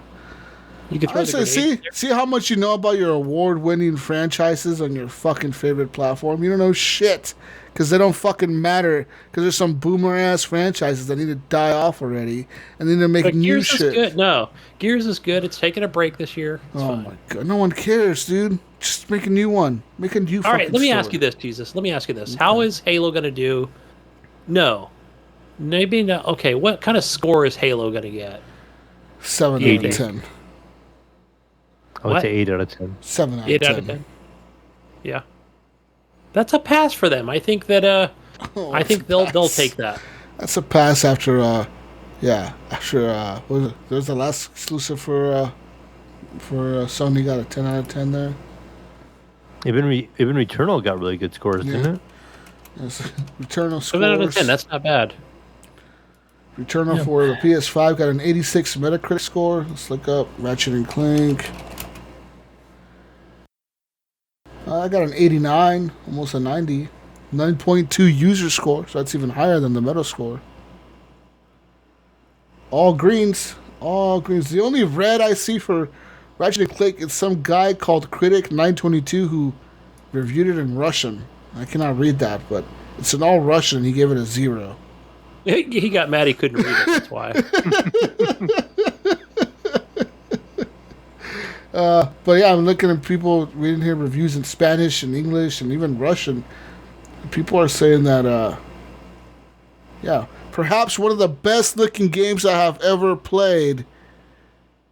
This other one says, just wow, Insomniac, I tip my hat to you guys. This game was absolutely amazing from beginning to end. I've already replayed it again on a challenge mode, and I still have a blast every single second. From the stunning visuals to the smooth gameplay, this is the Ratchet & Clank I know from growing up. Boom. Boom, Gunny. And no one gives a fuck about Gears or Halo or stupid, we got Starfield. A ripoff of No Man's Sky and what's that one? Outer Worlds put together. It's a fucking ripoff. Yeah. Fuck you, Starfield, Gunny. More Flop. games are coming. We got Avowed. We got all kinds of stuff What coming the fuck is Avowed here? Oh, look at Avowed. Look at it. What the fuck is Avowed? Looks like trash.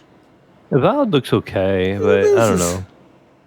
Looks like a wannabe Skyrim with fucking mixed with that game with that chick that's going crazy. What's her name? Chick that's gone crazy. Chick that's hearing voices in her head. Oh yeah, Viking that's girl. gonna be showed up more Thursday. Hellblade actually. girl? Yeah, it's like Skyrim mixed with Senua? Hellblade girl. Excuse me. Yeah, that's what it's. It's Hellblade. Yeah, mixed Hellblade. with- We'll see more on that this coming week. Wow. Well, at These hard-hitting And games. we'll see more State of Decay 3. Okay, now you got my attention. State of Decay 3. Yeah, well, I think there'll be some interviews. I don't know about gameplay. They didn't say there would be gameplay. I hope they improve the graphics of that game. That's what that game really needs. Yeah, it looks fucking terrible. They have everything down. They have everything down in terms of survival and like that base building, and they got all that down. What they really needed to focus on for this game was the graphics. If they could improve those, then I'm fucking in, dude. I'm killing zombie deer, zombie wolves, zombie bears, zombie big guy. I'm doing everything. Doing all that shit. Yeah, I think there'll be a lot of hunting the way they showed that trailer last year. A lot of bow and arrow and stealth and good stuff. Let's move it on here, guys. Console corner stuff. Okay. Not much has changed. PlayStation Plus, your Virtual Fighter 5, Star Wars Squadrons, and for the PS5 owners, Operation Tango. Did you play that, Jesus, yet? No, I haven't downloaded. I want to play with Jason. Cool.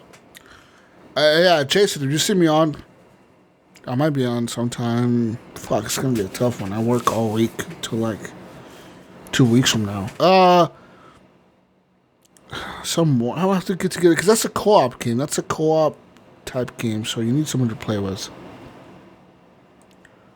All right. Xbox, you've got Games for Gold, Shadows Awakening, and Injustice, Gods Among Us. So that's the first one.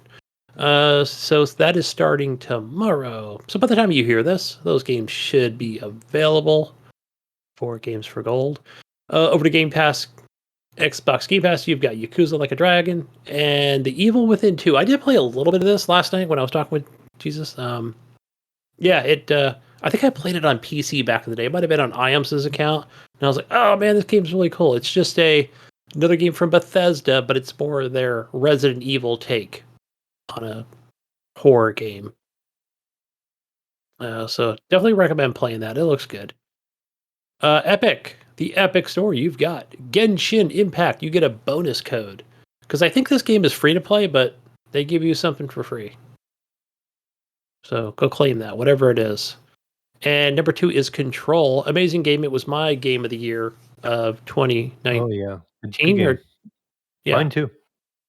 Amazing game. Good action game. And third thing, which I didn't know, but somebody had pointed out, it might have been Bill Gardner or IAMS. Thanks to whoever it was, I appreciate it. The Discord. You get 3 months of Discord Nitro. Oh yeah, I saw that. My son redeemed his right away. Nice. So I don't know how to, Jesus, I don't know how we get to activate this, but if it's just a one-time thing for our Discord or what, or how I can do it. But I just need to log in.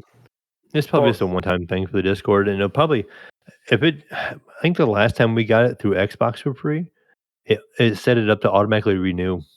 So my son claimed it, and then it just automatically billed my account. So nice. Yeah. I ended up having to pay for like another month of Discord Nitro. I didn't even know I was getting it. Like he just got it on that Game Pass, and when that 3 months was over, it automatically renewed. Like, so that be careful of that. Yeah. So I know my kid doesn't have it set up to automatically do it, but I do end up paying him. I see the PayPal thing going through every month. Well, thanks a lot there, Kyle. But yeah, that's all we have for our Game Pass and console corner stuff. Free games. Now moving over to the community questions. I see we have a couple here. I assume these are from Facebook. Yeah, we got a couple questions from Facebook. From Jonathan Big D Hall. And he asks, which horse games do you recommend between Spirit Lucky's Big Adventure or Horse Club Adventure? You know what? I'm going to go with Spirit Lucky because I've heard of Spirit Lucky. I think that's a spirit horse. It's a cartoon one, right? I really feel like... What's the other one? Horse Club Adventures. I feel like... I've heard of that one too, though. Adventures, though, Mel. Come on. sounds more for like a more refined experience as a growing adult. You know, you may enjoy Horse Club Adventures, Jonathan, but knowing the child in Jonathan, I feel like he would have a lot more enjoyment out of Spirit Lucky's Big Adventure than Horse Club Adventures. You know, I feel like his spirit will be more in tune with Spirit the game, if you know what I mean. Yeah, I definitely see his child spirit. Yeah, I mean, I'm looking at Spirit Lucky's Big Adventure. Are one of these on PlayStation? I'm looking at these Horse Club Adventures. Because I haven't seen them on Xbox, so they might be over on the PlayStation. These are on Nintendo Switch, Xbox, and PC. Oh, I mean, hey, Mayo, let's see here, I just found another one for you, Jonathan, that you may enjoy on your Switch. I found My Little Riding Champion. This is a well-looking, well-made, nice graphics. Wow, this is some HD graphics at 720p over here. Wow, it's almost as good as that 1080p Forza 5. Just wow. Yeah, this is your horse, your passion. Get ready to fulfill your dreams, Jonathan, at a gallop. You can choose your favorite horse. You can take care of it, train it, and win medals for your club. Mayo, this is also available on Steam for you. I know you're looking at it. I know you're like, oh, I want this. Oh, I'm looking this up right now. What is it? My Little Horse Riding Champion. Or My Little Riding Champion. Open Steam up here. My Little... It has some mixed reviews, only 25 reviews, released in November of 2018, so a little older. But it looks pretty good, Gunny. I mean, you know, you raise your horse, you feed it. You may even get a horse bundle with this, Mayo. Looks like you guys some open world. Yeah, like you get the Unicorn Princess, a unicorn horse. It's a DLC that comes with this game. Ooh. Wow, this is a $20 DLC pack. Oh, well, this is a different game. This is called the Unicorn Princess. I was just looking at that. I just googled pony games on the Switch, and I just clicked in Unicorn Princess. Explore the world on horseback for you. Jonathan, we're going to go on a horse adventure. Just explore the world on horseback, Jonathan, and help the inhabitants of your village. You can befriend Unica, the unicorn, and try to save the dream world by completing all the missions. Wow, just stunning. Stunning, Gunny, stunning. Okay, all the little horse gameplay. Gunny, if you were in a horse buying game situation, which one would you buy? Ooh, I would go with I'm going with Horse Club Adventures. A horse, good choice. Spirit. Yeah. Horse game. We got the Spirit Lucky's Big Adventure. I mean, let's look at this one here. Looking at the GameStop link. Lucky's Big Adventure, the graphics are very cartoony. They don't look as realistic as My Little Horse Riding Champion or whatever. But let me read you the description for you, Jonathan. Where will Lucky's treasure map lead you? Ride as Lucky on a wild new adventure with her faithful Mustang, Spirit. You have lots of fun with Lucky's fearless best friends, Abigail and Prue, by your side. There's a wide open frontier to explore, full of exciting quests, animals, and items to collect. Navigate dangers like a villainous horse wrangler, Mayo. Hendrix, who's a little too interested in your treasure hunt. With Spirit growing stronger in your care, Gunny, and the pals riding together in style, you'll become a true country girl. You will find and protect the real treasure of Miradero. This is a feature. These are bullet points for you to read. Be lucky. Starting a new Spirit adventure. Bond with Spirit. Grooming your faithful Mustang helps him grow stronger and trek to new regions. Ride the frontier. You explore a wild, open landscape full of collectibles. How many will you find, Jonathan? Show your style. You give Lucky a new look with the outfits and items you find on your adventures. Ooh, wow. Yeah. This is a dress-up game as well. Wow. And you can live the life, Mayo. Rescue animals in danger, help the townsfolk, and compete in horse races, and so much more. Wow. Wow. I'm distracted over here. I found another one, Jesus. It's called... God. This is on PS4 even. This is Whisper, Ari's Arrival on the Nintendo Switch and PS4. Not too bad. Wow. This looks like it's more of an adventure. This is more of a gunny game right here. Wow. This looks really cool, actually. This looks nice. This looks really nice, Gunny. Gunny, you gonna buy this, Gunny? Hell yeah. You know, partner. I'm already ready. I'm all ready to adventure. Let me tell you, Gunny. Gunny, whoa. Settle down here. Listen. The steed, Windstorm, is suffering from anxiety after surviving a fire. And not even Mika is able to help him. Until the feisty Ari arrives on the ranch. And even though she has no experience in riding horses, she quickly befriends Windstorm. Mr. Khan teaches the girl how to take care of the horse and how to maintain the right posture in the saddle. Will Ari learn to ride as fast as her predecessor Mika? Will she be able to help Windstorm become his old self? What is behind the legend of the horse warrior that Mr. Khan is talking about? Dun dun dun. This looks cool, Mel. I'm buying it right now. You can play this on your PS5.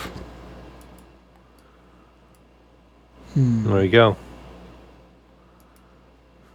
That's a bargain, man. It's like a $20 game. $39, $29.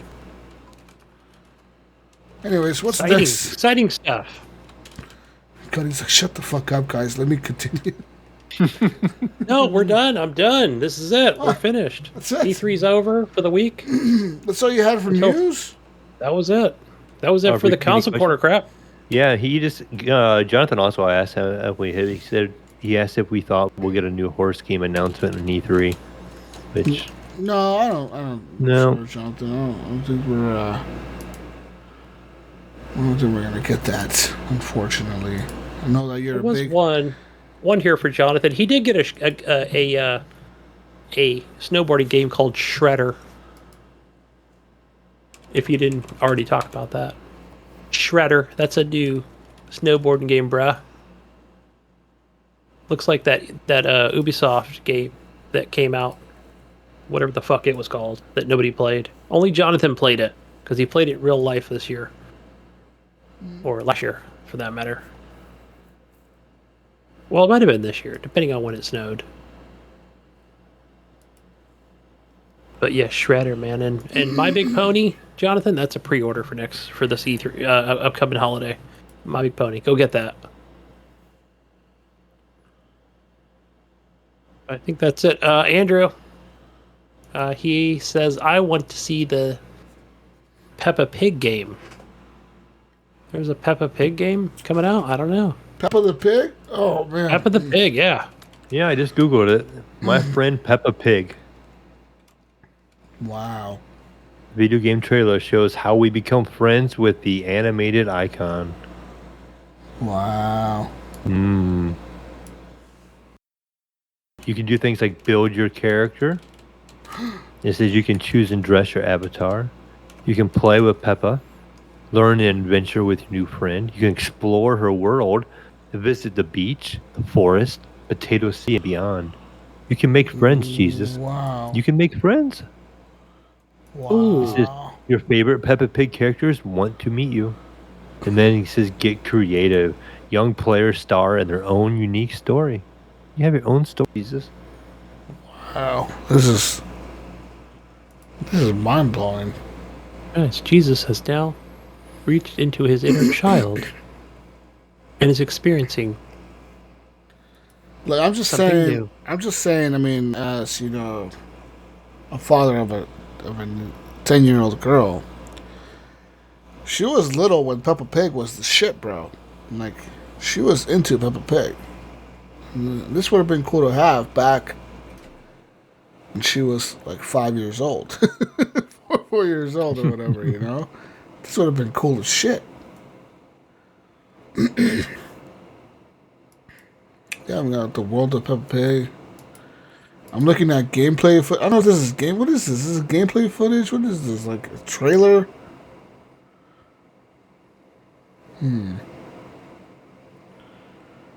Just wow, stunning, stunning. Anyways, what else do we have? That's That's all. it. That's it. That's it. That's all. Should I renew my Disney Plus subscription to watch that Loki? The first episode I watched was really good. I don't know how many episodes is it. I don't know, 7, once a week, right? Yeah. That's what I hate I don't about know. these guys. Like I like Netflix because they're like, whatever, bitch, just watch everything if you want to, you fucking loser. Yeah. Here's 30 episodes in one day. Enjoy, motherfucker. Yeah. I'm the same way. I'm on the fence like with keeping Disney Plus. I'm on the fence on the Apple TV too because I pay $5 a month for that. Yeah. I cancel But then I have- Netflix. But I get I get Mythic Quest, and that's still going on right now. So when that one ends, I'm gonna stop that for a while. Have you watched the but- latest episodes of Mythic Quest? Yes. I've watched the last one I watched fully was the one where they're all trying to sign that fucking HR paperwork or whatever, the test. Oh, okay. So I thought the next one after that, I thought it was gonna be one that you would like. Is there another one that goes back in time? Okay. But it doesn't like the last season. It's funny because right in the middle of the season, like right when I did it like last time. Except for this one talks about Longbottom, the writer, Yeah. and it's about like his story. Like And how then he the became a writer. newest, yeah, it's like this newest episode ties into that. It's like back in modern day, and it Okay. ties in. So they're not bad. I'm gonna have to check it out yet because the last one I left off was at the end of that episode with the HR lady. Like I thought that was a crazy ending. How like Oh yeah, what's his name? What the fuck's his name? The guy? the monetization guy, Yeah, no, not the main guy. Ian. Yeah. Ian tells Poppy like, cause she tells him like all you fucking do is you put me down or whatever, cause you want to push me or something. You really care deep down inside or something like that, and you just don't know how to show it because you're afraid to fail. She told him, something like that. Like you're afraid that if you show me any love or any care that I'm gonna just fucking reject it or something like that, And he was like, "No, you're fucking wrong." He was like, "No, you're fucking wrong. Like I don't believe in you at all, motherfucker." Yeah, then you like. I was go like, after "Whoa!" something like that, I was like, yeah. "What the fuck? That's cold hearted, dude." Like that was like the darkest I've ever seen become. Yeah, I thought I kind of had a shock in. I said it kind of stopped there, and then it goes with this whole back in time thing again. So it's Yeah. like it kind of gave us this pause in the modern story. That's because I want to know what's gonna happen there. Because I don't know, like Ian looked like he was like really serious. Like he usually he looks like he's fucking around or whatever. Mm-hmm. But like this time he looked like no, I don't give a shit about you, motherfucker. Like that's where you're wrong. I don't give a fuck about you or anybody else. And like it kind of left Poppy all fucking shocked. She was like, "What the fuck? Like holy shit, this motherfucker's Right. serious." I wonder what's gonna happen next there. I wonder. I rewatched that one episode, the one with that goes back in time on season 1. Mm-hmm. God damn, that episode has to be like one of the best episodes in TV history, dude. Because it legit encaptures a whole story. Like they do such a good job in telling a whole story in like 40 minutes. They tell this like a complete story, and you can just, it's all there in like the one episode. It's like has to be the best episode ever made in history of TV, dude. Because everything is there. All the emotions are there, like the highs, the lows, the sad, the happiness, and you can see it all. And then at the end, you're like, wow, like what the fuck? You know what I mean? That's what this last one does. The one that goes back on this one, even though it talks about Longbottom, like it's his story. Yeah. there's a story behind it, and it tells that whole story real, pretty quick, but it gives you a good thorough story too. Yeah. Like you kind of see some things that happen, and then this newest episode, I said, ties into it. I like that character. I thought he was a funny guy. He's always talking about shit he did like in the 70s. It's like, oh, that reminds me of that one time. That one time back in Vietnam, hanging out with these chicks, did a bunch of opium. Don't know what happened. Yeah, he's a funny dude. And then, but yeah, I look forward to seeing the new episodes. There's 2 of them I got to catch up on. And then I don't know if you guys watched that For All Mankind or whatever, that shit on Apple TV, that one where the Russians beat the U.S. to space. I started watching it. It's kind of cool. It starts off kind of like with the moon landing or whatever. It's kind of like showing everyone getting ready to watch the moon landing on TV or whatever. And it's funny because it shows everyone, like even in the U.S., getting ready to watch it and shit. Like everyone around the world is getting ready to watch it. And like it shows like a fucking cosmonaut instead of a U.S. astronaut or whatever. It shows one of the cosmonauts jumping out of the fucking moonlander or whatever, and it has like the Russian communist flag or whatever. It's an interesting show. And like the new trailers for the new season looks like it's like some fucking space warfare going on and shit. Motherfucking astronauts with M16s and shit. So I look forward to seeing what the fuck's going on there. What's the name of that show? For All Mankind. For All Mankind, something like that. And but yeah, that show's really good. There's a lot of good shows out there, man, like that people miss out on. Like Hulu had that one really cool show that like ended. What was it called? Future Man. I don't know if you guys do you watch Future Man now? No. The show was so dumb. It was so dumb, but it was so funny. It's about this kid who like works at a mall or something. He was like a janitor or something. He was something at a mall, like a security guard or something. But all he would do is go there and play video games, like in the boiler room and shit. And like he was playing this video game that he was trying to beat. I forget what the game was called. But the game was supposed to be like the hardest game in the world. Like no one in the world had ever beat it or something. And if you beat it, you got to see some secret ending. So this dude beat it. Finally, he beat it one day. And what happens was these guys come from the future, right? Like this guy and this girl, this man and woman or whatever, come from the future. And they fucking teleport to his bedroom or whatever. In like the middle of the night. And they wake him up and they're like, hey, are you the motherfucker that beat this game? And he's like, yeah. And they're like, well, fuck, we weren't expecting you to look like this, but okay. They're like, you need to help us save the world. And he's like, what do you mean? And they're like, well, we made this video game in the future. We made this video game to send back in time. And this video game was supposed to test, like, your abilities and shit to be able to help us defeat, like, the bad guy in the future.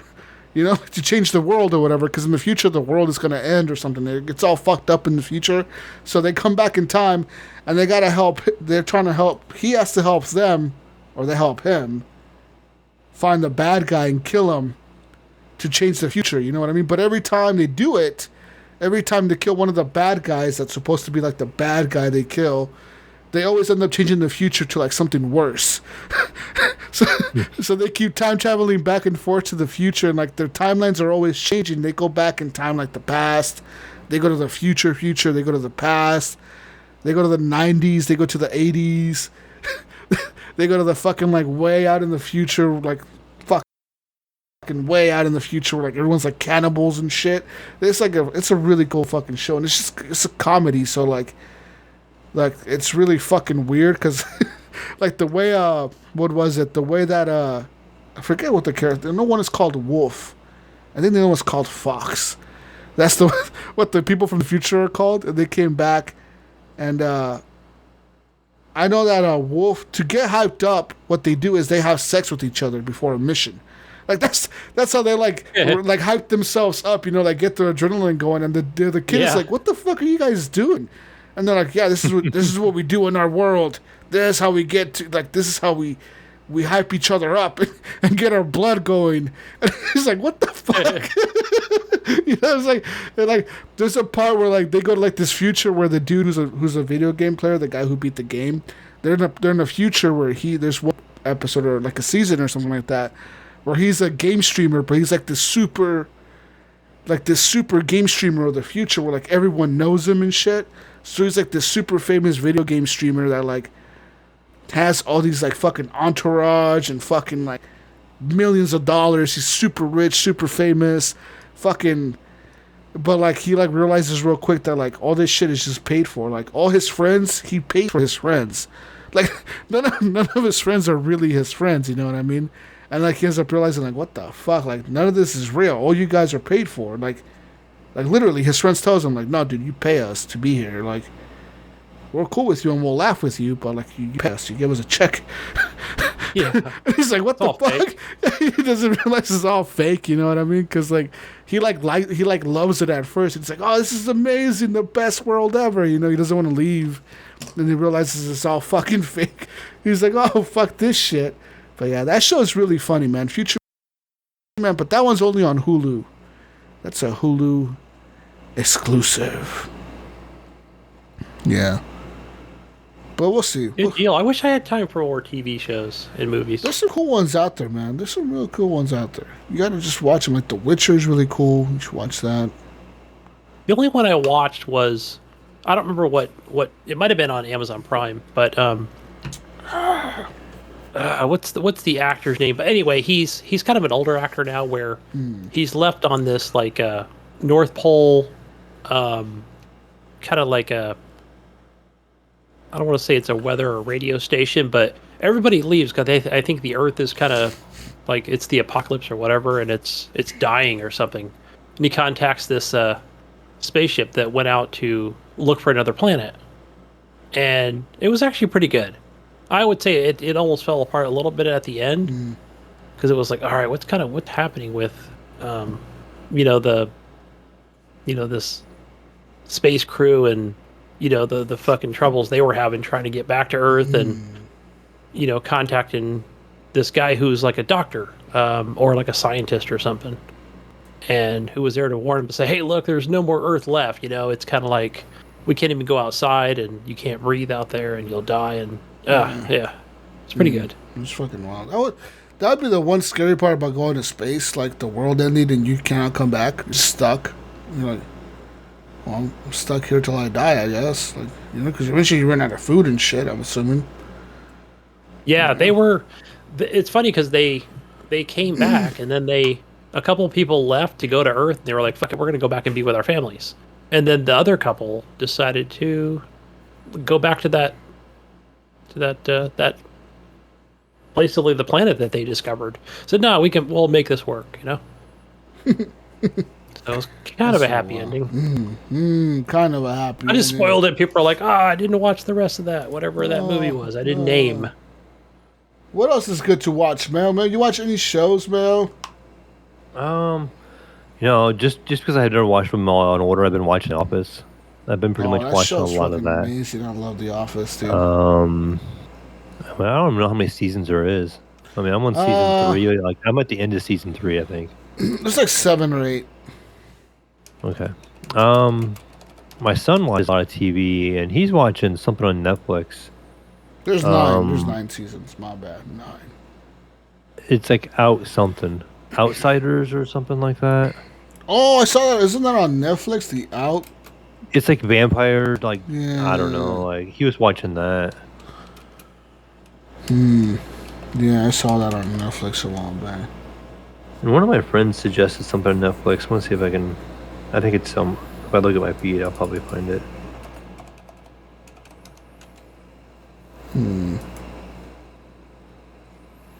The problem with Netflix is so expensive. It's like $20 a month almost. And I don't never. Yeah, I pay like $20 a month for the 4K version with the HDR and all that. Yeah, and like I never really watch it. That's the hard part for me. Like, there's a lot of cool shit on there that I do like to watch, but I end up watching the same shit all the time. I end up watching like Breaking Bad and shit all the time.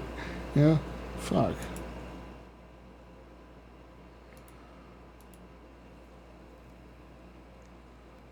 But yeah, nothing I really like. I don't watch a whole lot of TV, so. Anyway, guys, go find me. Add me on Xbox. We're still doing the show, right? Wasn't sure if it ended. Maybe I missed it. I'm still here, I think. Hey, yeah, the The extended version. Go find me on Xbox, Gunny Chief, and on Steam. Uplay. Logged into Uplay to sign up for some kind of beta, but it was like it wasn't even there. I totally forgot what it was. Whatever fucking Ubisoft had. It's like lame. Then it wasn't even on there. Yeah, you can find me over on the Discord pretty much all the time. Is the Mayo. You're gonna find me on Steam. Is the Mayo, Xbox Mayo. Pretty much everybody's. Where's the Mayo? So. Pass the mayo. Pull the mayo. Anyways. Where do they find you, Jesus? Find me on everything Ask Jesus Walks Out. I'll be playing some more games, some more Chivalry 2, some more Ratchet and Clank, some more... I don't know. Just probably those two, really. Find me. Hey, let's play some ESO, guys. Nah. Have me on there. Xbox. ESO, let's go.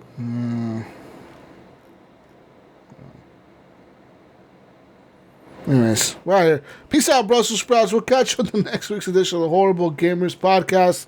The post E3, post Microsoft's second show, post birthday, Jesus' birthday show.